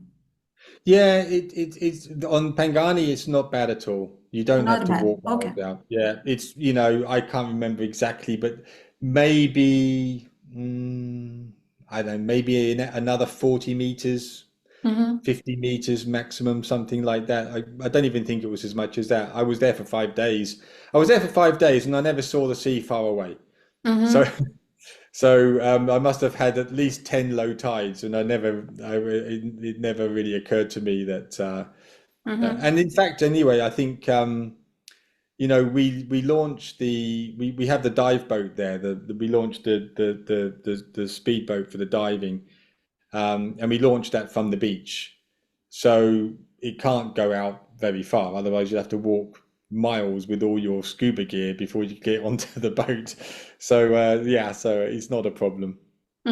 Very good. So there are still a lot of areas, even for Tanzania, which waits for its brighter days when the infrastructure will come and all this hospitality will come, like to Zanzibar, right? So there are still lots of hidden places in Tanzania that Absolutely, yeah, for now yeah, stay under, like, hidden, I would say hidden. yeah, absolutely. So Pangani will change in the next 10 to 20 years. But right now, for me, it's a wonderful destination. They're building a bridge. They're building a bridge at Pangani because at the moment, if you drive, you have to get on this lovely little. I mean, it's a funny little ferry. It only takes 3 cars, and you go across the river at the Tanga River, and then you drive for about another 40 minutes through the sisal plantations and the coconut groves to get to the Pangani resort. And so it's really nice. But it's a long drive. So the best way is to fly in from Zanzibar, or to be honest, if the group is 5 or 6, 4, 5 or 6, I would take the water taxi, which is the diving boat. The dive boat comes and picks you up. It takes about an hour. It's really exciting. You just get to Kendra Beach, you jump on the boat, and it's an amazing way to travel. And then you run up the beach right in front of the lodge. It's great. And kids get a lot of fun out of that. So yeah, it's a bit, I suppose, it's going to get busier because the infrastructure would improve. But I would say it's Zanzibar 60, 70 years ago. That's what it's like. Yeah. Okay. So it's a nice destination. And I know the owners are very well there, and we get good rates, and we can always negotiate with them if things get tight on the margin side for whatever, or budget side, whatever. So quite flexible. We will work later on the beautiful proposal for the non-Zanzibar properties in order to share it to our agent. Thank you so much for your time, for your explanation. It was really interesting for me, and I'm sure for our participants as well. Шановні колеги, ми рухаємось далі. Трошки не встигаємо з питаннями, але якщо вони у вас виникають, ви, будь ласка, їх пишіть в коментарях, і ми продовжуємо. Зараз у нас фантастична розповідь від Сейшел. Thank you so much. Bye-bye. Okay. Thank you, Nadia. Bye. Bye, everybody. I'm very sorry for a little delay. That's okay. How are you, Alina? How's everyone? Hello, hello. All is good. We are all ready to listen to you. I'm making you a co-host, so now you can share your presentation. I would like to start Sure. with telling that this year I had the opportunity to visit Anantara and to visit Avani with Jessica. Jessica showed us around, and it was so beautiful properties. Сьогодні ми будемо говорити про Анантару і про Авані Плюс на Сейшелах. Я в цьому році мала можливість їх відвідати, обидві ці готелі, і вони дуже-дуже гарні. Тому я думаю, що трошки більше розкаже колега, пропонуючи ці готелі, але також від себе теж можу додати якихось коментарів, то запитуйте, якщо все, слухаємо. We are all ears. Okay, so good afternoon, everyone. My name is Ibrahim, and thanks so much for the invitation. It's my pleasure to represent both hotels here in Seychelles, Anantara Maya and Avani Plus. We'll start it with Avani Plus. So everyone, I trust everyone knows about our minor hotels. Under minor, we have luxury properties like Anantara hotels, like Tivoli, and we have also Elevana. So the flagship is Anantara. And then we also have lifestyle resorts like NH Hotel, and Collection, and How, Avani, and Avani Plus. The flagship on this lovely type of hotels is Avani Plus. So Avani Plus is upscale lifestyle deluxe resort. It's 5-star brand. We have Avani Plus Maldives, it's 5-star property. Avani Plus The Palm Dubai, 5-star property, and we have also in Bangkok, it's 5-star property. However, our valued property here in Seychelles has been assigned, and decision has been taken by owner to make it 4-star because he's the same owner of Anantara Maya. He doesn't want to have two hotels 5-star just close to each other, competing each other, even though it's different properties, different type of hotels, but he insists to make it 4-star. End of the story. We have upgraded the property from 4-star from Avani to be Avani Plus as 5-star, which is gonna be value for money to the end client. 5-star services, 5-star building, full technology, Fernotic everywhere, with 4-star rate. So please allow me to take you quick to our presentations, and any question, please, you can stop me anytime and ask anything you want, and will be a pleasure to reply you guys. So I will share now my presentation. Can you see, guys?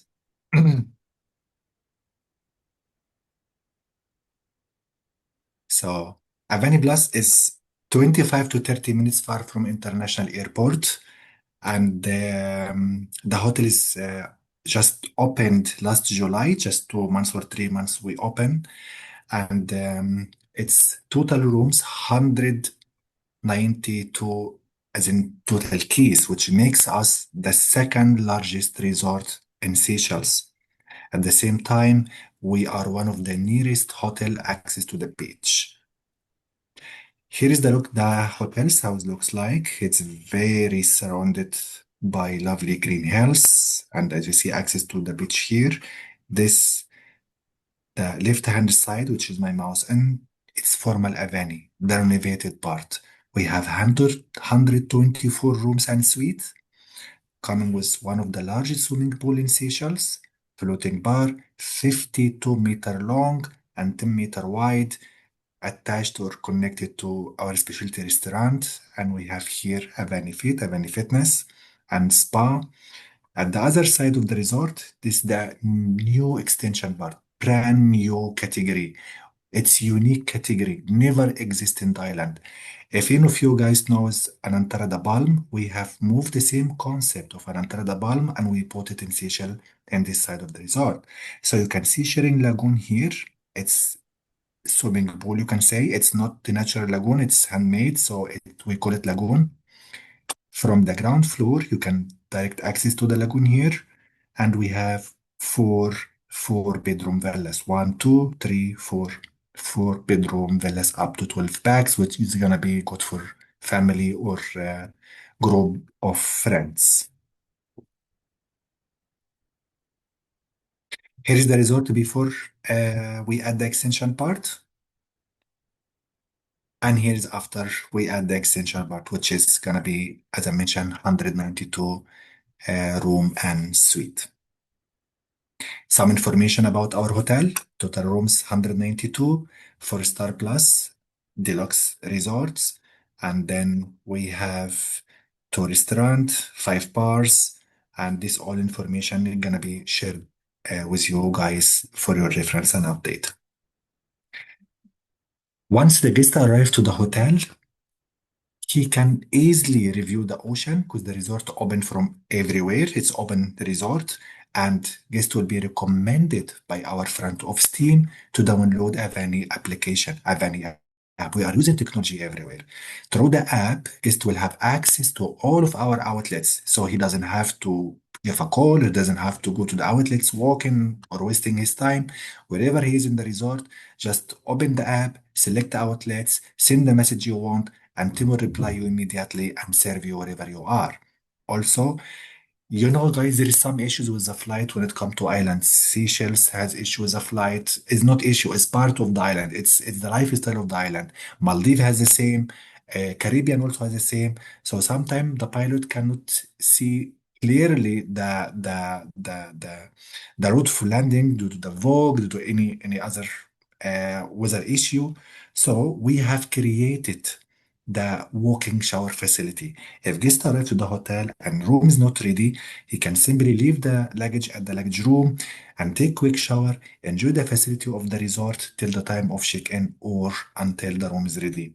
We are here, how you call it? We would like guests to feel home. He's coming from far, far away to middle of the ocean, so we do not strict of the check-in time. If the room is ready, we give the room directly, even though if it's 8 o'clock in the morning.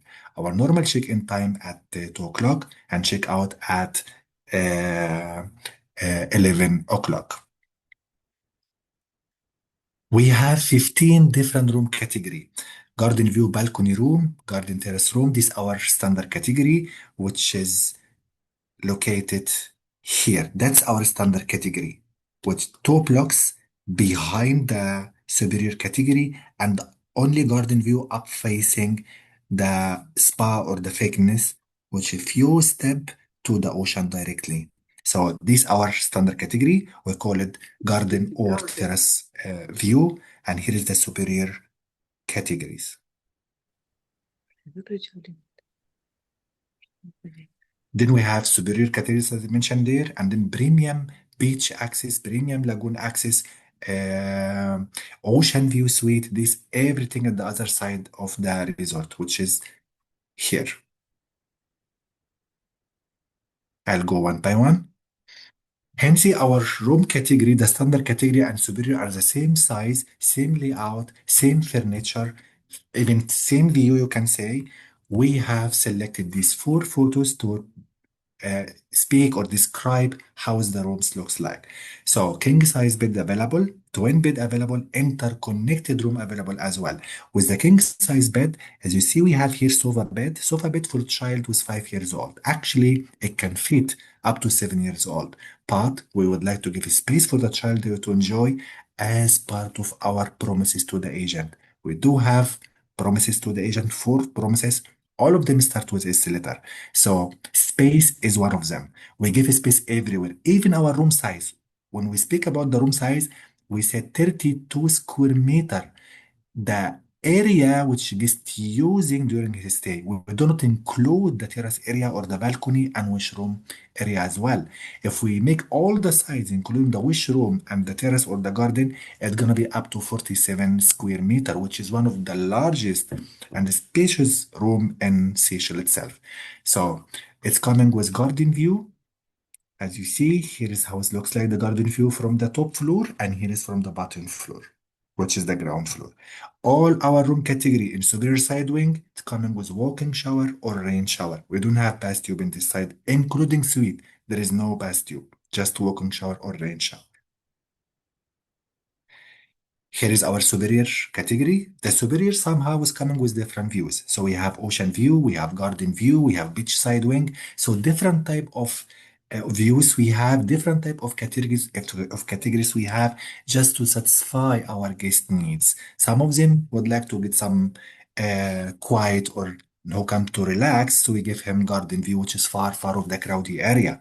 And some of them prefer to have ocean views, lovely sky view like that, so we give him the superior category, which he is looking for. And here is also how it looks like our shower or washroom. We have shower facility separated than washroom itself. And the color we are using turquoise, using the style of the tropical style of the island. The colors you can beige or light brown, or also as the turquoise one we mentioned here. We are now going to the ocean view suite. Ocean view suite is double size of the room. It's one bedroom suite. It can be interconnected with twin room here to be together as two bedroom suite up facing the ocean. And when it comes to ocean view suite, we always using partial ocean view, because even though if it's 99.99% you have ocean view, you still somewhere find one tree like this hiding something. So we prefer to say partial ocean view. The master room or the bedroom has separate balcony, and the living room too has a separate balcony. So it's totally separate balcony for the living and for the master bedroom. We don't have kitchen facility. There is no kitchenette here. It's just the place where you can dine here, enjoy your lovely. If you don't want to have at the living room, you dining here, you can have it at the bar itself. So there is two washroom, one inside the living room for the guest one, for the visitor, and the other one in the bedroom, you have your own washroom, which is coming as normal washroom with walk-in shower or rain shower. Now we have jumped to our 4-bedroom villas. This one of our, if we call it premium beach access room, which is located in the ground floor at the 4-bedroom villas. Let me please go quick. Here is 4-bedroom villas, 1, 2, 3, 4. And here is the room, which I mentioned now. You have 5 meters just access to the beach. It's coming with 37 square meter. Is more bigger than the other side of the resort, and also we have more benefit facilities, like there is walk-in shower, normal walk-in shower, in shower, and bath tube as well. So for this category, it's always coming as twin bed because it can be interconnected with the suite, which will go now later on now. So to be as 2-bedroom suite. If guest would like to pick it separately and he wanna king size bed, it can be replaced as a king size bed too. So the lovely premium beach access room is coming with cabanas and sunny bed as well. Here is the suite, which is ground floor. So the suite is 75 square meter, is 1-bedroom suite coming with outdoor bath for the ground floor, and it's attached with plunge pool, king size bed, and living room, and this one also cabana and sunny bed, which is interconnected with the other one for 2-bedroom suite up to 6 bags. All our room category for 2 adults and 1 child below 12 years old, or 3 adults with an extra bed maximum. So for the suite, we can sell individually, we can sell all together as 2-bedroom suite, we can sell entire villas, 4-bedroom villa up to 12 bags, which is very, very good and recommended for family and friends. This one has been sold mostly to CIS market and GCC, especially Saudi and UAE. Here is our unique category, which never exists in the island. We call it Premium Lagoon Access Room. That's the one which is Anantara da Palm Dubai style. So 37 square meter, king size bed available, twin bed also available, interconnected room also available. So for the ground floor, guests will have access directly to the lagoon, and for the top floor, guests will use the stairs to enter the lagoon. It's sharing lagoon in a way, but they will be unable to use the sunny bed. Here, service from inside the lagoon itself. What you need to do is just press the button. Here's the button beside the bed on the other side. press the button, gentleman will come from the bar, our colleague, food and beverage team will come from the bar, jump in from the stairs, jump inside the lagoon, taking your order, and then back to the bar to serve you. Service here from inside the water. You don't have to do anything, just one press. Zil Bar is our main bar, one of the largest swimming pool in Seychelles, 52-meter long. It's coming with floating bar, and also we have cabanas and sunny bed, 10-meter wide, and this open from morning time until sunset. And for the cabana, there is no additional charge. It's just if you need to use a cabana, please enjoy, and services will be by bottle. So for sunny beds, glass services, and for the cabana, bottle services, like if you get tuna wines, will be bottle of wine, bottle of beer, bottle of champagne, all will be by bottles, and here normal service by glasses. Here is our lagoon bar, which is located in the lagoon area for the premium side wing. Guests who is staying in this side of the resort, which is the unique category, they can access to the other side. Guests who is staying here, they will have access to other side, but guests who is staying here, they cannot have access to this side. So this, you can say somehow it's private. If you have VIP to staying here, so your elite people will be staying in this side of the resort.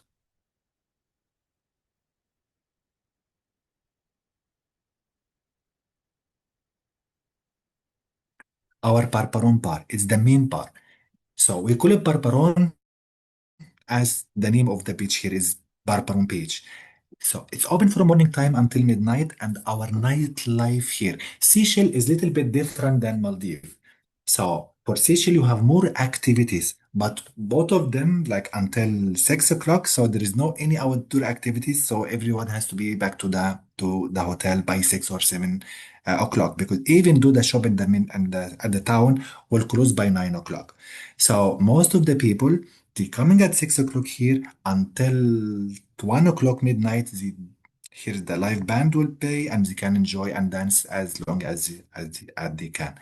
All beverages will serve here, and this bar is open from 4 sides, and they have a terrace up facing the beach. It's amazing, amazing view. Our Petit Bazaar, which is the main restaurant, 160 up to 180 packs, and lunch and dinner. Breakfast, lunch, and dinner. Breakfast and dinner is buffet style, and lunch is gonna be a la carte. And every night we will have a team's night, different dinner, different buffet, different cuisine. And according to the cuisine, we will have a live band as well. 4 days live band, and 3 days we have a DJ. Seomai is another outlet which is sushi and sashimi bar. It's opposite of lovely swimming pool. You can have your lunch and dinner here, a la carte style, sushi, sashimi, sake we do provided here. And if guests have board package and he doesn't want to dine at the main restaurant, they can simply come to Seomai, which is our sushi and sashimi bar, and we give him 90 euro as a credit, and any additional he can pay at the bar itself. This was one of our unique outlets. It's second floor. We call it upper deck. Upper deck, we're serving here champagne and cocktail champagne based, up facing sunset, 360 degree, 180 for the ocean, and 180 surrounded by the green hills or mountains. And this one will be amazing for any special occasions. So guests can come here, dine and enjoy, and it can be also as payout. This one is very, very popular for India, GCC, CIS9, and all markets using these outlets. This one under construction now, and it's gonna be open by first quarter of 2026. Somewhere is our specialty restaurant located behind the swimming pool. Somewhere has also the big terrace up facing the ocean. We're serving here Mediterranean cuisine, grill, seafood, Creole also, and this one must be booked in advance, and up to 80 bags maximum. It can fit more than 150 bags, but as I mentioned already, one of our promises to the agent, to all our clients, that space is very important from our side. We don't need to have this crowd. We don't need to have this all queue. Now, just simple 80 packs or 90 packs maximum. So chef they can enjoy the time. They can enjoy the services. They can have more time with the chef. So that will be a perfect choice for the people who would like to have a la carte style and would like to have or dine. This is the fine dining up facing the beach or the garden too. Our spa, as you know, Minor, one of the top 3 brand when it comes to spa. During Avani time before the renovation, so during Avani it was only 4 rooms. Now we upgraded to be 7 rooms. We have 5 treatment rooms, 2 for couple and 3 for single. Also there is salon and steam room, sauna, and gymnasium as well, which is open 24/7. For the sauna and the steam room, it's free of charge. There is no additional charges, free of charge if it's gonna be shared. But if guests would like to have it as a private, so it's gonna be chargeable definitely. The swimming pool for anyone, for all of our guests in house, and if you would like to have some, how you call it, quiet or a nice place to read or to do whatever you want, far of any crowdy, any music, any children that's in swimming pool, they can simply grab your cocktail, come here and enjoy your time the way you want. Our lovely beach, we are using drones now, so the beach here covered by our lifeguard, using sea drones, looking at the beach, focus at the guest. If any guest facing any challenge with the swimming, they simply send the drones, pull the guest out and protect him and save him. When it comes to swimming, here is breaking waves, and we recommend our guests to swim in this area at the right hand side of the resort. So on opposite of the main restaurant, we use for sport activities, for snorkeling, for diving, but for swimming, we recommend them to swim in this part of the resort, even though if there is high tide or the ocean is based off, still they can swim here safely. So any question about this? Any question, please? I'm here to answer when it related to lovely Avani. Yeah, I think all is fine, but we need to hurry up with the other one because I think our time is still 3:45, maybe another 5 So minutes. Oh, need to 5 swim. minutes. I'll try to make Maya faster than this. Okay. Alantara Maya, it's also 25 to 30 minutes far from International Airport. And with Alantara Maya, you will get 100% privacy. The hotel itself, here is how it looks like. It's like peninsula, protected by peninsula itself. It's 30 villas in total. It's coming with different level of the resorts. And we promise the ultimate luxury services and privacy in our Alantara Maya. So this how it looks like. If we make it closer, how it looks like. That's Alantara Maya. That's the one. So it's surrounded by lovely Green Hills Mountains, and it's just 25 to 30 minutes far from International Airport. Next. This is the heart of our resort. So we have here our main bar, and here is our main restaurant, and direct access to the beach with amazing view. The hotel has been designed by Mr. Bill Winsley. The guy has designed over 200 masterpieces globally. We have one of them.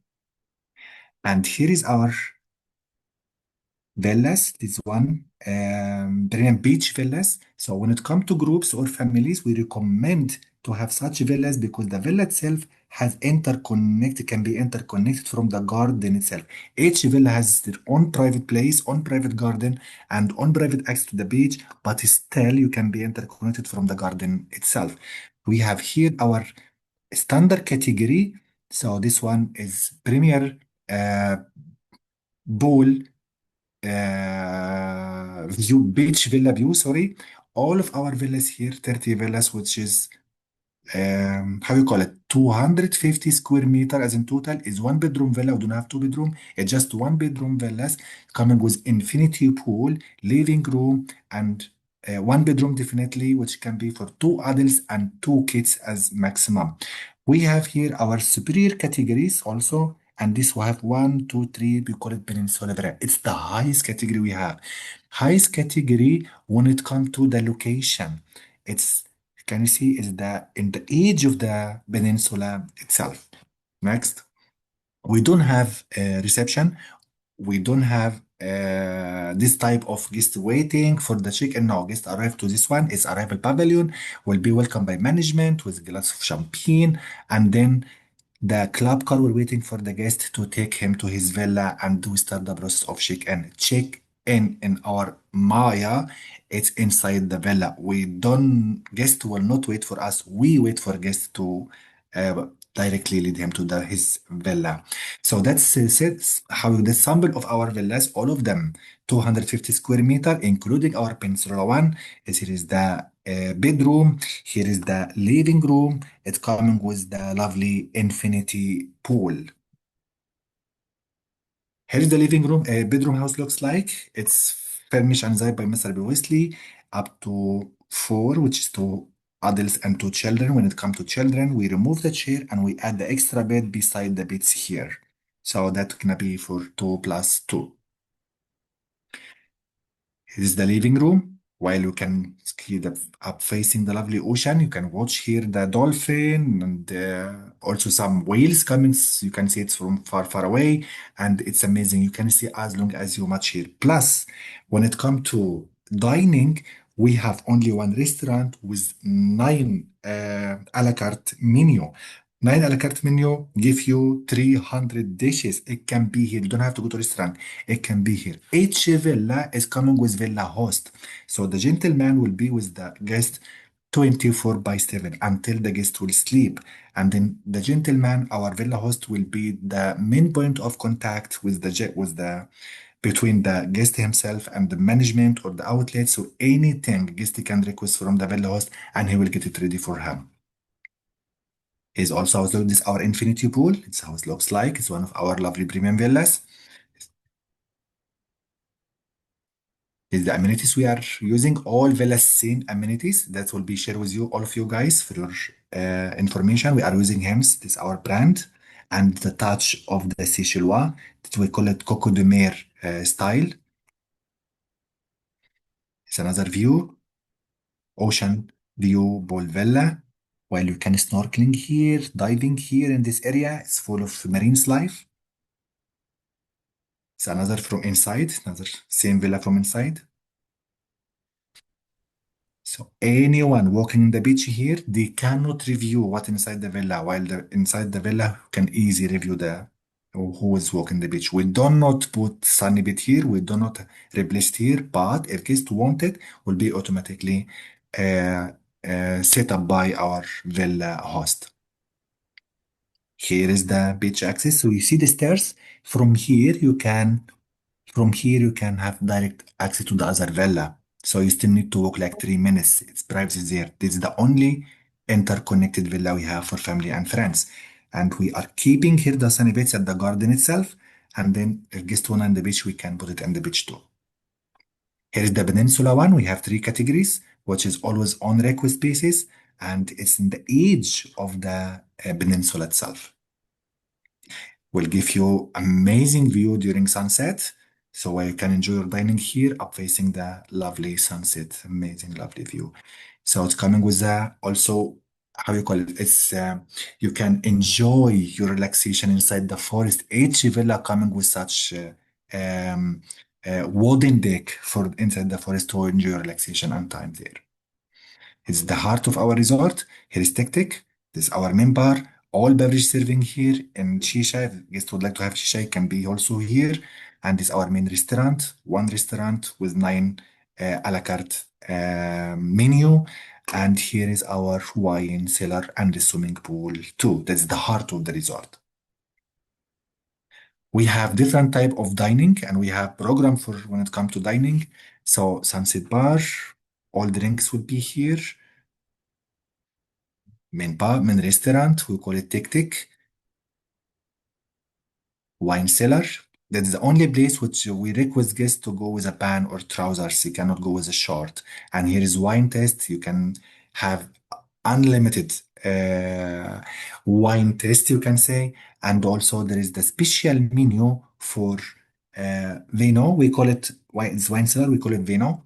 So the wine cellar, we have a special menu which is not available in the restaurant or the villa. You can have access to all our a la carte menu from your villa, but this one, no guest has to come here, book in advance, and come here and then enjoy your lovely time while you're testing the wine cellar. In villa dining, that will be set up by our team. We have also dine at the beach, dine at the helipad, dine at the forest. So whenever you want, we have different type of areas to dine. Just the villa host will arrange for you. It costs only 120 for the setup, but the rest will be free for charge, definitely. Our spa, we are very famous with this one. I'm trying to make it quick now. So before you come to spa, there is Vishu water. So guests will have this cold water, is natural water coming from inside the bamboo itself. And then you will have this cold water to relax your muscles before you go for your lovely spa treatment. We have 3 pavilions for couples inside the forest itself.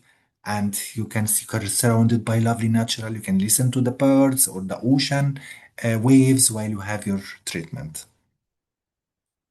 Also, we have bath tube, so get to enjoy your lovely glass of champagne while you have your treatment or glass of wine. You are in different level of out of this planet, actually. When it comes to lovely yoga, so we have from 8 o'clock in the morning. So we have this class, yoga class.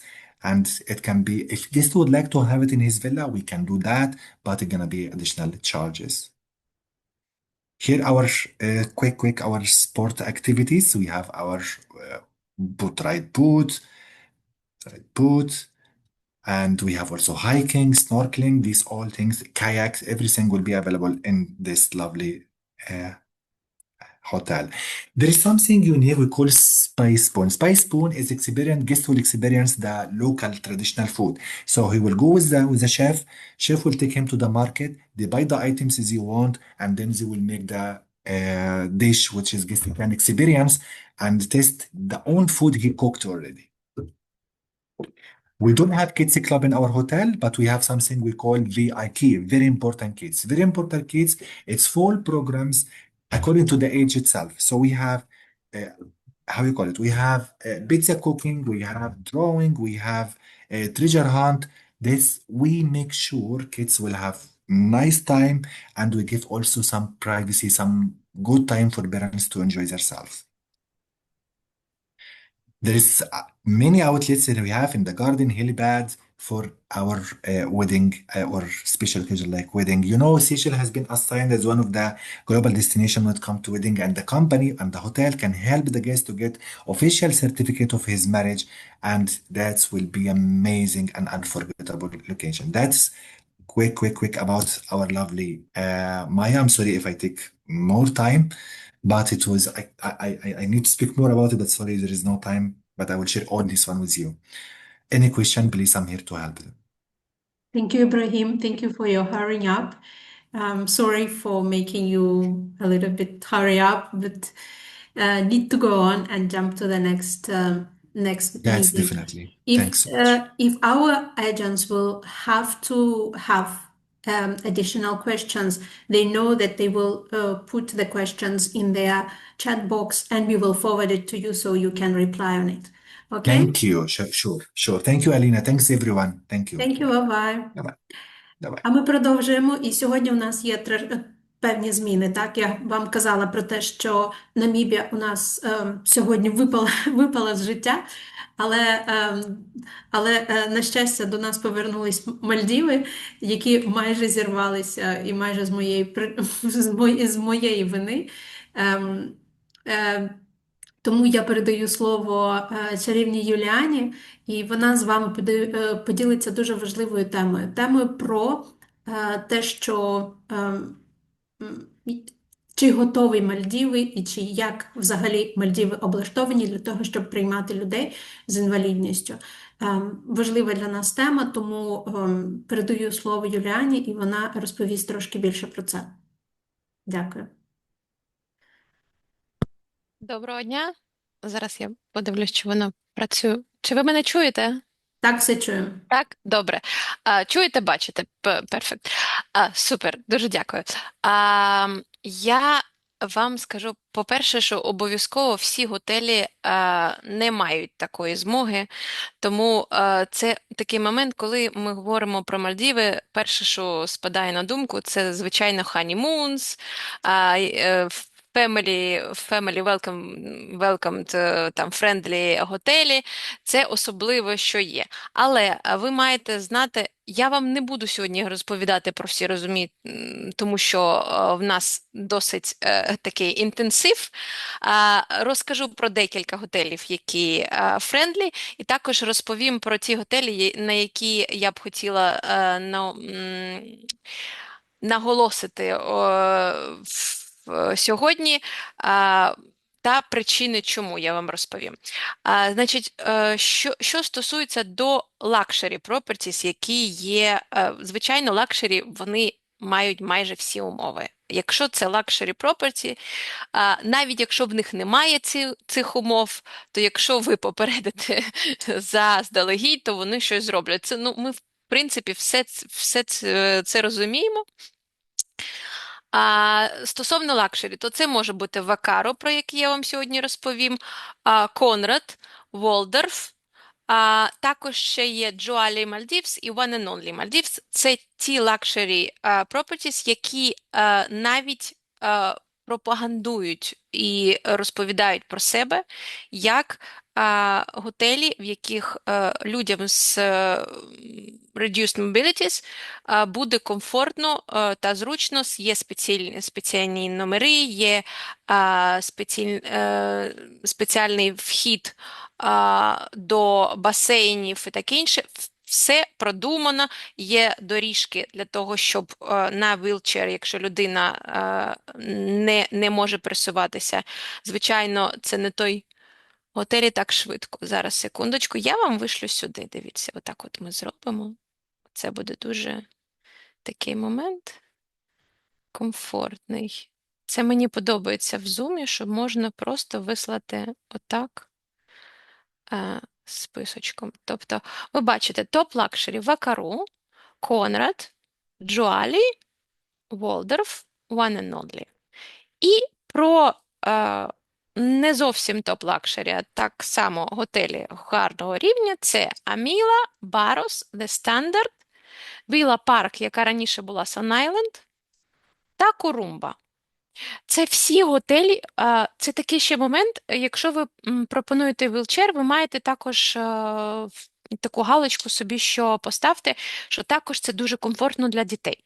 Чому? Тому що в них є комфортні під'їзди, наприклад, до ресторанів, є якась доріжка, це не просто пісочок, як, знаєте, barefoot, вони ходять без взуття і таке інше. Це комфортне саме для візочків, для дітей і для візочків для людей, яким потрібна допомога.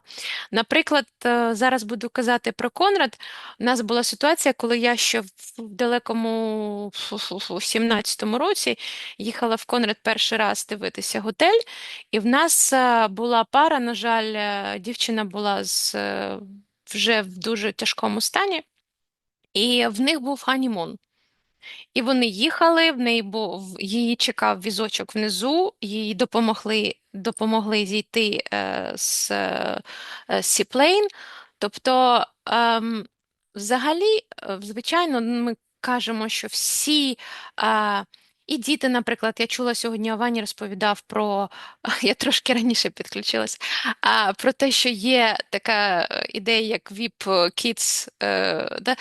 Це дуже цікаво, що є готелі не топ-лакшері рівня, які мають якісь особливості і якісь моменти такі, які ми маємо просто мати на увазі, коли ми пропонуємо. Тому що всі готелі на Мальдівах мають воду того кольору, про яку ми кажемо. Всі готелі на Мальдівах мають якийсь плюс-мінус ріф, так?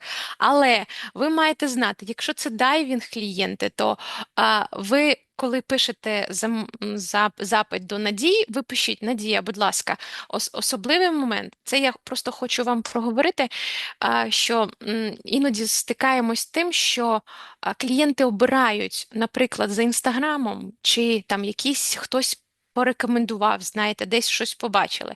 Але важливе це саме те, що важливо для клієнта. Якщо клієнт wheelchair, то це перший пункт. Якщо клієнт з дітьми, це перший пункт, це саме важливий момент. Тому що якщо клієнт їде, наприклад, з дітьми, це там top luxury property, вони їдуть, наприклад, з бабусею, і вони їдуть в Волдорф, це зрозуміло чому. Тому що Волдорф знаходиться 45 хвилин від Мале, 45 хвилин на лакшері йот.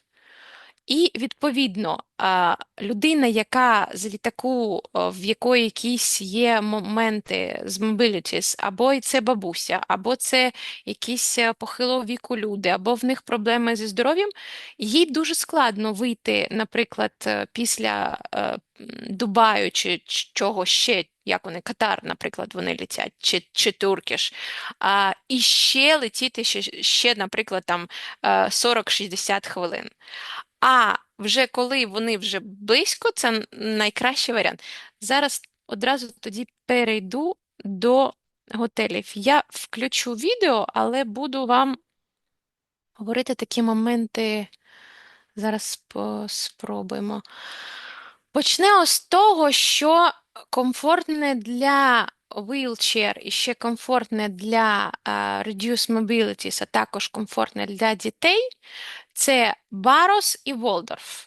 Барос – це рівень стандартна п'ятірка. Волдорф, якщо ми кажемо про Барос, це також може бути альтернатива Four Seasons Кудахурі. Так? А якщо ми кажемо про Волдорф, звичайно, альтернатива, мабуть, тільки One and Only в цьому варіанті. Значить, зараз я вам включу Барос і подивимося, чи я можу share screen. Секундочку. Там, якщо якісь моменти будуть питання, ви, будь ласочка, я знаю, що ми сьогодні досить щільно, тому ви, будь ласочка, напишіть Надії потім питання, вона мені все вийшла, і я на все відповім. Говорити вам про Барос. Ну, перше і загальне, що ви маєте знати, що це 25... Ви бачите відео, бачите мене, так? Ми бачимо Ага. YouTube, і зараз білий екран. Попробуйте Так. вивести Зараз на весь і включіть ще раз. Щось А ну-ка, зараз, не секунду. дуже пішло. Добре, так. Спочатку воно пішло, а потім щось. А зараз є. А ну, чекайте секундочку. Так, тепер показує.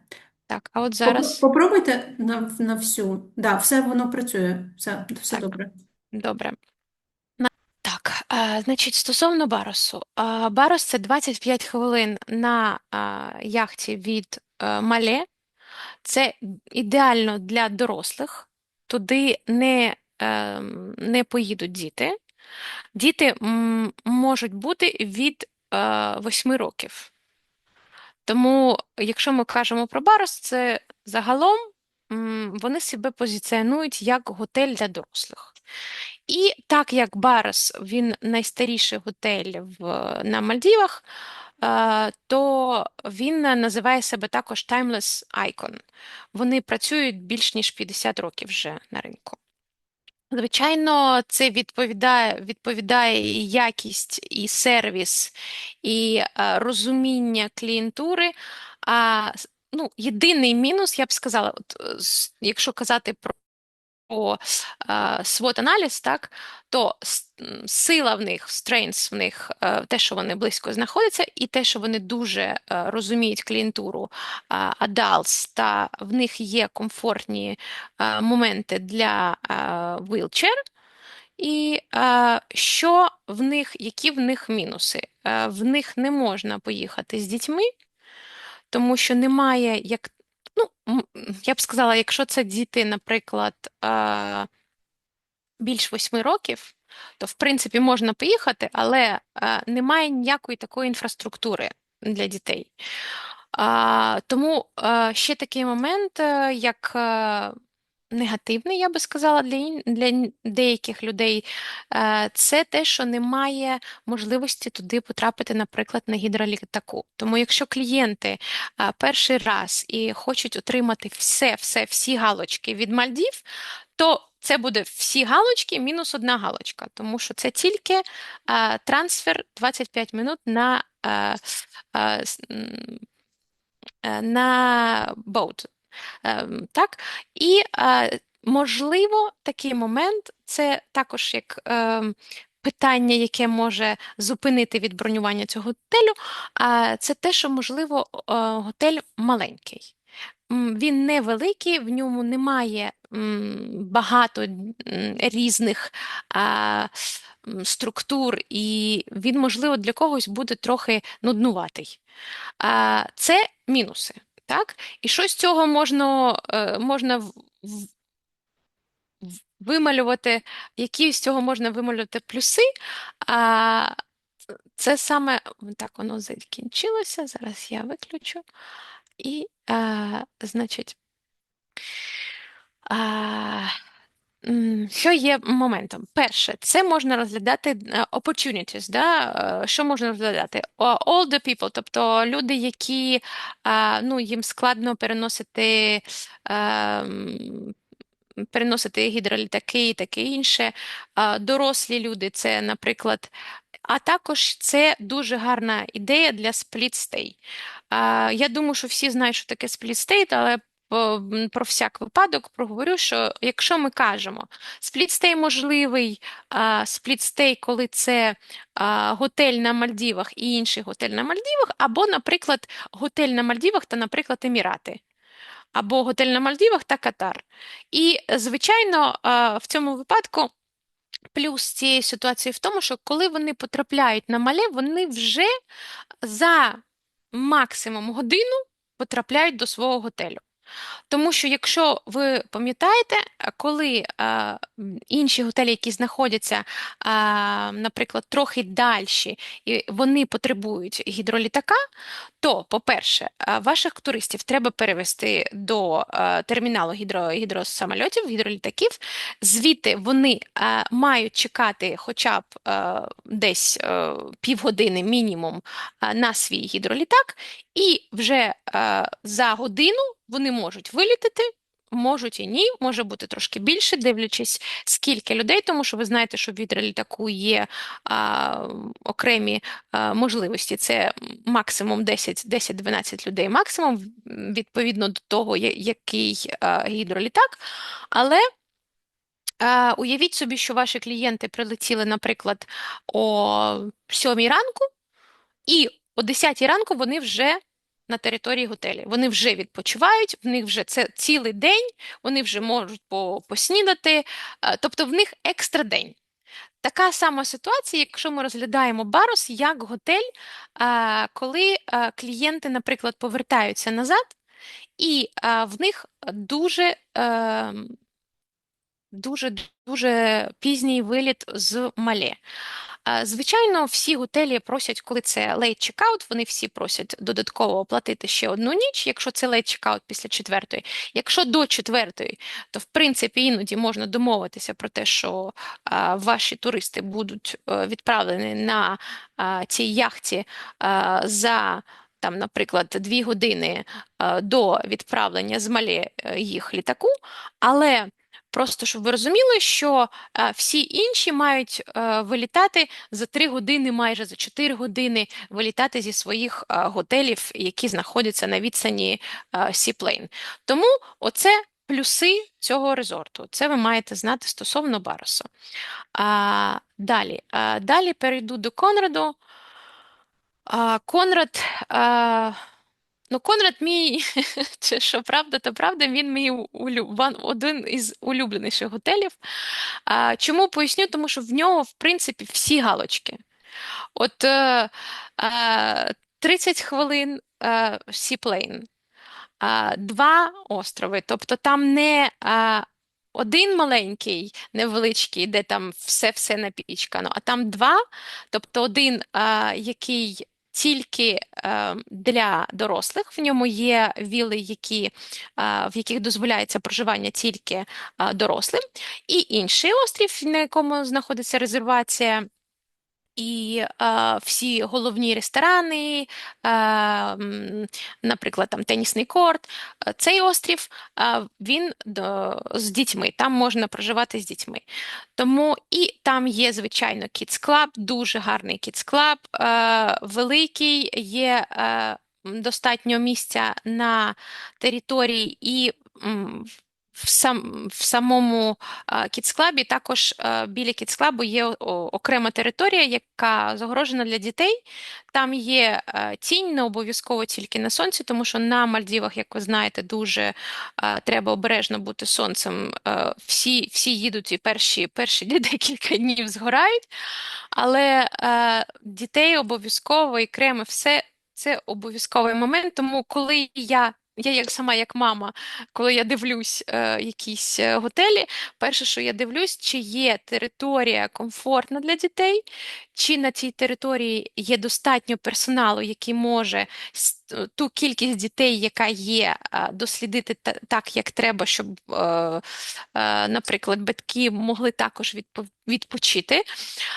І такий момент, так як ми знаємо, що на Мальдівах мій колега до того на Сейшелах дуже цим пишався, що в них трохи більше всього, що можна робити. Звичайно, більше всього, що можна робити, але на Мальдівах о 6 вечора вже темно. Тому такий максимум час, коли діти щось можуть робити, то до 6 вечора. О 6 вечора треба вже дітей забирати, деякі працюють навіть до 5, треба забирати дітей, звичайно, і вже йти, наприклад, поїсти. В принципі, вже досить темно, тому нічого далі робити неможливо. Але є плюс цієї ситуації, що і світає досить рано, тому зранку вже всі прокинулися, йдуть на сніданок, далі пішли дайвінг, снорклінг і таке інше. А вночі, спостерігати за зірками. Плавати неможливо, тому що це всі готелі це попереджають, що це dangerous. Навіть якщо ви вірите в те, що на Мальдівах не може бути ніякої такої живності, яка може вас там десь підкушати, але може. Тому, особливо вночі, це небезпечно. Я прошу, будь ласка, ніколи не пробуйте і не рекомендувати клієнтам такі речі робити. Значить, стосовно Конрада, повернемось до Конрада, я вам зараз включу відео, щоб ви побачили хоч трошечки, як він виглядає.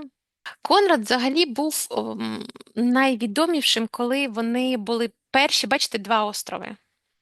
І от той, що довгий, той, що довгий з водними вілами, то для дорослих. Ще Конрад був перший готель, який зробив підводний ресторан. Тому це також особливий момент. Зараз вже досить багато готелів, хто це скопіював і використовує. От бачите, ці 2 будиночки, які показали, це підводний ресторан. І от тут внизу це він знаходиться.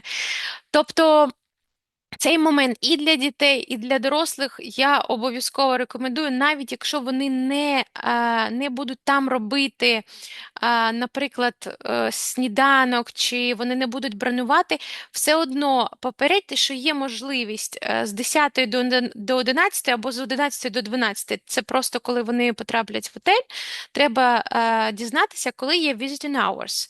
І в ці часи вони можуть прийти і просто подивитись.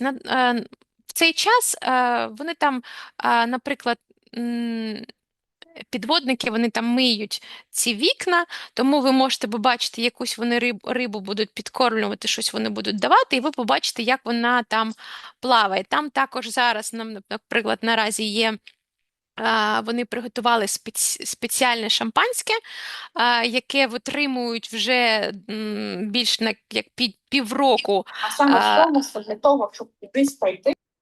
Так, щось Юліана казала, але добре. Якщо щось, ви напишіть, будь ласка. Так, супер, дякую. Ага. Добре, повернемось до Конраду. Так от, там витримують зараз це шампанське на глибині цього ресторану.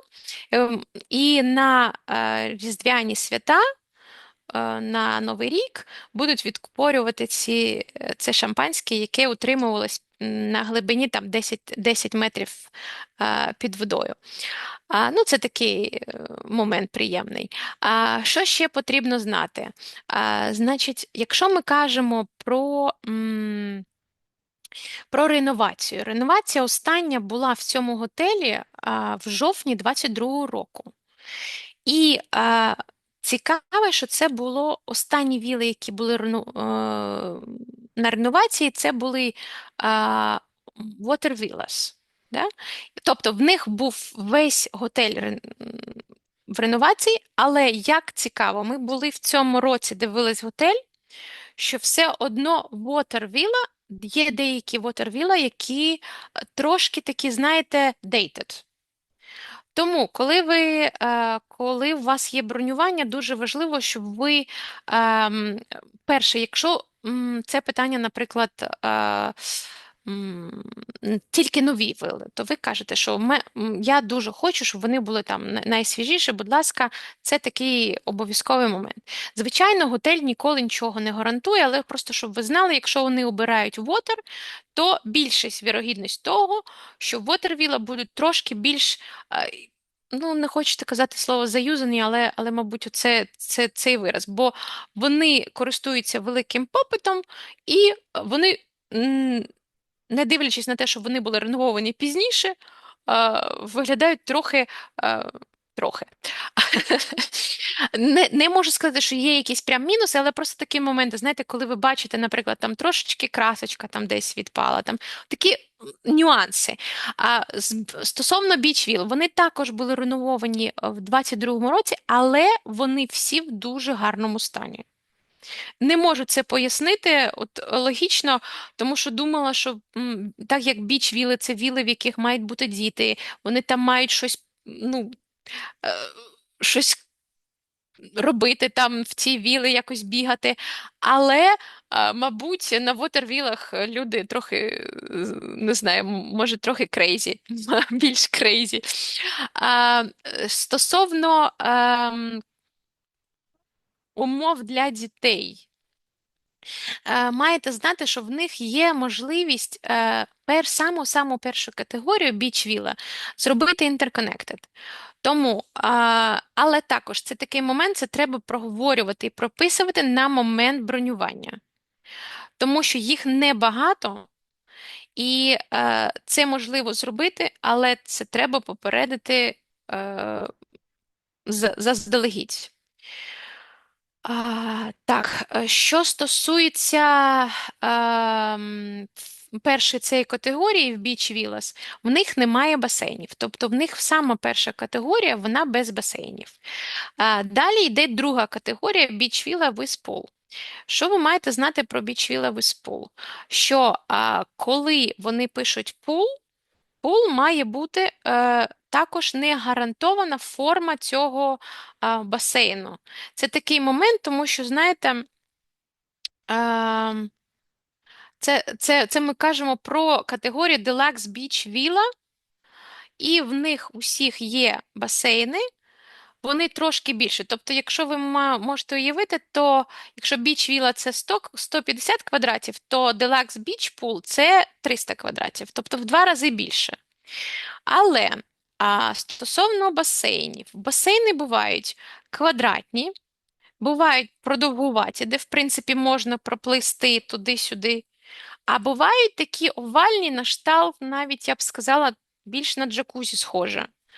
І, звичайно, якщо ми кажемо про сім'ю з дітьми, або сім'я, яка, наприклад, з якоїсь причини не плаває в океані, цей момент також треба проговорити і сказати, що, будь ласка, спробуйте підтвердити і дати ту Deluxe Beach Villa, в якій продовгуватий цей басейн.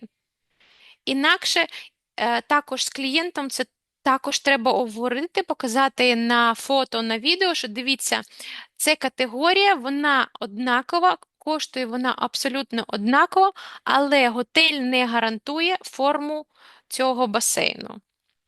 Це такий підводний камінь. Окей. Ще один такий момент. Був недавно в мене запит, і скажу, чому не обрали Конрад. Цей готель не підходить для тих людей, якщо ми кажемо про біч-віли, які хочуть прокинутися і побачити океан. Тому що, якщо ми кажемо про біч-віли і про делакс біч-віли, вони, так як острів, йому вже багато років, він дуже зелений, в ньому дуже багато, вони, в принципі, піклувалися про цю приватність. Ви, якщо побачите на фото і на відео, що навіть між кожними вілами досить багато зелені, тому ви не побачите ніяких ваших, там, не знаю, сусідів. Можливо, трошки почуєте, але 100% не побачите нікого. І також люди, які будуть гуляти островом, вони не побачать вас. Якщо ви, наприклад, в себе в басейні або в себе в вілі, ніхто вас не побачить, тому що перед вами мангрові кущі, мангрові зарослі. І стосовно цього, це такий момент, що от коли вони прокинуться, вони, наприклад, побачать або басейн, або десь далеко вони побачать просвіт, де є океан, але самого океану вони не побачать. І якщо є такі люди, які хочуть бачити своїх, наприклад, сусідів, також це неможливо. Значить, і відповідно до нашого SWOT-аналізу, opportunities, в нас це people who like seclusions don't want their villas to be seen from the beach. Тобто люди, які дуже розуміють важливість приватності, це їх варіант.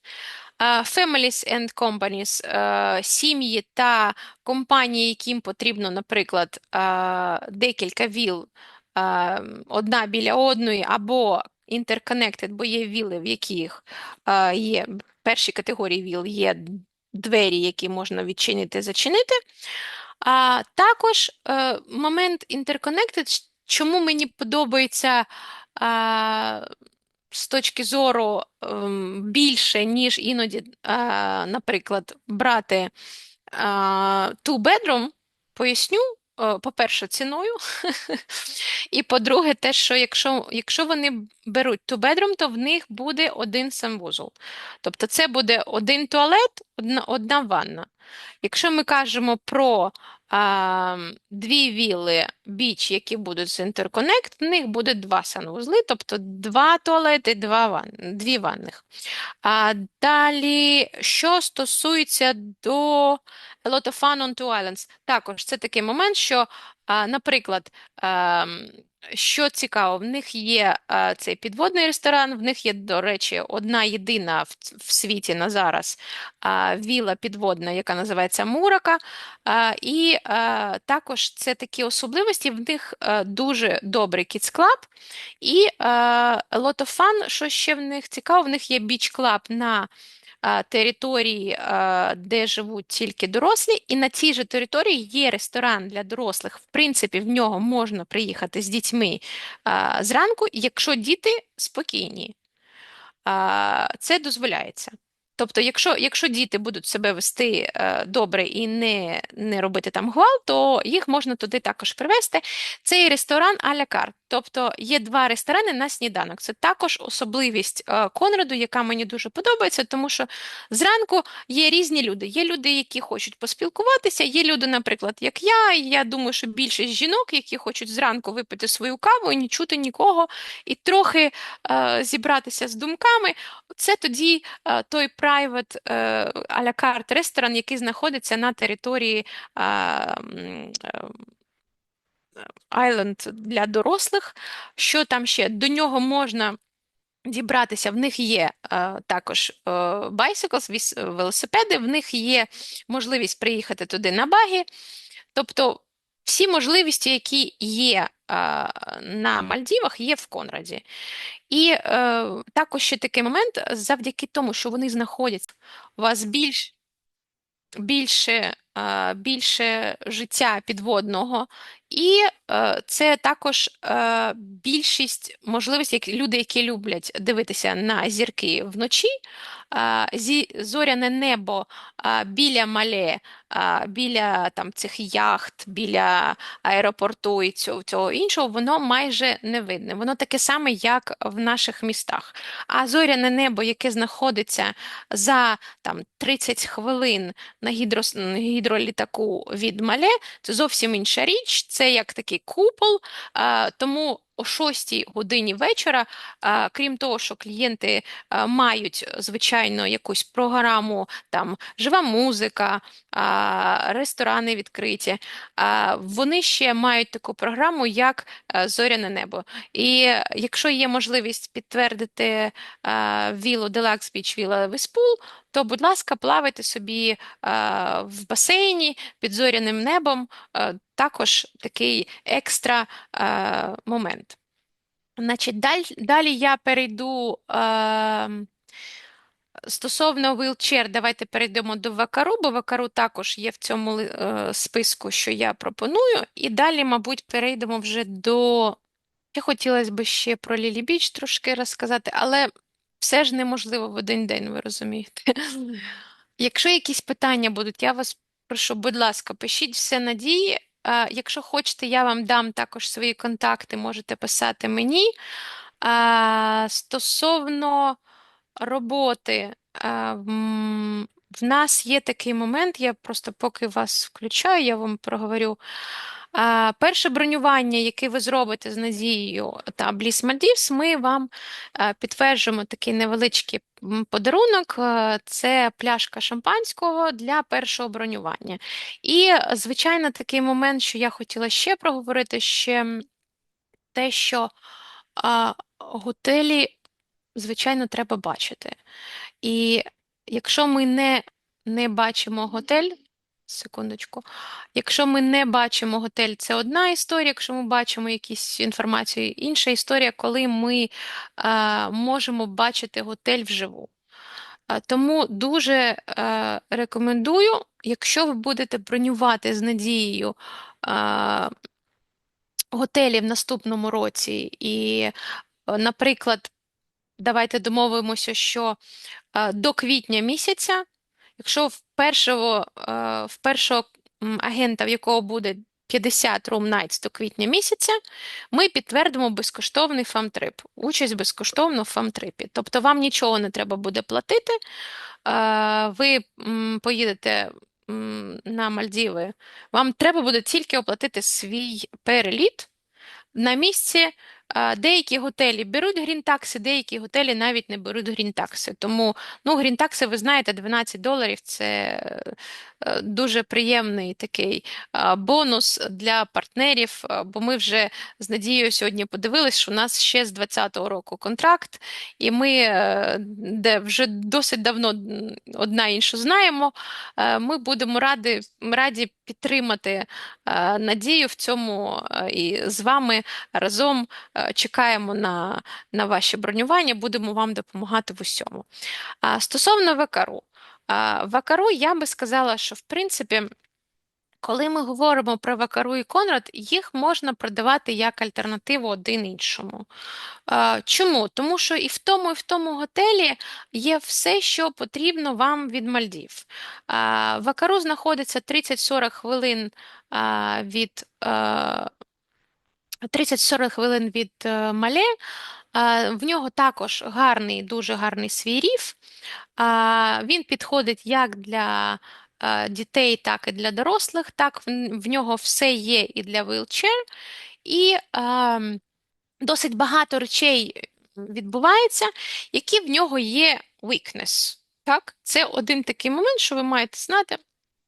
На жаль, це відбувається не тільки з Вакару, але просто в цьому списку готелів, про які я вам сьогодні буду розмовляти, Вакару, мабуть, іноді стається так, що вони можуть запропонувати якісь такі доп. Ціни, це стосовно до минулого питання. Я там трошки навіть чула про Занзібар, вибачте, все вже почула.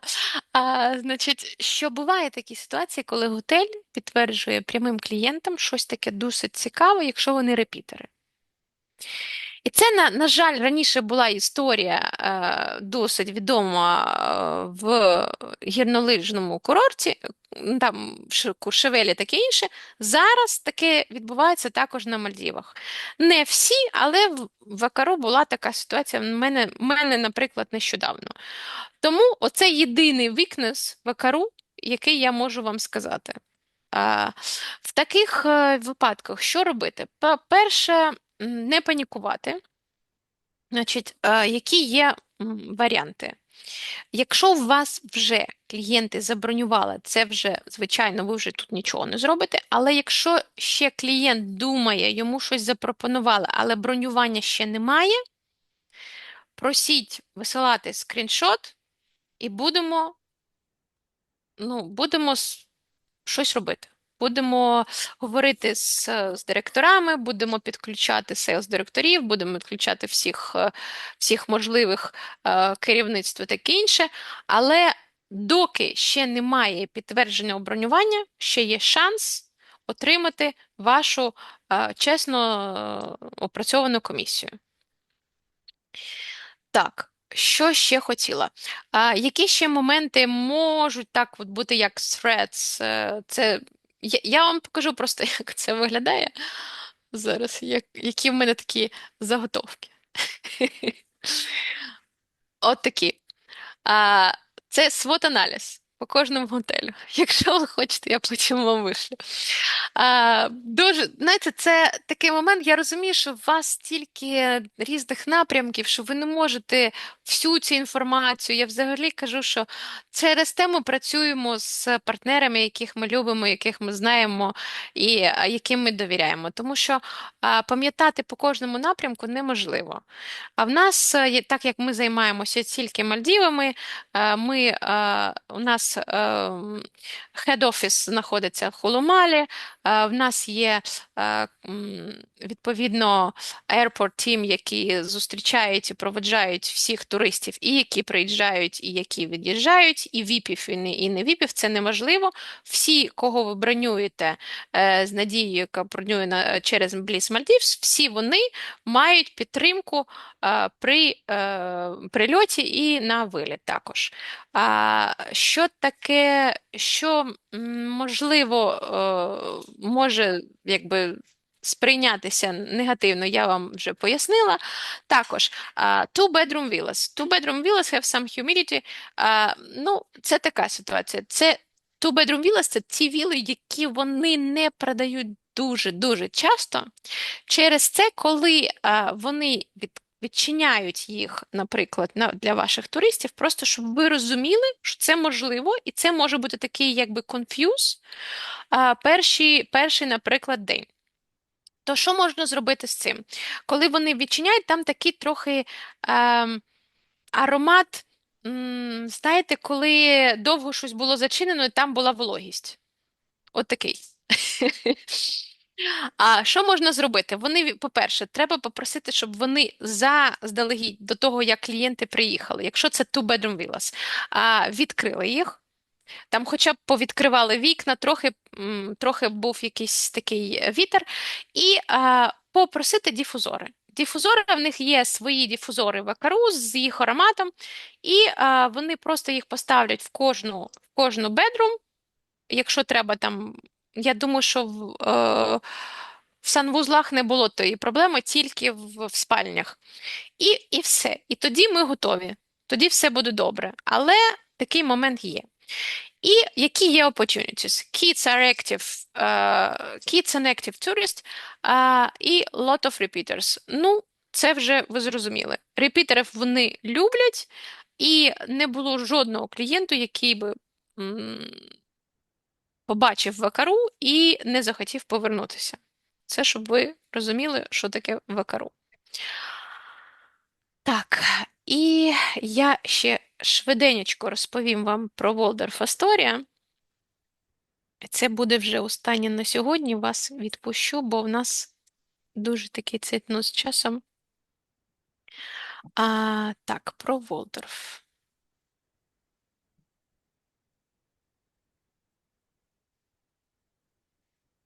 Секундочку. Волдорф. Це наглядно, щоб ви бачили. Значить, Волдорф я вже почала розповідати. По-перше, це топ лакшері property.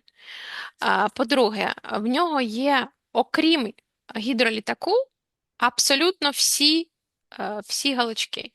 Навіть якщо ви хочете гідролітак, і клієнти мають спліт-стей, наприклад, вони починають свою відпустку трохи далі і потім переїжджають до Волдорфу, то можна замовити гідролітак від того місця, де вони будуть проживати, до того чи після того, і доїхати до Волдорфа на гідролітаку. Це якщо прям оце така, це єдиний мінус, який я можу знайти перший.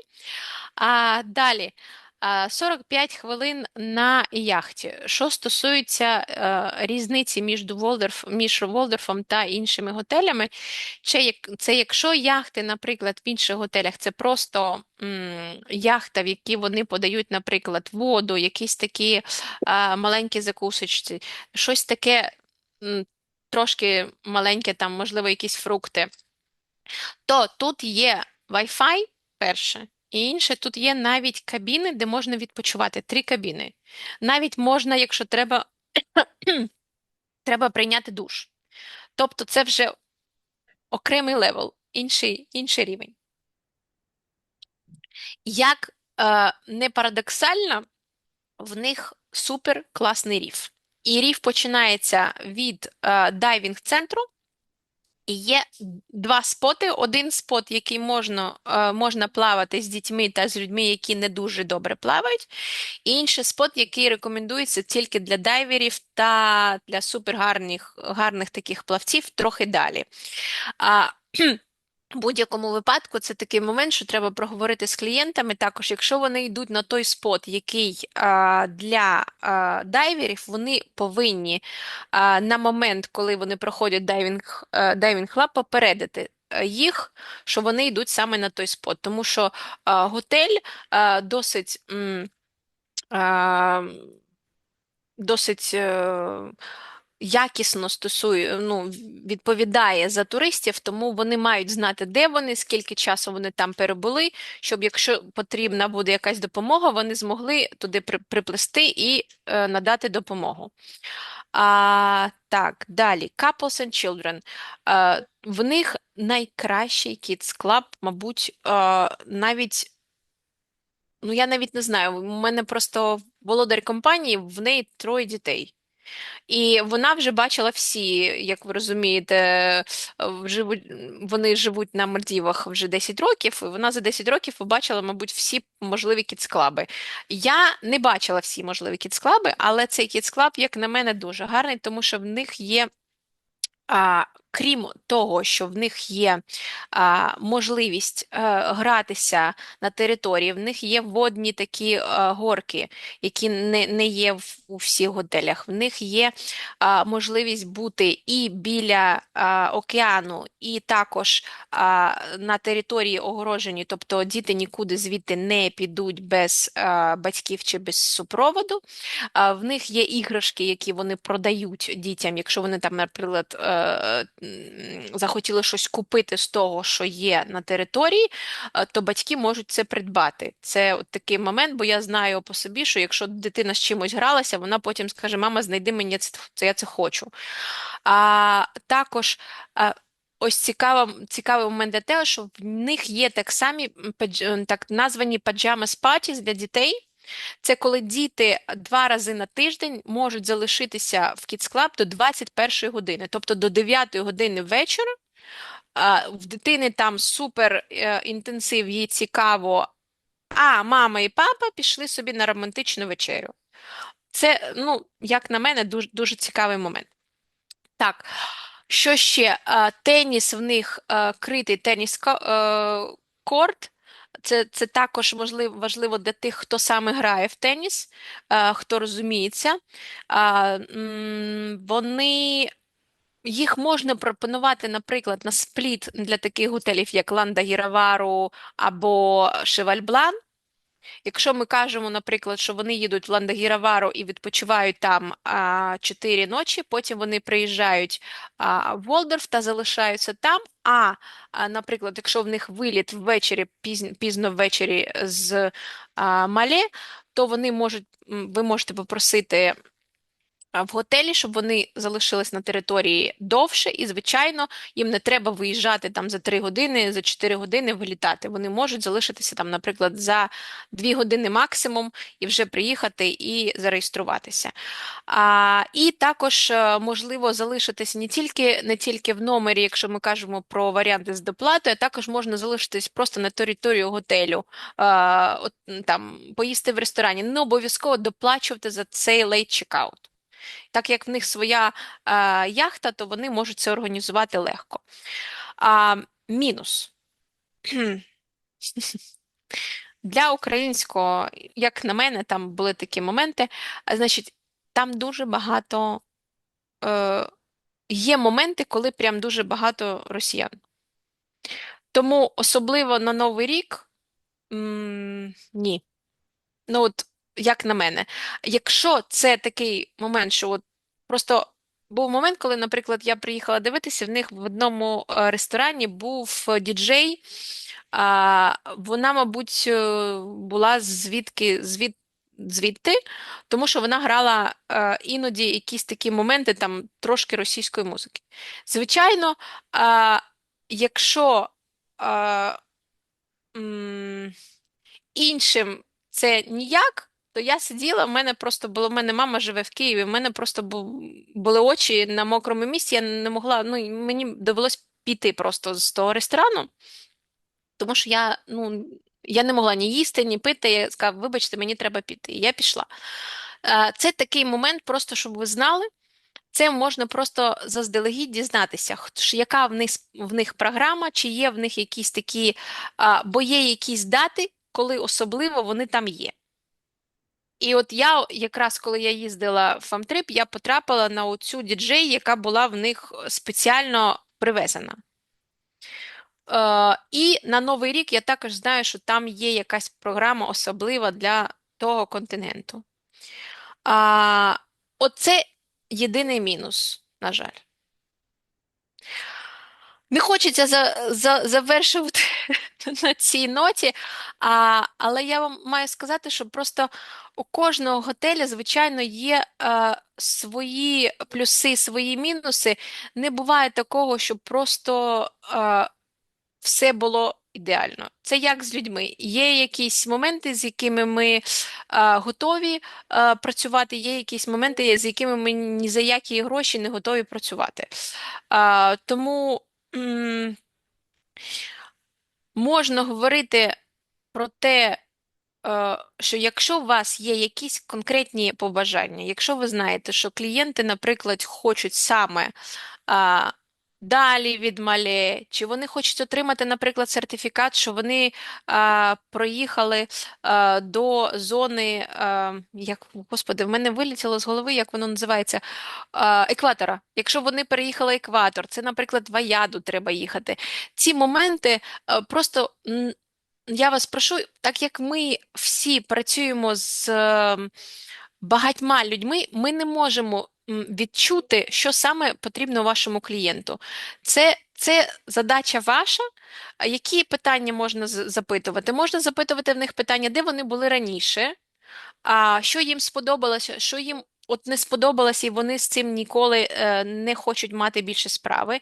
Якщо вони не були ніколи на Мальдівах, неважливо, скажіть 1-2 готелі, де вони були в інших місцях світу. Ми, в принципі, всі працюємо досить давно в туризмі.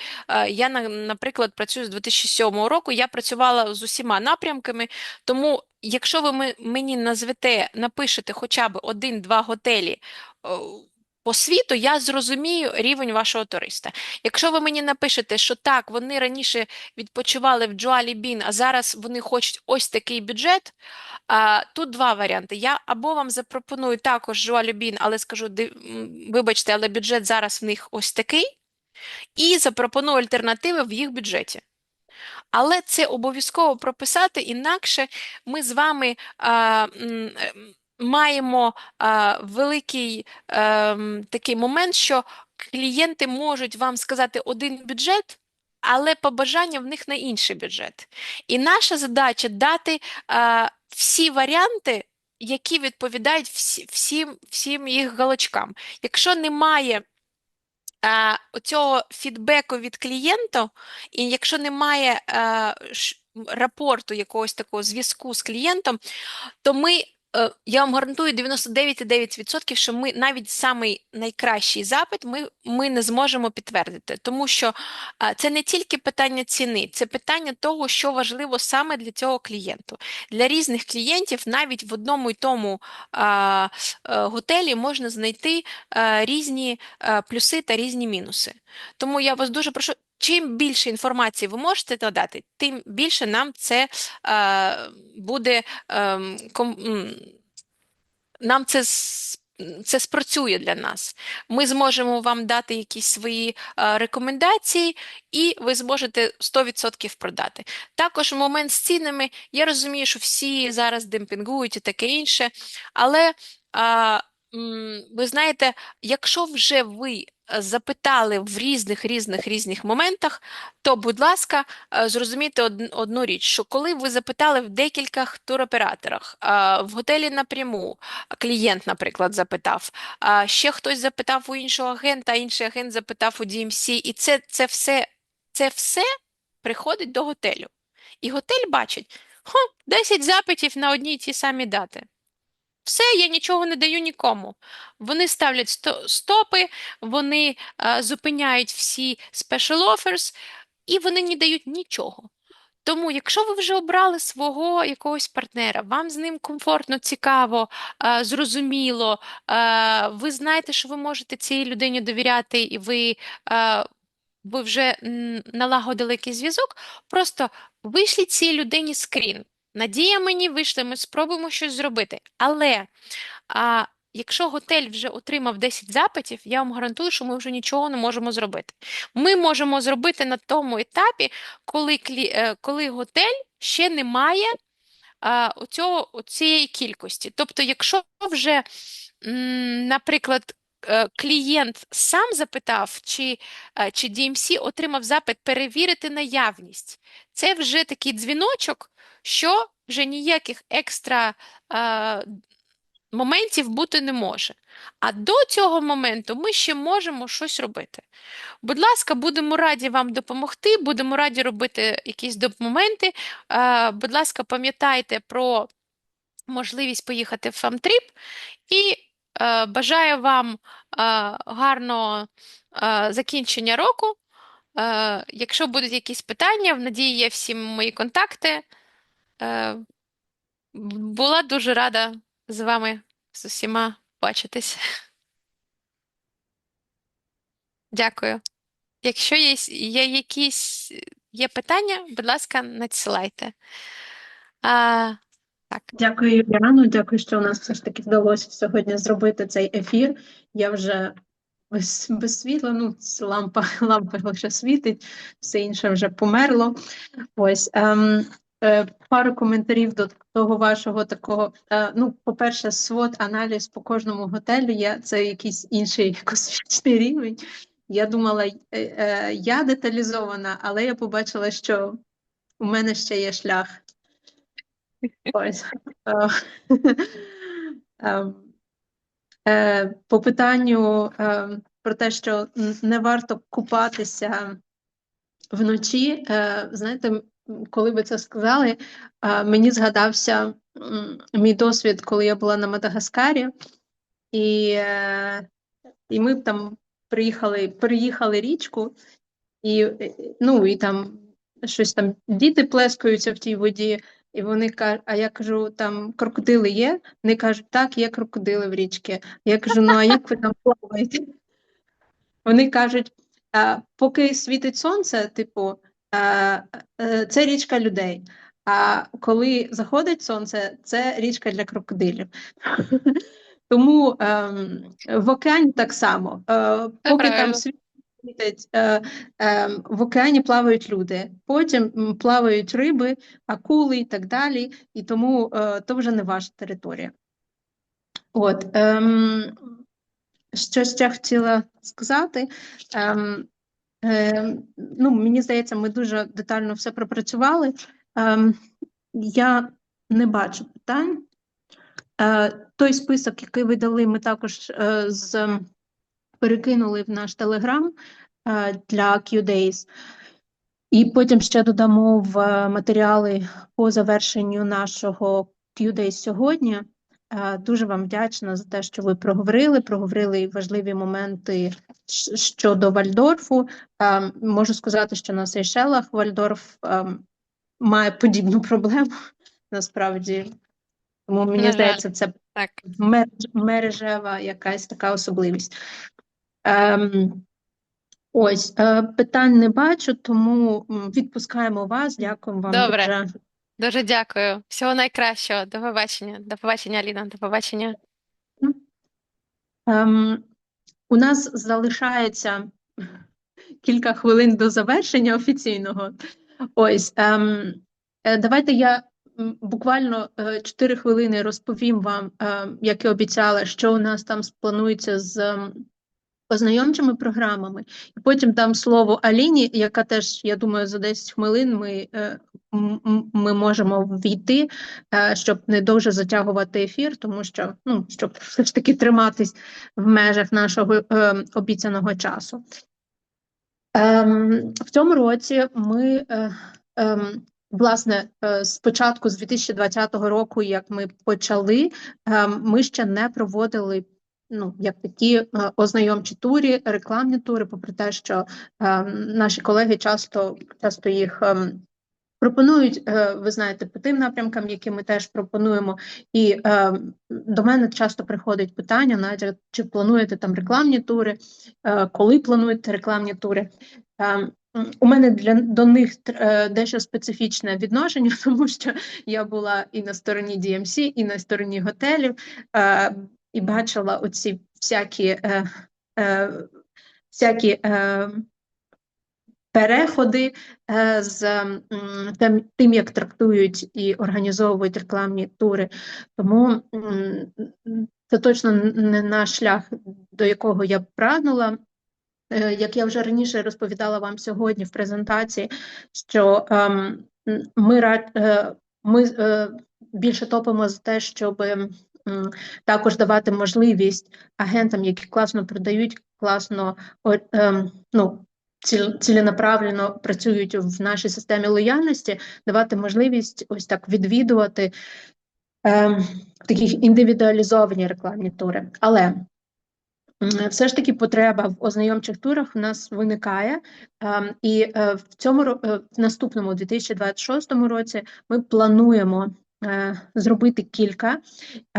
Перший, який ми плануємо, це травень 2026 року, і він буде присвячений Маврикію, напрямок, з яким ми найтісніше працюємо, такий мій, можна сказати, батьківський напрямок. Ось, тому я думаю, що ми почнемо з нього. На червень ми подумаємо і плануємо Кенію. І далі в нас там на друге півріччя ми плануємо Намібію зробити, і плануємо, і ось бачите, і плануємо Шрі Ланка плюс Мальдіви. Ось така комбінація. Тобто 2 напрямки Африки, 2 напрямки, ну, 3 напрямки, да, по островам. Ми трошки по-іншому підійдемо до планування програм, наприклад, по Африці.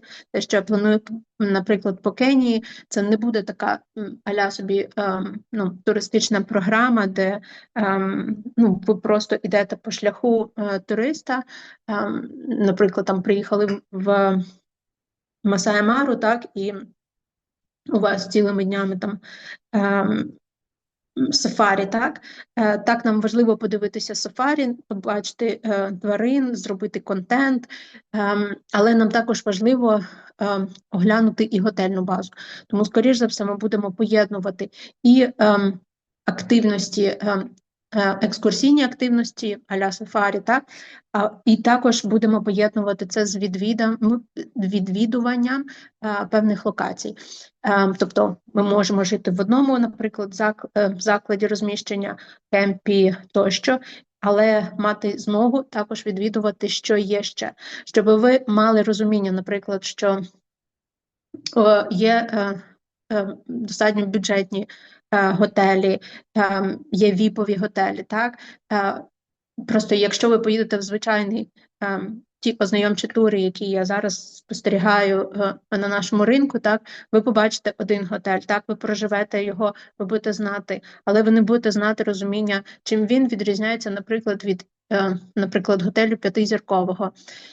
В чому різниця, так? Але нам треба розуміти, нам треба подати цю різницю. Тому, наприклад, ось такі якісь нюанси, тобто ми трошки по-іншому будемо підходити. Ми не будемо прагнути, звісно, до великої кількості людей в групах. Ви знаєте, що, наприклад, на Маврикії це 10 – це вже максимум потолок.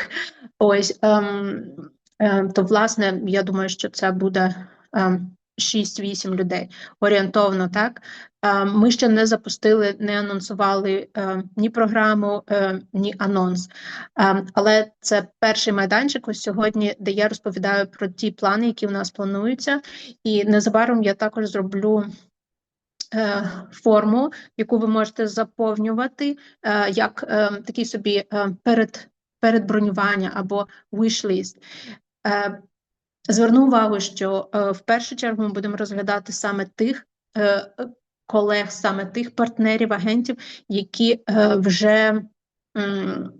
вже мають бронювання з нами, або які регулярно надсилають нам запити, з якими ми постійно працюємо. Так? Потім ми будемо дивитися ті, хто також залучений, відвідує наші ознайомчі вебінари або відвідує Qdays, з якими ми періодично теж в контакті, але ще теж не мали якогось такого більш сталої співпраці.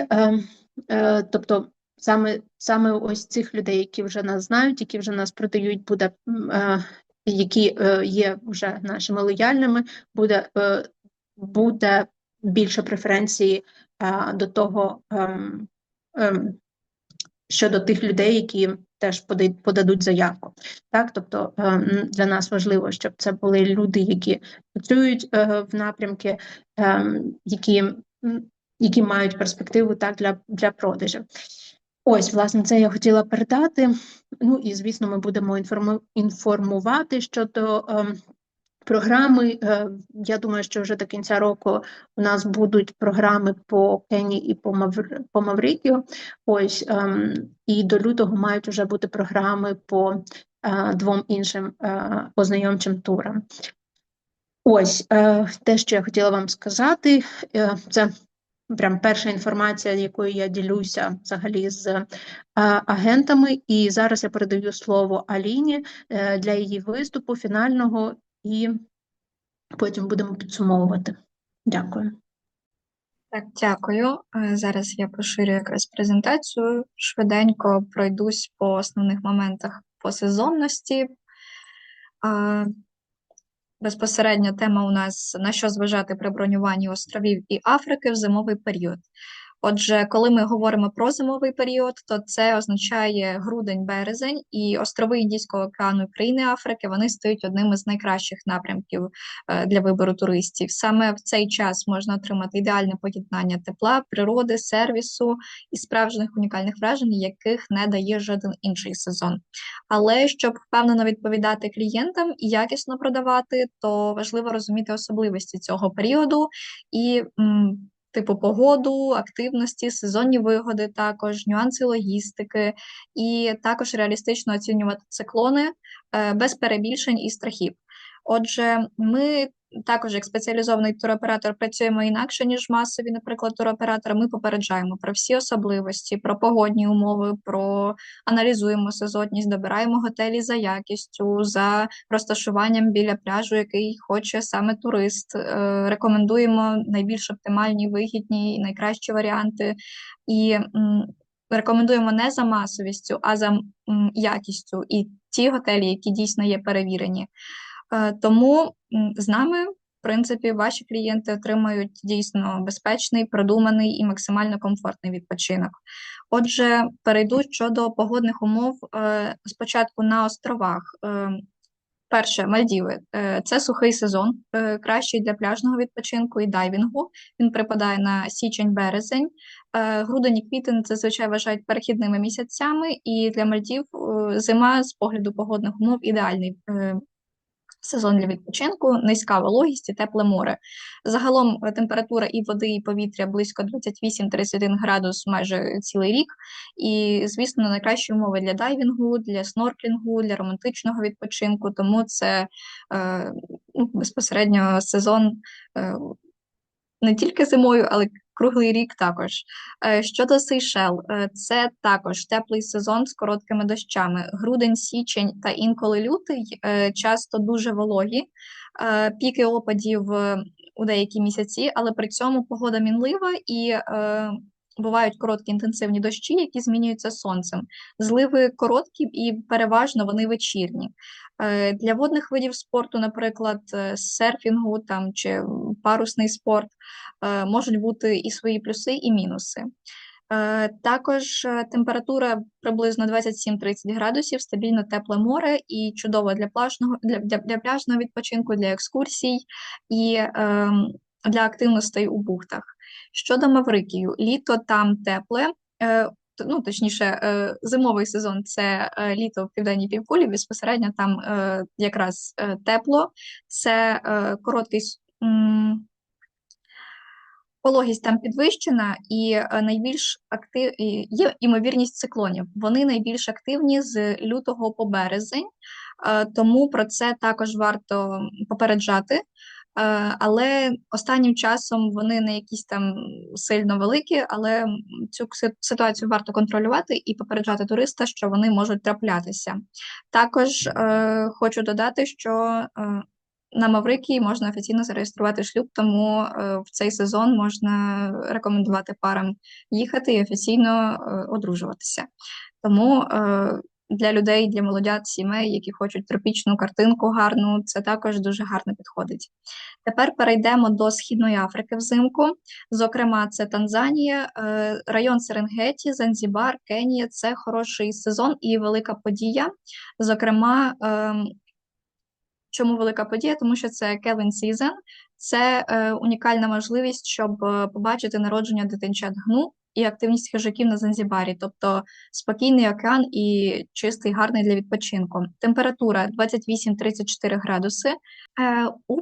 Температура 28-34 градуси. Січень-лютий – це короткий сухий період, тож він ідеальний для подорожей. І також надзвичайно привабливий період для сафарі-турів, оскільки зростає шанс побачити цей Kelvin Season. І хороша погода для сафарі, і також на Занзібарі спокійний океан, гарний час для відпочинку. Тепер хочу також сфокусуватися на ключових кліматичних і сезонних факторах, безпосередньо циклонна активність у південній частині Індійського океану. Вона впливає на Маврикій, Мадагаскар, іноді Сейшели. Сезон тримається здебільшого з листопада до квітня-травня. У цей період можливі сильні шторми. І зливи, через це можуть бути певні скасування рейсів або припинення паромного сполучення. Це найбільш такий ключовий ризик при зимових бронюваннях островів у цьому регіоні.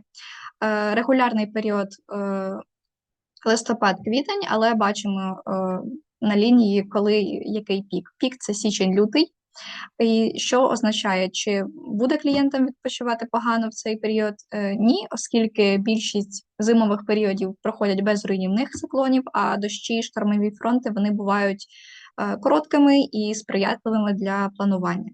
Де найбільший вплив? Це найвразливіші східна і північно-східна частини Мадагаскару, деякі також прилеглі острови, вони більш уразливі до циклонів. Також острови по типу Родрігеса, вони можуть також бути більш уразливими до штормових хвиль, ніж сам, наприклад, Маврикій. Менш вразливими є Мальдіви, оскільки вони близько розташовані до екватора, і вони мають нижчий ризик сильних тропічних циклонів, але відчувають вплив мусонів, наприклад.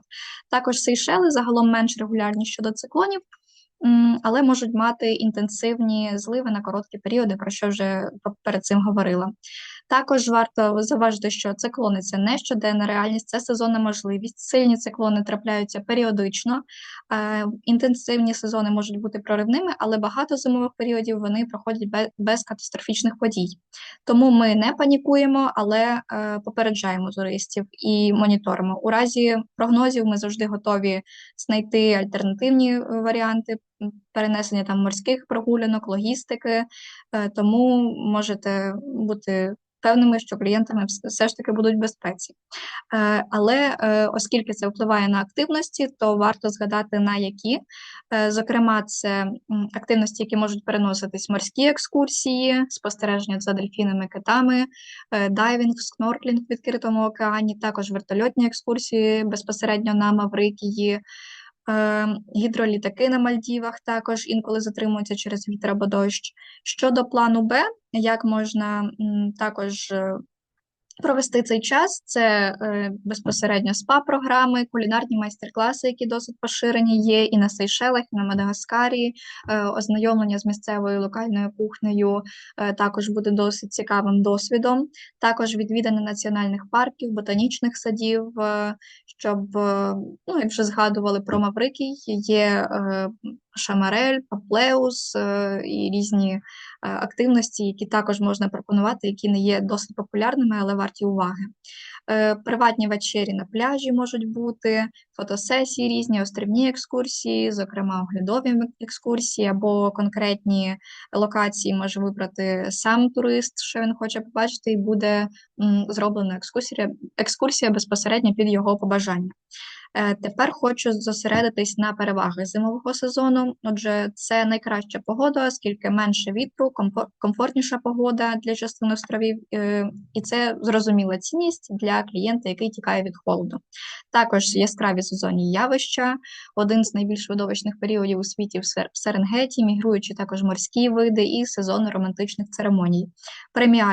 Преміальний сервіс, оскільки в цей період готелі розширюють програму розваг, це новорічний період, також працюють найкращі шеф-кухарі, анімаційні команди, і провести Новий рік, свята, на зимові канікули на островах – це також досить популярний досвід.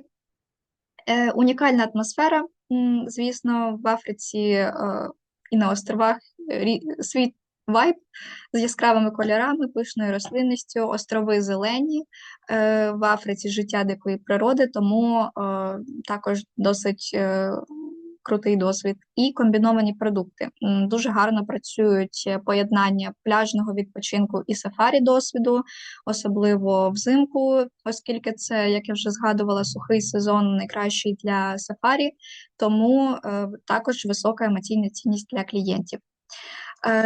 І чому продажі взимку – це можливість, як я вже підсумовую, це вау-ефект, висока емоційна цінність, оскільки клієнт святкує свята під пальмами, романтичні подорожі, весілля, пропозиції у найкращих умовах, також велика кількість активностей, тому що це сезон і можна спробувати багато дійсно активностей. І, звісно, наша підтримка, на якій я хочу зосередитись, ми чому з нами працювати простіше через нашу експертність, тому що ми дійсно глибоко аналізуємо, але і логістику, і сезонність для кожного острова, і знаємо багато, і тому попереджаємо, але не лякаємо, тому що це чесний сервіс, ми кажемо правду про напрямки, якщо щось дійсно не так, якщо ми не рекомендуємо якийсь готель, ми також аргументуємо, чому так. І в будь-якому разі пропонуємо альтернативні варіанти, рішення, план Б. Також ми підбираємо атмосферні, якісні готелі і не радимо, наприклад, якісь мережеві готелі, які ви можете побачити в масових туроператорах, тому що ми не про те, що лишилося масового туроператора. Також у нас є прямі контакти з локальними постачальниками, тому це також дає швидкість у рішенні певних питань, організації екскурсій, зокрема. До речі, в нашому каналі пані Надія поділилася брошурою екскурсії, яку ви можете використовувати, пропонувати своїм клієнтам, переглянути, і клієнт може обрати із досвідів на Маврикії велику кількість активностей. Також ми надаємо пропозиції безпосередньо базуючись на експертизі, розумінні кращих умов, пляжу, сезонності і тих вимог, які дійсно очікують туристи при формуванні пропозиції. На базі цього формується первинна пропозиція, яку ми вам надсилаємо на затвердження, і це дає такий поштовх, щоб зрозуміти, чи дійсно це згідно очікувань туриста, і чи готові надати наступні корекції. Ми готові надати наступні корекції допоки ця пропозиція не стане ідеальною. Тому, щоб відповідати потребам клієнту. Адже ми про те, щоб оформити повністю програму від А до Я, і клієнт вже не думав про інші якісь ще потреби, які йому треба узгодити самому. Ми все ж хочемо робити все так, щоб клієнт лише приїхав, відпочив і залишився задоволеним. Тому, якщо постає питання, чи варто їхати взимку, це зрозуміло, що це найкращий час, і це максимальна вигода і для клієнтів, і можливості для агентів. Тому висновок очевидний, і дякую вам за увагу. Якщо залишаються питання, ми раді допомогти. Дякую. Дякую, Аліно. Дякую за те, що змогла зробити таку гарну доповідь. Шановні колеги, будь ласка, якщо у вас залишаються питання, прошу написати. 17 хвилин. Я думаю, що якщо у вас не виникло ніяких запитань, то ми завершуємо. Нагадую, якщо у вас все ще, можливо, після ефіру ви згадаєте, забула спитати, чи забув спитати щось там стосовно тих напрямків, про які ми говорили з вами сьогодні, бо інформації було дуже багато, то, будь ласка, не соромтесь, прийде лист, в якому ми ще раз вам подякуємо. Якщо будуть якісь додаткові матеріали від наших спікерів сьогодні, то ми про це ще там додамо інформацію, фоллоуап, так? Ви зможете написати відповідь на цей лист, або просто нам напишіть в нашому чаті Qdays. Я ще скину посилання на наш чат Тревел Дизайнер Бізнес, в який ви теж можете долучатися. Там теж буде більше інформації. Я дуже погано, нерегулярно його веду, але я буду працювати над цим, виправлятись. Ось, але в будь-якому випадку його завжди я моніторю, його Аліна моніторить, тобто якщо у вас там є якесь запитання, ви теж можете туди звертатися, і ми оперативно відповімо вам. Дякую вам, дякую за те, що змогли побути весь цей час. Я розумію, що це великий тренінг, і те, що навіть в умовах відключення, щоб ви змогли доєднатися. Дякую вам ще раз. Дякую. Бачу подяки в коментарях, мені дуже приємно.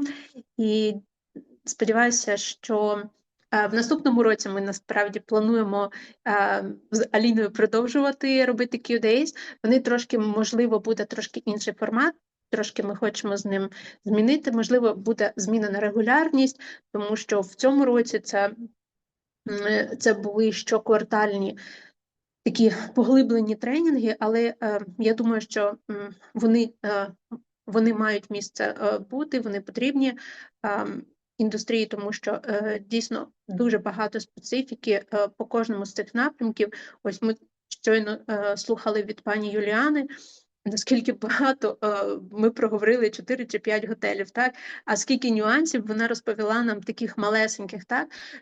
І так по кожному напрямку, по кожній дестинації і так далі. Тобто ви розумієте, що це якісь просто нереальні об'єми інформації.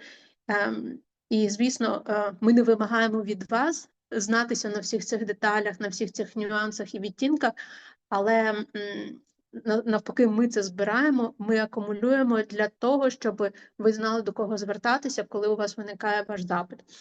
Дякую ще раз і на зв'язку.